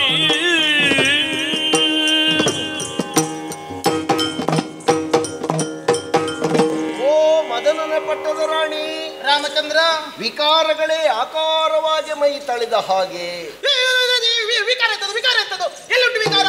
ಎಲ್ಲಿ ವಿಕಾರ ಕಾಣ್ತದೆ?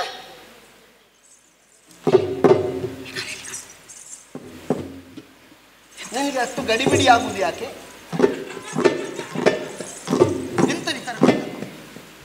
ನಾನು ಏನಾದರೂ ನಿನಗೆ ಸಂಬಂಧಪಟ್ಟು ಮಾತಾಡಿದ್ದೀನಿ? ನೀನು ನನ್ನ ನೋಡಿ ಮಾತಾಡುವಾಗ ನನಗೆ ಎಂತ ಭಾವಿಸಿದ್ದು ನಾನು? ಅಂದ್ರೆ ವಿಷಯ ಇಷ್ಟೇ. ಎಂತದ್ದು? ಒಬ್ಬನ ದೇಹದಲ್ಲಿ ವಿಕಾರ ಇಲ್ವಾ? ಎಂತ ವಿಕಾರ ಉಂಟು? ಮುಂಗುರುಳು. ಹೌದು. ಅದು ಹೇಗಿರುವುದು? ಅದು ಸುರುಳಿ ಸುರುಳಿಯಾಗಿ. ಹೌದಾ? ಕೊಂಕು. ಹೌದಾ? ಹೌದು. ಕಣ್ಣಿನಲ್ಲಿರುವಂತಹ ಚಾಂಚಲ್ಯ, ಆಚೆ ಕೂದಲಲ್ಲಿರುವಂತಹ ಕುಟಿಲತೆ, ಎದೆಯಲ್ಲಿರುವಂತಹ ಕಾಠಿಣ್ಯ. ಈ ಹೋಗ ನಿನಗೂ ಕೆಲವು ಸಲ ನಾಚಿಕೆ ಆಗ್ತದಲ್ಲ, ಆಮೇಲೆ ಗೊತ್ತಾದದ್ದು. ನಡುವಿನಲ್ಲಿರುವಂತಹ ಕೃಷತ್ವ, ನಡೆಯಲ್ಲಿರುವಂತಹ ಮಾಂದ್ಯ. ಹೌದು. ಆ ಭಾಗದಿಂದ ತೆಗೆದು ಇದನ್ನು ಪ್ರತ್ಯೇಕವಾಗಿ ಇಟ್ಟರೆ ಅದು ವಿಕಾರ ಹೌದಾ ಅಲ್ವಾ? ಅದೌದು. ಕುಟಿಲ ಎಲ್ಲ ವಿಕಾರವೇ. ಹೌದಲ್ಲ? ವಿಕಾರವೇ. ಕುಟಿಲ ಇರ್ಬೇಕಾದ ಜಾಗದಲ್ಲಿ ಇದ್ರೆ ಚಂದ. ಅದು ರೂಪ. ಹಾಗಾಗಿ ನಾನು ಹೇಳಿದ್ದು ವಿರೂಪವೇ ರೂಪವಾಯಿತೋ. ವಿಕಾರ ಆಕಾರ ಅಂದ್ರೆ ನೀನು ಹಾಗೆ ಹೇಳಿದ್ದಲ್ಲಪ್ಪ. ಅದಲ್ಲ, ನೀನೀಗ ಆಗದಿಂದ ಸಾಹಿತ್ಯ ಮಾತಾಡುವಾಗ ನಾನು ಸ್ವಲ್ಪ ಸಾಹಿತ್ಯ ಮಾತಾಡಬೇಡ್ವೆ? ನೀನು ನನ್ನನ್ನು ಸೇರಿ ಸ್ವಲ್ಪ ಜಾಣ ಆಗುತ್ತಾ ಇದ್ದೀನಿ. ಹೌದು. ನಾವು ಒಟ್ಟಿಗೆ ತಿರುಗಾಟ ಮಾಡುವ, ನೀನು ಇನ್ನೂ ಜಾಣ ಆಗುತ್ತೆ. ಇದು ನಮ್ಮ ಕಡೆ ಬರ್ತೀಯ. ಆ ಮಾತೊಂದು ಸತ್ಯ. ಅದ ನೀನು ನಮ್ಮ ಕಡೆಗೆ ಬಾ. ನಾನು ಅದಕ್ಕೆ ಬರ್ತದ್ದು. ನಿನ್ನಂತ ಆನೆ ಮರಿಗಳನ್ನೆಲ್ಲ ಸಾಕಲಿಕ್ಕೆ ನಾವೇ ಬಿಟ್ಟರೆ ಬೇರೆ ಯಾರು ಅಲ್ಲ. ಇದು ಹೇಳಿದ ಹಾಗೆ ಅದು ಬಿಡು. ಒಂಟಿ ಸಲಗ ತುಂಬಾ ಉಂಟು ಕಾಣ್ತದೆ. ನೀನು ಅಂದ್ರೆ ಎಂತದ್ದು? ಬಳಿ ಬಂದು ಬೇಡಿದವರಿಗೆ ನಮ್ಮಲ್ಲದೆ ಇದ್ರೂ ಇನ್ನೊಬ್ಬರನ್ನು ತೋರಿಸಬೇಕು. ಅದಾದ್ರೂ ಮಾಡ್ಬೇಕಾ ಬೇಡ? ನಮ್ಮ ಮನೆಯಲ್ಲಿ ಅಣ್ಣ ತಮ್ಮ ಬಂದಿದ್ದಾನೆ ಇಲ್ಲಿಗೆ, ತಮ್ಮ ನನ್ನೊಟ್ಟಿಗೆ. ಯಾರು ತಮ್ಮ? ಲಕ್ಷ್ಮಣ ಅಂತ ಅವನ ಹೆಸರು. ಲಕ್ಷಣವಾಗಿದ್ದಾನೆ. ಅಯ್ಯೋ, ಅಲ್ಲಿ ನೋಡು, ಒಂದು ಎಲೆ ಮನೆ ಕಾಣ್ತದೆ. ಅಲ್ಲಿದ್ದಾನೆ. ಹೌದು, ಎಲೆ ಮನೆ. ಅವ ಎಷ್ಟು ಚಂದ. ಎಷ್ಟು ಚಂದ? ನಾನ್ ಚಂದವಾ? ನೀವು ಚಂದವೇ. ಹೌದಾ? ಹೌದು. ನಾನೊಂದು ಎಷ್ಟು ಚಂದ? ಮನ್ಮಥನಂತೆ.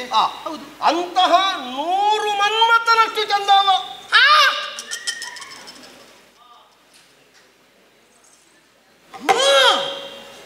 ಹತ್ತಲ್ಲ 100. ಮಾತು ಬಿದ್ದೋಯ್ತಾ? ಅಲ್ಲ, ನಾನು ಇದನ್ನೇ ಚಂದ ಅಂತ ಮಾಡಿದ್ದು. ನನಗಿಂತ 100 ಮಾಡಿ ಚೆಲುವ. 100 ಪಟ್ಟು ಚಂದ. ಹಾಗೆ ಅಂತ ಅವ ಸ್ವಲ್ಪ ಮಿತಭಾಷಿ. ಹೌದಾ? ಅವ ಯಾರಲ್ಲಿಯೂ ಹೆಚ್ಚು ಮಾತಾಡುವುದಿಲ್ಲ. ಈಗ ನಾನು ಅದು ಮತ್ತೆ ವ್ಯವಹಾರ ಮಾಡೋದು ಈಗ ಅವನ ಹತ್ರ. ನೀನು ನನಗೆ ಮೊದಲು ಬಹಳ ಅನುಮಾನ ಇತ್ತು. ಹೇಗೆ? ನೀನು ಒಂದು ವಿಷಯ ನೆನಪಿಟ್ಟುಕೊಂಡ್ರೆ ಸಾಕು. ಎಂತ ಮಾಡಬೇಕು? ವಂಚನೆ ಇಲ್ಲದೆ ಹೋಗ್ಬೇಕು. ವಂಚನೆ ಯಾರ ಹತ್ರ ಉಂಟು? ಎಲ್ಲಿ ವಂಚನೆ ಮಾಡಿದವರು ಯಾರು? ಎಲ್ಲಿ ವಂಚನೆ ಉಂಟು? ಯಾರು ವಂಚನೆ ಮಾಡಲಿಲ್ಲ. ನನ್ನಲ್ಲಿ ಎಂಥದ್ದು ವಂಚನೆ ಇಲ್ಲ. ಒಳಗೊಂದು ಹೊರಗೊಂದು ಎಂಥದ್ದು ಇಲ್ಲ ನನ್ನದು. ನನ್ನ ಇಷ್ಟು ಸಣ್ಣ ಒಂದು ಶಬ್ದಕ್ಕೆ 3 ವಾಕ್ಯ ಮಾತಾಡ್ತೀಯಲ್ಲ ನೀನು. ಮತ್ತೆ ಇದು ವಂಚನೆ, ವಂಚನೆ ಇದ್ದದು. ಈಗ ವಂಚನೆ ನಮ್ಮಲ್ಲಿಲ್ವಾ? ಎಲ್ಲಿ ಉಂಟು? ಯಾರು ವಂಚನೆ ಮಾಡಿದ್ದಾರೆ ಇಲ್ಲಿ? ಯಾರು? ಈಗ ನೋಡು, ಎಂತದ್ದು? ನಾನೊಂದು ಉತ್ತರೀಯವನ್ನು ಹಾಕಿಕೊಂಡಿದ್ದೇನೋ. ಹೌದು, ಒಂದು ಬಟ್ಟೆ. ಅದು ಯಾಕೆ? ಎಂತದಕ್ಕೆ? ಸಾಧಾರಣ ಎದೆ ಮುಚ್ಚಬೇಕು ಅಂತ. ಹೌದಾ? ಅದೌದು. ನಾನೊಂದು ಮೇಲುದ ನಾನೊಂದು ಕಾಷಾಯ ವಸ್ತ್ರವನ್ನು ಉಟ್ಟುಕೊಂಡಿದ್ದೇನೋ. ಹೌದೌದು. ಮಾನ ಮುಚ್ಚಿಕೊಳ್ಬೇಕು ಅಂತ. ನಮ್ಮಪ್ಪ ಹಾಗೆ. ಹೌದಾ?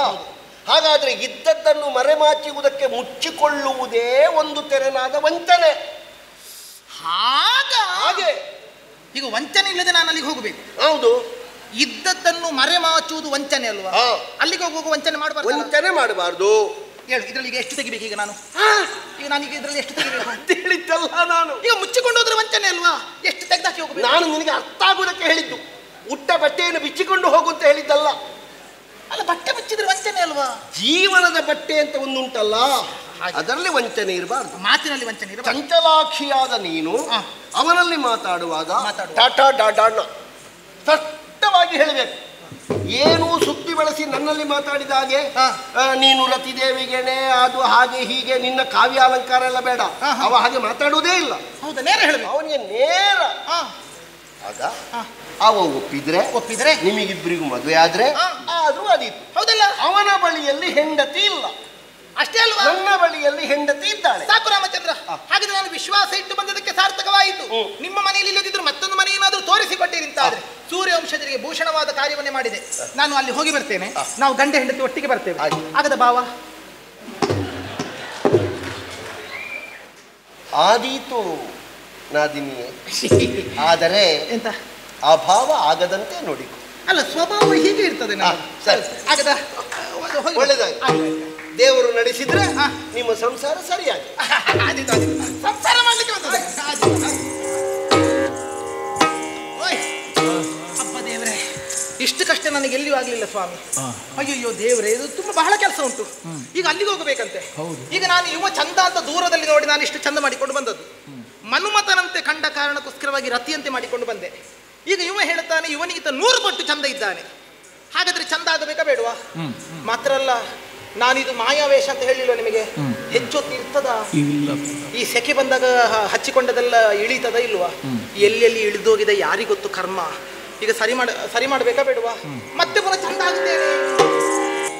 ಚಂದದಿಂದ ಬಲದಳ ಜಲೋಜನೆ, ಚಂದದಿಂದ ಬಲದಳ ಜಲೋಜನೆ. ರಾಮಚಂದ್ರ ಬೇಡಿದಂತ ಮಾತಿನಂದವನ್ನು ಬಣ್ಣಿದು. ರಾಮಚಂದ್ರ ಬೇಡಿದಂತ ಮಾತಿನಂದವನ್ನು ಬಣ್ಣಿದು. ಚಂದದಿಂದ ಬಂದಳ ಜಲೋಜನೆ, ರಾಮಚಂದ್ರ ಬೇಡಿದಂತ ಮಾತಿನಂದವನ್ನು ಬಣ್ಣಿದು. ಕನ್ನಡಿಯನ್ನು ತೆಗೆದು ನೋಡುದ, ಕನ್ನಡಿಯನ್ನು ತೆಗೆದು ನೋಡುದ. ಮೊಗವು ಬಲು ಚೆನ್ನಾಗಿ ಬೂದಿಲ್ದತಿ ನಗಾಡುದ. ಮೊಗವು ಬಲು ಚೆನ್ನಾಗಿ ಬೂದಿಲ್ದತಿ ನಗಾಡುದ. ಮತ್ತೆ ತನ್ನೊಳ್ತಾನೆ ಮಾತನಾಡುದ, ಮತ್ತೆ ತನ್ನೊಳ್ತಾನೆ ತನಗೆ ಕನ್ನೆಯರುಳ್ ಎಡೆಯಿಲ್ಲೆನ್ನುವುದು ಕನ್ನೆಯರುಳ್ ಎಡೆಯಿಲ್ಲೆನ್ನುವುದ ಚಂದದಿಂದ ಬಂದಳಜ್ಜ ಅಜ್ಜ ಲೋಚನೆ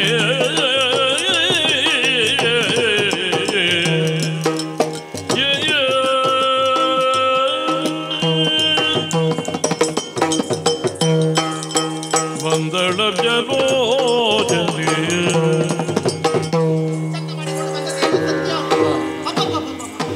ನೋಡಿದಿರಾ ನಾನಿಲ್ಲಿ ಹತ್ತಿರ ಬಂದರು ನನ್ನ ಗೆಜ್ಜೆಯ ಶಬ್ದಗಳಾಗುತ್ತಾ ಇದ್ದರು ಇವನಿಗೆ ಲಕ್ಷ್ಯವೇ ಇಲ್ಲ ಹುಯ್ ಎಂತ ಕೈಯಲ್ಲಿ ಎಂತದು ಖಡ್ಗ ಕತ್ತಿ ಅಷ್ಟು ದೊಡ್ಡದು ಎಂತದ ಗವ ಹರಿತ ಮಾಡ್ತಾ ಇರೋದವ ಏನಪ್ಪ ಮಾಡಿಕೊಳ್ಳಿ ಕಡೆಗೆ ನನಗೆ ಅನುಕೂಲ ಇವ ಮದುವೆ ಆದ್ರೆ ಅದೇ ಕತ್ತಿಯಿಂದ ಅವನನ್ನು ಕಡಿತೇನೆ ಅವ ಮದುವೆ ಆದ್ರೆ ಇವನನ್ನು ಕಡಿತೇನೆ ಇದು ಕಳ್ಳ ಬರ್ತಾನಂತೆ ಜಾಗ್ರತೆಯಲ್ಲಿ ತಲೆ ಹತ್ರ ಕತ್ತಿ ಇಟ್ಕೊಂಡು ಕಳ್ಳನಿಗೆ ಅನ್ಕೊಳ್ಳಿ ಹಿಡಿದು ಹೊಡಿಲಿಕ್ಕೆ ಒಳ್ಳೇದಾಯ್ತು ಈಗ ಮಾತಾಡಬೇಕಾ ಇದು ನೇರವಾಗಿ ಮಾತಾಡಬೇಕು ಮತ್ತೇನು ಮಾಡ್ಲಿಕ್ಕಿಲ್ಲ ಓ ಲಕ್ಷ್ಮಣ ದೇವ ಲಕ್ಷ್ಮಣ ಸಂದೀಪ ಮಾತ ಕೇಳು ಮಾತ ಕೇಳು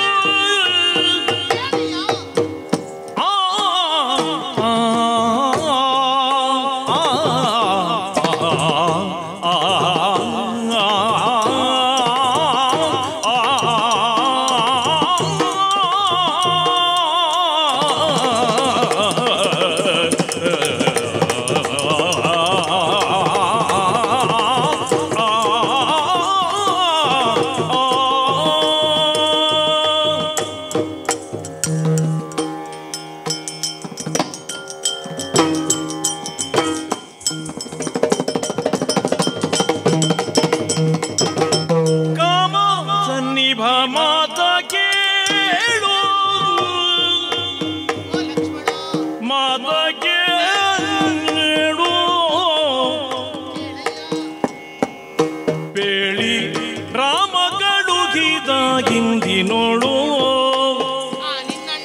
ಬೇಳಿ ರಾಮ ಕಳುಗಿದ ಇಂದಿ ನೋಡು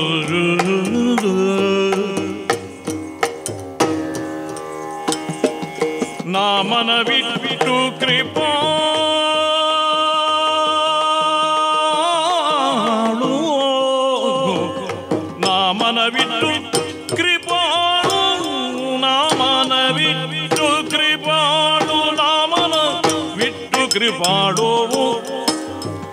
ನಿನ್ನೊಳು ಕಾಮಿತಿ ಬಂದೆ ಮೋಹದೋಳು ನಿನ್ನೊಳು ಕಾಮಿತಿ ಬಂದೆ ಕಾಮಿಸಿ ಬಂದೆ ಕಾಮಿಸಿ ಬಂದೆ ಕಾಮಿಸಿ ಬಂದೆ ಮೋಹದೋಳು ಇನ್ನು ತಾಮಸಗೊಳದಿರು ತಾಳಲಾರೆ ತಾಮಸಗೊಳದಿರು ತಾಳಲಾರೆ ತಾಳಲಾರೆ ತಾಳಲಾರೆ ತಾಳಲಾರೆ ಸೊಪ್ಪು ಪ್ರೇಮದಿಂದಲಿ ಕೂಡು ಸರಸ ಮಾತಾಡು ಇನ್ನು ತಾಮಸ ಕೊಡದಿರೋ ತಾಳಲಾರೆನೋ ತಾಳಲಾರೆ ತಾಳಲಾರೆ ಸುಪ್ರೇಮದಿಂದಲಿ ಕೂಡು ಸರಸ ಮಾತಾಡು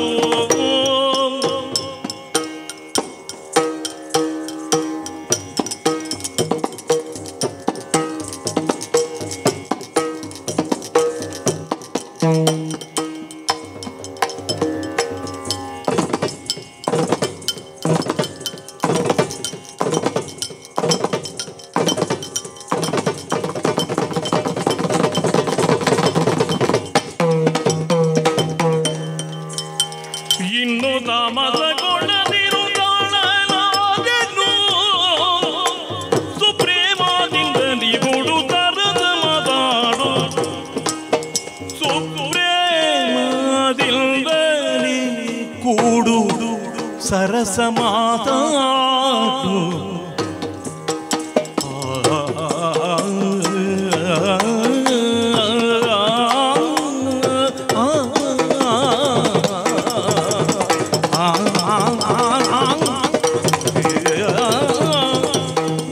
ಕಾಮಸನ್ನಿಭ ಮಾದಯೇ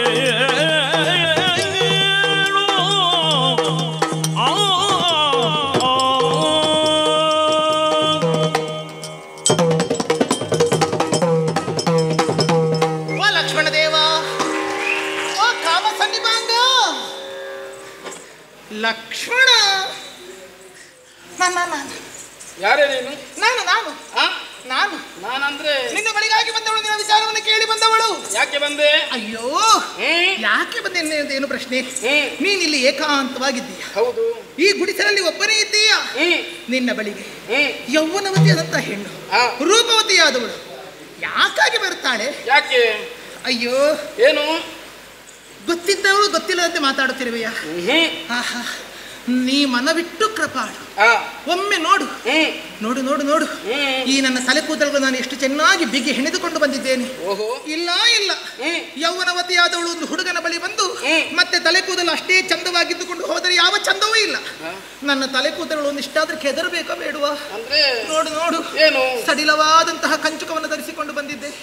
ಇಲ್ಲ ಇಲ್ಲ, ಸಾಧ್ಯವಾಗುತ್ತಿಲ್ಲ. ಏಕೋ ಬಿಗಿಯಾಗುತ್ತಿದೆ ನನ್ನ ಈ ಕಂಚುಕಗಳು. ಅಬ್ಬಾ, ನನ್ನ ಮೂಗಿನ ತುದಿ ಬೆವರಿರುವುದನ್ನಾದ್ರೂ ನೋಡು ಲಕ್ಷ್ಮಣ ದೇವ. ಅಯ್ಯೋ, ಯಾವ ಗಂಡೆ ಇರಲಿ ಯಾವ ಹೆಣ್ಣೆ ಇರಲಿ, ಮೂಗಿನ ತುದಿ ಬೆವರಿರುತ್ತದೆ ಅಂತಾದ್ರೆ ಅವರು ಕಾಮಬಾಧೆ. ಇದು ಕಾಮಬಾಧೆ, ಕಾಮಬಾಧೆ. ಏನು ಕಾಮಬಾಧೆ ತಣಿಸು ಲಕ್ಷ್ಮಣ ದೇವ. ಮಂಡು ಮಾತನಾಡುತ್ತೀ ಕಂಡರತಿ ಗೆಲುವೆ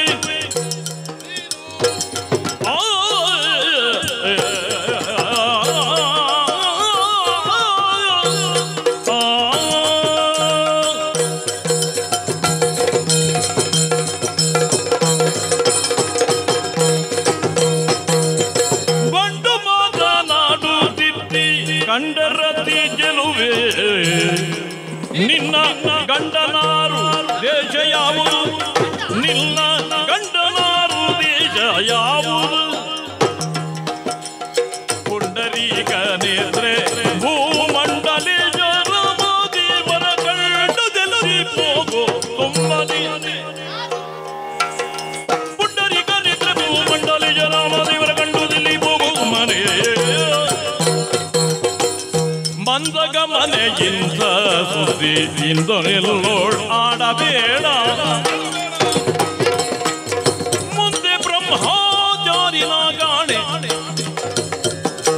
ಬಂದದಾರಿಗೆ ಸುಖವಿಲ್ಲ. ಚಂದರೆಣ್ಣನ ಗುರುತವನ್ನು ಚಂದದಿ ಕೂಡುವೆ ನಿಂದೆವು. ಬಂದದಾರಿಗೆ ಸುಖವಿಲ್ಲ, ಚಂದರೆಣ್ಣನ ಗುರುತವನ್ನು ಚಂದದಿ ಕೂಡುವೆ ನಿಂದನು. ಇಂಥ ಮಾತು ಎಂದನೆಲ್ಲೋಳ್ ಆಡಬೇಡ. ಹೋಗು ಸುಮ್ಮನೆ. ನೀನು ಸುಂದರಿ, ಹೌದು. ಹಾಗೆಂದು ನಿನ್ನ ರೂಪಕ್ಕೂ ಮಾತಿಗೂ ಸಂಬಂಧವೇ ಇಲ್ಲ. ಸಂಬಂಧ ಇಲ್ಲ. ಚೆಲುವೆಯಾದ ನೀನು ನಿನ್ನ ಬಾಯಿಯಲ್ಲಿ ಚೆಲುವಾದ ಮಾತುಗಳು ಹೊರಬರಬೇಕಿತ್ತು. ಎಷ್ಟು ಚೆಲುವಾದ ಮಾತಾಡಿ. ಆದರೆ ಏನು ಮಾಡೋಣ ಹೇಳು? ಏನು ಬಂಡು ಮಾತುಗಳನ್ನೇ ಆಡ್ತಾ ಇದ್ದಿ. ಬಂಡು ಮಾತು ಸತ್ಯ ಹೇಳಬೇಕು. ಅಂದ್ರೆ ನಿನಗೆ ಹಿತ ಆಯ್ತು ಅಂತ. ನಮ್ಮಲ್ಲಿ ಅಂದ್ರೆ ಹೂವಿನ ಬಂಡ ನುಂಡಿತು ಅಂತ ಹೇಳಿ ದುಂಬಿ ಉಂಟು ಅಂತ ಹೇಳುದು. ಹೌದಾ? ಬಂಡು ಅಂದ್ರೆ ಸಿಹಿ ಅಂತ. ಹೌದಾ? ನಿನಗೆ ಸಿಹಿಯಾದ ಇನ್ನೊಂದವರಿಗೆ ಹಾಗೆ ಆಗಿರಬಹುದು. ಅದು ಬಂಡುನಿ ಅಂದ್ರೆ ದುಂಬಿಗೆ ಹೇಳುದು. ಬಂಡು ಬಂಡು. ಸತ್ಯ ಹೇಳಬೇಕು. ನೀನು ಯಾರು? ನಿನ್ನ ಗಂಡನ ಯಾರು? ನಿನ್ನ ಅಪ್ಪ ಯಾರು? ನಿನ್ನ ಪುರ ಯಾವುದು? ಮತ್ತೆ ನೀನು ನನ್ನನ್ನು ಮದುವೆ ಆಗಬೇಕು ಎನ್ನುವ ಹಾಗೆ ಹೇಳಿದೆ. ಮದುವೆ ಆಗುವುದಿಲ್ಲ. ನಾ ನಿತ್ಯ ಬ್ರಹ್ಮಚರ್ಯ ವ್ರತವನ್ನು ಆಚರಿಸ್ತಾ ಇದ್ದೇನೆ. ನಿತ್ಯ ಬ್ರಹ್ಮಚರ್ಯ ವ್ರತ. ಹೌದು. ಒಂದು ವೇಳೆ ನಿನಗೆ ಮದುವೆ ಆಗಬೇಕಾ? ಬ್ರಹ್ಮಚಾರಿಯು ನೀ ಕಾಣೆ. ಬ್ರಹ್ಮಚಾರಿ ನಾ ಕಾಣೆ. ಇದು 8 ಬ್ರಹ್ಮಚಾರಿಯಲ್ಲಿದ್ದಾರೆ. ಯಾಕೆ? ಇದು 4 ಬ್ರಹ್ಮಚಾರಿ. ಬ್ರಹ್ಮಚರ್ಯ ವ್ರತವನ್ನು ಆಚರಿಸ್ತಾ ಇದ್ದೇನೆ. ಇದು ಮುಗಿಯುವುದು ಯಾವಾಗ? ಮುಗಿಯುವುದಕ್ಕೆ ಸಮಯ ಉಂಟು. ಏ ದೇವರೇ, ನಿಮಗೆಲ್ಲ ಒಂದೊಂದು ವ್ರತವೇ. ಅದಲ್ಲಿ ಅದೊಂದು ಇದೊಂದು ಎಂತದೀಗ? ಮತ್ತೆ ನೀನು ನನ್ನ ಅಣ್ಣ ಕಳುಹಿಸಿಕೊಟ್ಟದ್ದು ಎನ್ನುವ ಹಾಗೆ ಹೇಳಿದೆ. ಈಗ ನೀನು ಯಾಕೆ ಹೀಗೆ ಮಾತಾಡ್ತಿದ್ದ ಗೊತ್ತಾಯಿತು. ಯಾಕೆ? ನೀನು ಎಲ್ಲೆಲ್ಲೋ ಮನಸ್ಸಿಡುದು. ಅಂದ್ರೆ ನಿನ್ನ ಕೈಯಲ್ಲಿ ಆಯುಧ ಇರುವುದರಿಂದ ನೀನು ಆಯುಧಗಳ ಮೇಲೆ ಗಮನ ಇಡುವುದು. ನೀನು ಆಯುಧ ಎಲ್ಲ ಗಮನ ಇಡಬೇಕಾದದ್ದು. ಮತ್ತೆ ನೀ ಮನಸ್ಸಿಡಬೇಕಾದದ್ದು ನನ್ನಲ್ಲಿ. ಆಗುವುದೇ ಇಲ್ಲ. ನೆರೆ ಮನಸ್ಸನ್ನ ಮೇಲಿಟ್ಟು ಇಗೋ ಇಗೋ ನೀ ಹತ್ರ ಏನು ನಿನಗೊಂದು ಚಂದದ ಬರುವುದಕ್ಕಾಗುವುದಿಲ್ಲ. ಇಲ್ಲ ನಿನಗೆ ಚಂದದನ್ನು ಕಾಣಿಸಿಕೊಡ್ತೇನೆ. ಎಂತದ್ದು ಗೊತ್ತಾ? ಓ ಅಲ್ಲಿ ನೋಡು, 2 ಋಷಿಗಳು ತಪಸ್ಸನ್ನು ಆಚರಿಸ್ತಾ ಇದ್ದಾರೆ. ಯಾಕಾಗಿ ಕೈ ಮೇಲೆತ್ತಿ ತಪಸ್ಸನ್ನು ಆಚರಿಸ್ತಾ ಇರುವುದು? ಯಾಕೆ? ಒಮ್ಮೆ ದೇವರ ದರ್ಶನ ಆಗಲಿ, ಆ ದೇವರು ತಮ್ಮ ಮೇಲೆ ಕೈಯನ್ನಿಟ್ಟು ನಮ್ಮ ತಲೆ ಮೇಲೆ ಕೈ ಇಟ್ಟು ಆಶೀರ್ವದಿಸಲಿ ಎಂದು ಅವರವರ ಕರ್ತವ್ಯವನ್ನು ಮಾಡ್ತಾ ಇದ್ದಾರೆ. ಇಲ್ಲಿಯೂ ಹಾಗೆ ಲಕ್ಷ್ಮಣ ದೇವ ಏನು ನಿನ್ನನ್ನೇ ಏವೇಕದೇ ಕಾಣುತ್ತಿರುವಂತ 2 ಋಷಿಗಳು ಹತ್ತಿರ ಇದ್ದಾರೆ. ಒಮ್ಮೆ ಕೈ ಇಟ್ಟು ಆಶೀರ್ವಾದ ಮಾಡಬಾರ್ದ? ಆಗುವುದೇ ಇಲ್ಲ. ಮತ್ತೊಂದು ತೋರಿಸ್ತೇನೆ. ಏನು? ದೂರದ ಬೆಟ್ಟ ಕಣ್ಣಿಗೆ ನುಣ್ಣಗೆ ಅಂತ ಒಂದು ಮಾತುಂಟು, ಹೌದಾ? ಓ ಅಲ್ಲಿ ಬೆಟ್ಟಗಳೆಲ್ಲ ನುಣ್ಣಗೆ ಕಾಣುತ್ತೆ, ಚಂದ ಕಾಣುತ್ತದೆ. ಹೌದು. ಹತ್ತಿರ ಹೋದ್ರೆ ಏನಾಗುತ್ತದೆ? ಅದು ಎಲ್ಲ ಗಿಡ ಗಂಟಿಗಳೆಲ್ಲ ಸೇರಿಕೊಂಡಿರ್ತದೆ. ನಿನಗೆ ಹಾಗಲ್ಲ, ಹತ್ತಿರವೇ ನುಣುಪು ನುಣುಪಾಗಿರುವಂತಹ, ಅಯ್ಯೋ ನನ್ನ ಮುಂದೆ ಹೇಗೆ ಹೇಳೋದು, ಆ ಪರ್ವತ ತೋರಿಸ್ತೇನೆ. ನಿನ್ನ ಮನಸ್ಸು ಚಂಚಲ ಆಗಿದೆ. ಹೌದು. ಇದನ್ನು ಸರಿಪಡಿಸುವುದು ಹೇಗೆ? ರಾಮನ ಕಳಿಸಿಕೊಟ್ಟ ದಾರಿ ತೋರಿಸ್ತೇನೆ ನಾನು. ನೀನು ರಾಮನ ತಮ್ಮ ಅಲ್ವಾ? ಹೌದು. ರಾಮ ಹೇಳಿದಾಗೆ ಮಾಡುವವನಲ್ವಾ? ಹೌದು. ಮತ್ತೆ ರಾಮ ಹೇಳಿದ ಮೇಲೆ ನಿನಗೆಂತದ್ದು? ಈಗ ಅಣ್ಣನೇ ಕಳುಹಿಸಿದ್ದಾನೆ ಎನ್ನುವುದಕ್ಕೆ ಆಧಾರ ಏನುಂಟು? ನಮ್ಮ ಕಾಡಿನಲ್ಲಿ ಆಧಾರ ಇಲ್ಲ. ಕಾಡಿನಲ್ಲಿದ್ದವರಿಗೆಲ್ಲ ಇಲ್ಲ. ನನ್ನ ಬಗ್ಗೆ ಹೇಗೆ, ನನ್ನ ಮನಸ್ಸು ಹೇಗೆ ಎನ್ನುವುದನ್ನು ನನ್ನ ಅಣ್ಣ ಚೆನ್ನಾಗಿ ಅರ್ಥವಿಸಿದ್ದಾನೆ. ಈಗ ಅಣ್ಣ ಹೇಳಿದಿಗೂ ಅದು ಎಲೆಮನೆ ರಾಮಚಂದ್ರನದ್ದ? ಅಲ್ಲಿದ್ದದು ನಿಮ್ಮ ಅಣ್ಣ ರಾಮನ? ಹೌದು. ನಾನು ಅಲ್ಲಿಂದಲೇ ಇತ್ತ ಬಂದದ್ದ? ಮತ್ತೆ ರಾಮನೇ ಕಳಿಸಿದ್ದ. ನಂಬುವುದಿಲ್ಲ. ಆಧಾರ ಬೇಕೇ ಬೇಕು. ಈಗ ಎಂತ ಮಾಡುದು ನನಗೆ? ಆಧಾರ ಇಲ್ಲದಿದ್ರೆ ನಂಬುವುದಕ್ಕಾಗುವುದೇ ಇಲ್ಲ. ಏನಾದ್ರೂ ಕುರುಹುತ ಹೋಗಿ ನೋಡು. ಈಗ ನೋಡು, ಮೃಷ್ಟಾನ್ನ ಭೋಜನ ತುಂಬಿರುವಂತಹ ಒಂದು ತಟ್ಟೆ ಕಣ್ಣ ಮುಂದೆ ಬಂದಿದೆ. ಒಬ್ಬ ಸಾಧಾರಣ ಹಸಿವಾದವನಿಗೆ ಗಂಜಿ ಊಟ ಸಿಕ್ಕಿದ್ರೆ ಅವತ್ತಿನ ಉಣ್ಣುತ್ತಾನೆ, ಮೃಷ್ಟಾನ್ನ ಸಿಕ್ಕಿದ್ರೆ ಬಿಡುತ್ತಾನ, ಗಬಗಬನೆ ಮುಕ್ಕುತ್ತಾನೆ. ಈ ರೀತಿ ಮೃಷ್ಟಾನ್ನ ತುಂಬಿರುವಂತಹ ಒಂದು ತಟ್ಟೆ ನಿನ್ನ ಮುಂದೆ ಬಂದಿದೆ. ಈಗ ಉಪ್ಪಿನಕಾಯ ನಿನಗೆ ಎಂತದ್ದು ಬೇಕು? ನಿನ್ನಂತವರಿಗೆ ಮಾತ್ರ. ಏನಾದ್ರೂ ಒಂದು ಕುರುಹುತ.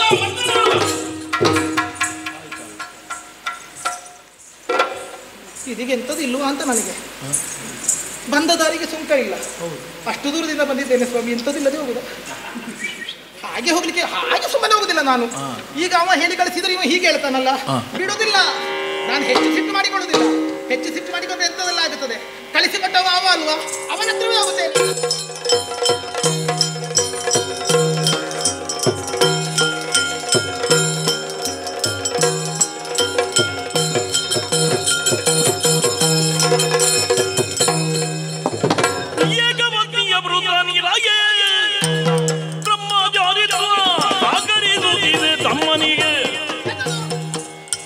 ಬೇಕಂತೆ ಗುರುತ ಆತನಿಗೆ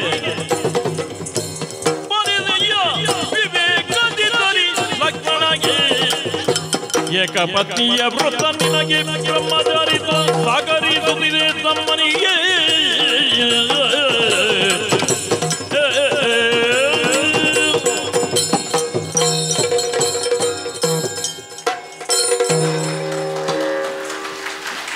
ನೀನು ಹಾಗೆ ಮಾಡುವಾಗ ಇವಳು ನನ್ನನ್ನು ನೋಡಿ ರಾಮಚಂದ್ರ ರಾಮಚಂದ್ರ ಅಂತ ಹೇಳುವುದು. ಅವಳಿಗೆ ನಗು ಬಂದಿತ್ತು. ನನ್ನ ಅವಸ್ಥೆ ನನಗೆ ಗೊತ್ತಾಗ್ತದೆ. ಎಂತದ್ದು ಗೊತ್ತಾಗುದು? ನಿನ್ನ ಅವಸ್ಥೆ ನಿನಗೆ. ಎಂತ ನಾನೇನು ಕಾಲ್ ಚೆಂಡು ಅಂತ ಮಾಡಿಕೊಂಡಿದ್ದ? ಈ ಕಡೆಯಿಂದ ಆ ಕಡೆಗೆ, ಆ ಕಡೆಯಿಂದ ಈ ಕಡೆಗೆ ಎಂತದ್ದು ತುಳಿಯುವುದಕ್ಕೆ? ಅಷ್ಟ ಅಗ್ಗದವಳಲ್ಲ ನಾನು. ನನಗೆ ಹಿನ್ನೆಲೆಲ್ಲ ಉಂಟೇನು?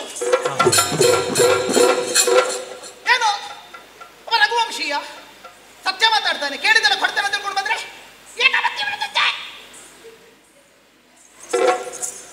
ಅಲ್ಲಿ ಹೋದೆ ಅವನ ಹತ್ತಿರ. ಕರ್ಮ ಅವನದ್ದು. ಅವ ಹೇಳ್ತಾನೆ ಇದು,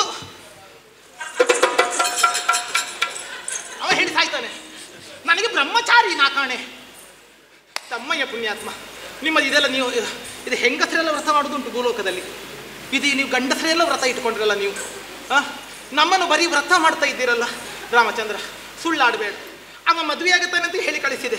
ಎಷ್ಟು ಕಷ್ಟಪಟ್ಟು ಚಂದ ಮಾಡಿಕೊಂಡು ಹೋದೆ ನಾನು. ಇಷ್ಟು ದಣಿಲಿಲ್ಲ ನಾನು, ಸತ್ಯಕ್ಕೂ ಯಾವ ಪ್ರಸಂಗದಲ್ಲಿ ಇಷ್ಟೆಲ್ಲ ದಣಿಲಿಲ್ಲ ನಾನು. ಕೈ ಮುಗಿಯುತ್ತೇನೆ. ಅವನಿಗೆ ಮದುವೆ ಆಗಬೇಕಾದ್ರೂ ಗುರುತ ಬೇಕಂತೆ. ತಮ್ಮಯ್ಯ ಒಂದು ಗುರುತ ಗುರುತ ಗುರುತ ಎಂತದ್ದು? ನಿನಗೆ ಗುರುತ ಅಲ್ವ ಬೇಕಾ? ಗುರುತ ಬೇಕು, ಗುರುತ ಬೇಕು. ಚದುರೆ ಬಾಬಾರೆಂದು ಕರೆದು ರಾಮ ನಂಬಿನ ತುದಿಯೊಳು ಮೂಗನು ಕೊಯ್ಯಲ್ ಬರೆದು ಒದಗಿ ತೋರಿಸು ಬೆನ್ನ ಸರಿದು ಈ ಗುರು ನೋಡಿದರೆ ಕೂಡುವುದು ನಲಿದು ಚದುರೆ ಬಾ ಬಾ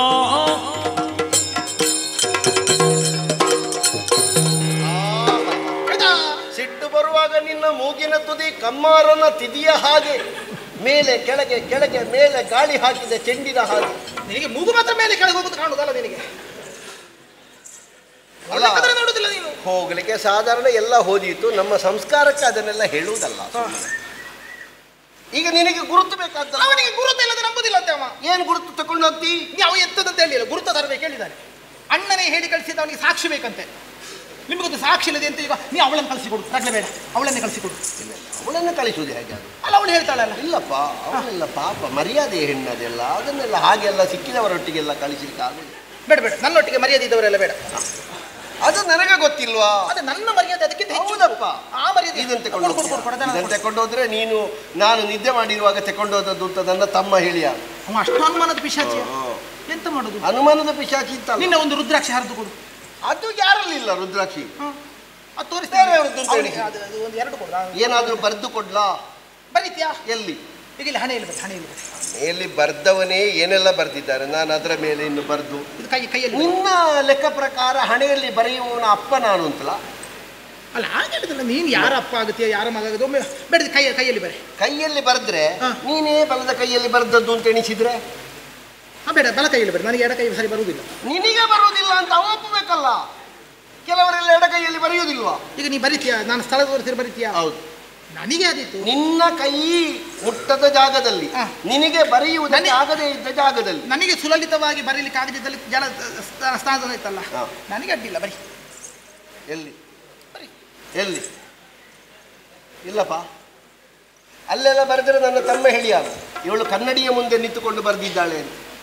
ದೇವರೇ, ನಿಮ್ಮ ಸೂರ್ಯವಂಶವರ ಅನುಮಾನವೇ. ಹೌದಪ್ಪ, ಇಲ್ಲದೆ ಇದ್ರೆ ಇಷ್ಟೆಲ್ಲ ಮುಟ್ಲಿಕ್ಕೆ ಉಂಟ. ಇಷ್ಟೆಲ್ಲ ಯೋಚನೆ ಬರೋದು ರಾಜಕಾರಣ ವಂಶದವರಿಗೆ, ಬೇರೆ ಬರ್ಲಿಕ್ಕಿಲ್ಲ. ಆಯ್ತು, ಎಂತ ಮಾಡೋದಪ್ಪ? ಬೇರೆ ಎಲ್ಲಿ ಬರೆಯುವುದಪ್ಪ? ನಿನ್ನ ಬೆನ್ನಲ್ಲಿ ಬರೀಬಹುದು. ನೀನು ಆಗ ಹೇಳಿದ್ಯಲ್ಲ ನನಗೆ ಹಿನ್ನೆಲೆ ಉಂಟು ಅಂತ ಬೆನ್ನು ತೋರಿಸಿದ್ಯಲ್ಲ. ನಿನ್ನ ಬೆನ್ನಲ್ಲಿ ಒಂದು ಕಂಡುಗ ಅಕ್ಕಿಯನ್ನು, ಕಂಡುಗ ಅಲ್ಲ ಹೇಳಿದ್ದು ಅಲ್ಲ, ಅಕ್ಕಿಯನ್ನು ತಯಾರು ಮಾಡುವಷ್ಟು ಜಾಗ ಉಂಟು ನಿನ್ನ ಬೆನ್ನಲ್ಲಿ. ಒಂದು ಮಡಿಗದ್ದಲ್ಲ, ಒಂದು ಕಂಡುಗ. ಹೌದು. ನೀ ಬೆನ್ನಲ್ಲಿ ಬರೆಯುವುದ? ಹೌದು. ಕರ್ಮ, ನಾನು ಚಂದ ಆಗಬೇಕು ಅಂತ ಕೈಯ ರೋಮೆಲ್ಲ ತೆಗೆದಿದ್ದೇನೆ, ಬೆನ್ನಿನ ರೋಮೆಲ್ಲ ಹಾಗೆ ಉಂಟು. ನೀನು ಅದೆಲ್ಲ ನೋಡ್ತಾನೆ. ನಿನ್ನಷ್ಟಕ್ಕೆ ಏನ್ ಮಾತಾಡ್ತೀಯ ಸುಮ್ಮನೆ ಗೊಡಗಿಕೊಂಡು? ಅಲ್ಲ, ಇದು ಬೆನ್ನಲ್ಲಿ ಬರೆಯುದಾರ? ಹೌದು. ಏನ್ ಮಾತಾಡಿದ್ದೀಗ? ಅಲ್ಲ, ಎಂತ ಇಲ್ಲ, ಅದು ನನ್ನದು ಚಂದ ಸೌಂದರ್ಯ. ಈಗ ಅದಲ್ಲ, ಈಗ ನಾನು ನಿನಗೆ ಬೆನ್ನು ಹಾಕುದೇ ಹೇಗೆ? ನೀನು ದೊಡ್ಡವ, ನೀನು ರಾಜ. ಸಂಸ್ಕಾರವಂತರಿಗೆ ನೀನು ಅತಿ ಕುಲವತಿ, ಬ್ರಾಹ್ಮಣನ ಮಗಳು ನೀನು. ಒಂದು ಬೆನ್ನಲ್ಲಿ ಬರೆಯುವಾಗ ಈಗ ಲಕ್ಷ್ಮಣನನ್ನು ಮದುವೆಯಾದ್ರೆ ನೀನು ನನಗೆ ಏನಾಗ್ತೀಯಾ? ನಾನು ನಿನಗೆ ಅದೇ ನಾದಿನಿ. ಹೌದಾ? ನಾದಿನಿ ಆದವಳು ಭಾವನ ಮುಂದೆ ಹೇಗೆ ನಿಲ್ಬೇಕಾದೀತು? ಹೇಗೆ ನಿಲ್ಲುದಪ್ಪ? ಅದಕ್ಕೇನು? ಅದು ಸಂಸ್ಕಾರವಾ? ಭಾವನ ಮುಂದೆ ನಾದಿನಿ ಆದವಳು ಹಾಗೆ ನಿಲ್ತಾಳ? ಅವಳಲ್ಲಿ ಕೇಳು ಹೇಗೆ ನಿಲ್ಲುದು ಅಂತ. ಬೇಡ, ಅವಳು ಹೇಳುವುದಿಲ್ಲ.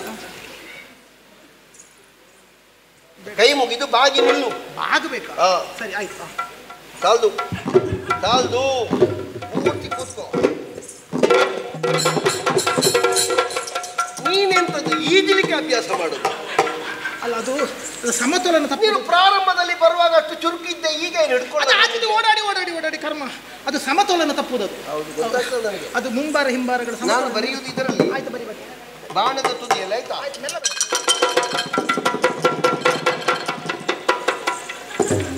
ಎಂತದ್ದು ಕಾಡ್ಕೊಡವ? ಹೇಳು.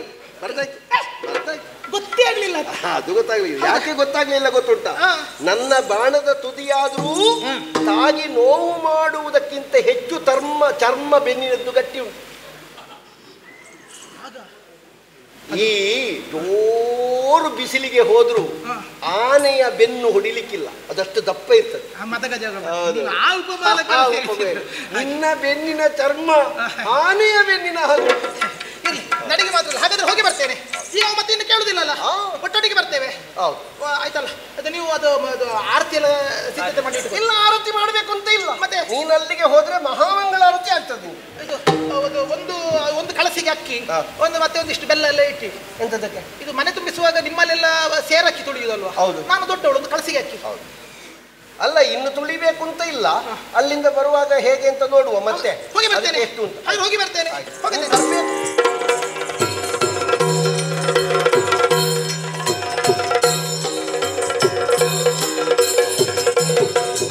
ಲಕ್ಷ್ಮಣ ದೇವ, ಹೋಗಿದ್ದೇನೆ, ಗುರುತುಮನ ತಂದಿದ್ದೇನೆ. ಅಣ್ಣ ನನ್ನ ಬೆನ್ನಿನಲ್ಲಿ ಬರ್ತಿದ್ದಾನೆ, ನೋಡು ನೋಡು ನೋಡು ನೋಡು.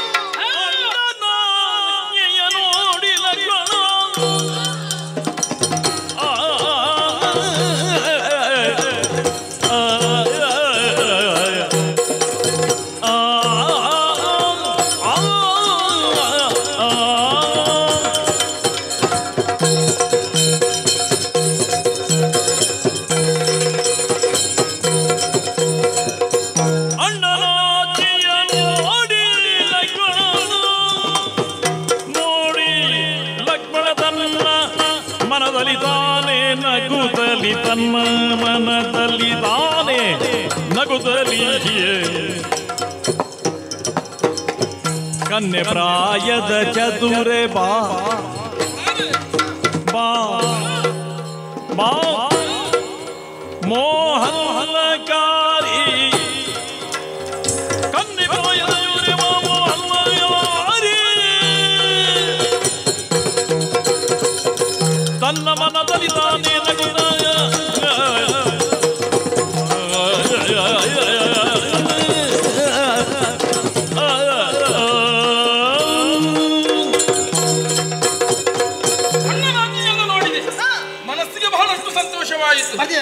ಹೌದು, ನೋಡಿದ್ದೇನೆ.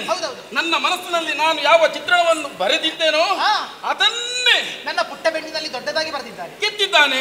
ಹೌದು, ನನ್ನ ಪುಟ್ಟ ಬೆನ್ನಿನಲ್ಲಿ ದೊಡ್ಡದಾಗಿ ಬರೆದಿದ್ದಾನೆ. ನಿನಗೆ ಬೇಕಾದದ್ದು ಏನು? ಮದುವೆ ಮದುವೆ ಮದುವೆ ಮದುವೆ.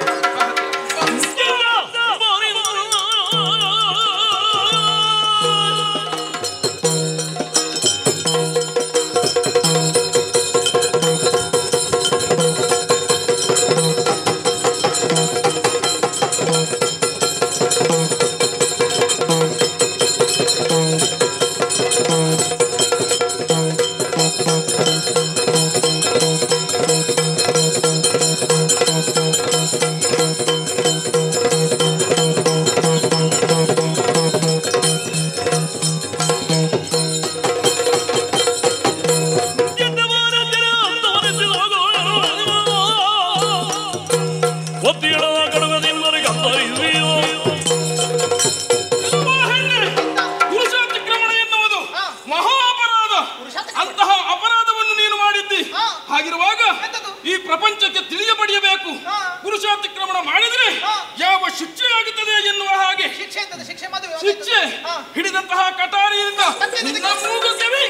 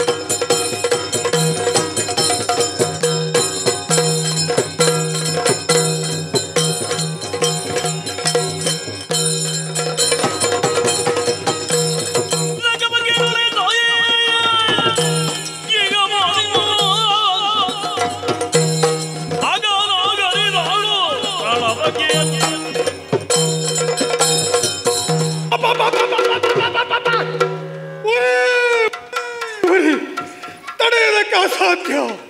ಹೆಣ್ಣಾದವಳಿಗೆ ಪ್ರಸವ ವೇದನೆಗಿಂತ ದೊಡ್ಡದಾದಂತಹ ವೇದನೆ ಇಲ್ಲಂತೆ. ಆದ್ರೆ ಅದಕ್ಕಿಂತ ಮಿಗಿಲಾದ ವೇದನೆಯನ್ನು ಕೊಟ್ಟವ ನೀನಿದ್ದಿ.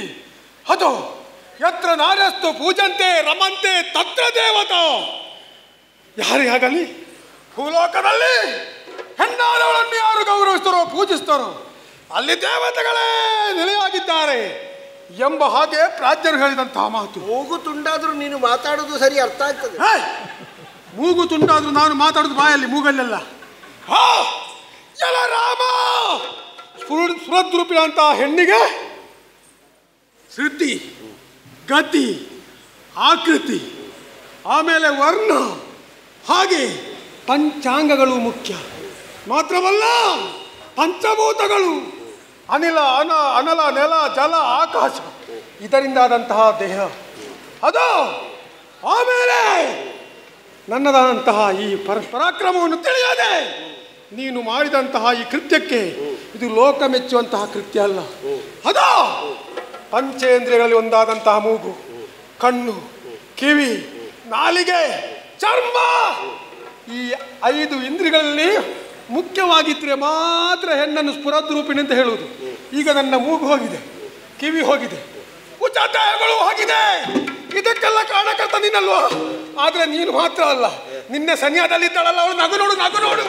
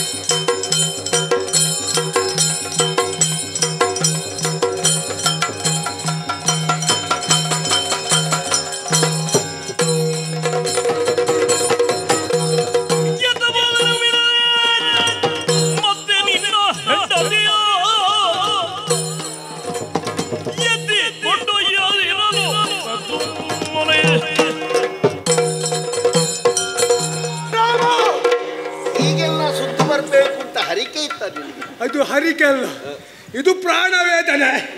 ಈ ವೇದನೆ ನಾವು ಏನು ಮಾಡ್ತೇವೆ ನಮಗೆ ಅರಿವಾಗುವುದಿಲ್ಲ. ಮಾತ್ರವಲ್ಲ, ಅದು ನೀನು ಆಚೀಚೆ ಹೋಗುವಾಗಲೇ ಗೊತ್ತಾಯ್ತು ನಿನಗೆ ಪ್ರಾಣ ಸಂಕಟ ಅಂತ. ಹೌದು. ಯಾರು ಕಾರಣ? ಪಂಚವಟಿ ಪ್ರದೇಶ ನಮ್ಮ ಆಳ್ವಿಕೆ ಒಳಪಟ್ಟಂತಹ ಸ್ಥಳದಲ್ಲಿ ನೀನು ಪ್ರವೇಶ ಮಾಡಿ ನನ್ನ ಮಾನಖಂಡನೆ ಮಾಡಿದೆ. ರಕ್ಕಸ ಕುಲಕಾದಂತಹ ಮಾನಖಂಡನೆ. ನಿನ್ನ ಜೊತೆಯಾಗಿದ್ದವಳು ಈ ಹೆಣ್ಣು.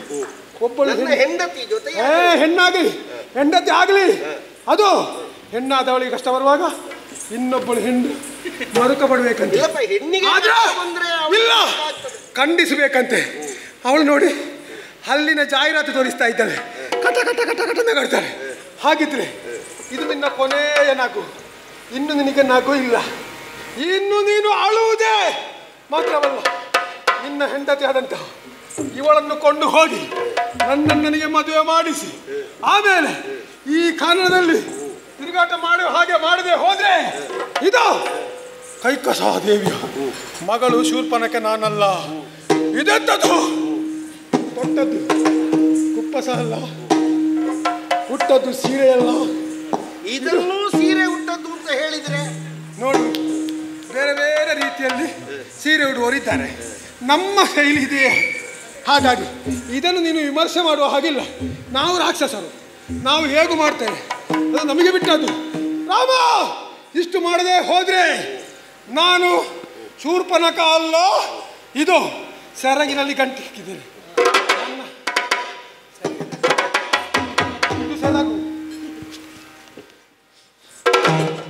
ಹಾಗೆ ಬರ್ಬೇಕು ಗಾತ. ಈ ವಿಚಾರವನ್ನು ನನ್ನಲ್ಲಿ ಹೇಳಿ. ಅದು ಗಂಟೊಂದು ಕೊನೆಯ ತನಕ ಇರಲಿ. ಯಾಕೆ ಈ ಪ್ರಸಂಗದಲ್ಲಿ ಬಿಚ್ಚಲಿಕ್ಕೆ ಇರ್ಲಿಕ್ಕಿಲ್ಲ. ನೋಡುವ, ಬಿಚ್ಚಿಕ್ಕಿದ್ರಲ್ವ ಆಮೇಲೆ ನೋಡುವ. ನಿಮಗೆ ಒಳ್ಳೆದೊಂದು ನಿಮಗೆಲ್ಲರಿಗೂ ಸರಿಯಾದಂತಹ ಶಿಕ್ಷೆಯನ್ನು ಮಾಡದೆ ಹೋದ್ರೆ ನಾನು ಶೂರ್ಪನಖ ಅಲ್ಲ. ನೋಡು,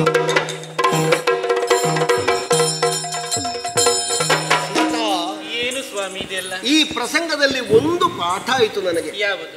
ಅನಾರ್ಯರಲ್ಲಿ, ಅಸಭ್ಯರಲ್ಲಿ, ಅಸಂಸ್ಕೃತರಲ್ಲಿ ಹೆಚ್ಚುಗೆ ಸಲುಗೆಯನ್ನು ತೋರಿಸಬಾರದು ಅಂತ. ನಾನು ಮೊದಲೇ ಇವಳಿಗೊಂದು ಶಾಸ್ತಿ ಮಾಡಬೇಕಿತ್ತು. ಆದರೆ ಸ್ವಲ್ಪ ಇವಳನ್ನು ಕುಣಿಸಿದ್ದು ಮಾತ್ರ ನಾಳಿನ ಪ್ರಪಂಚದಲ್ಲಿ ಎಲ್ಲಿಯಾದರೂ ರಾಮ ಯಾಕೆ ಹೀಗೆ ಮಾಡಿದ ಅಂತ ಬರ್ಲಿಕ್ಕೂ ಸಾಕು. ಬರ್ಲಿ, ತೊಂದರೆ ಇಲ್ಲ. ನಮ್ಮ ಬದುಕಿನಲ್ಲಿ ಹೀಗೊಂದು ಪಾಠ ನಮಗೂ ಆಗಬೇಕು. ನೋಡೋಣ. ಇವಳ ದೂರು ಕೇಳಿದವರು, ದೂರು ಕೇಳುವವರು ಕೇಳಿದ ಮೇಲೆ ಏನು ಮಾಡ್ತಾರೆ ಅಂತ ನೋಡೋಣ.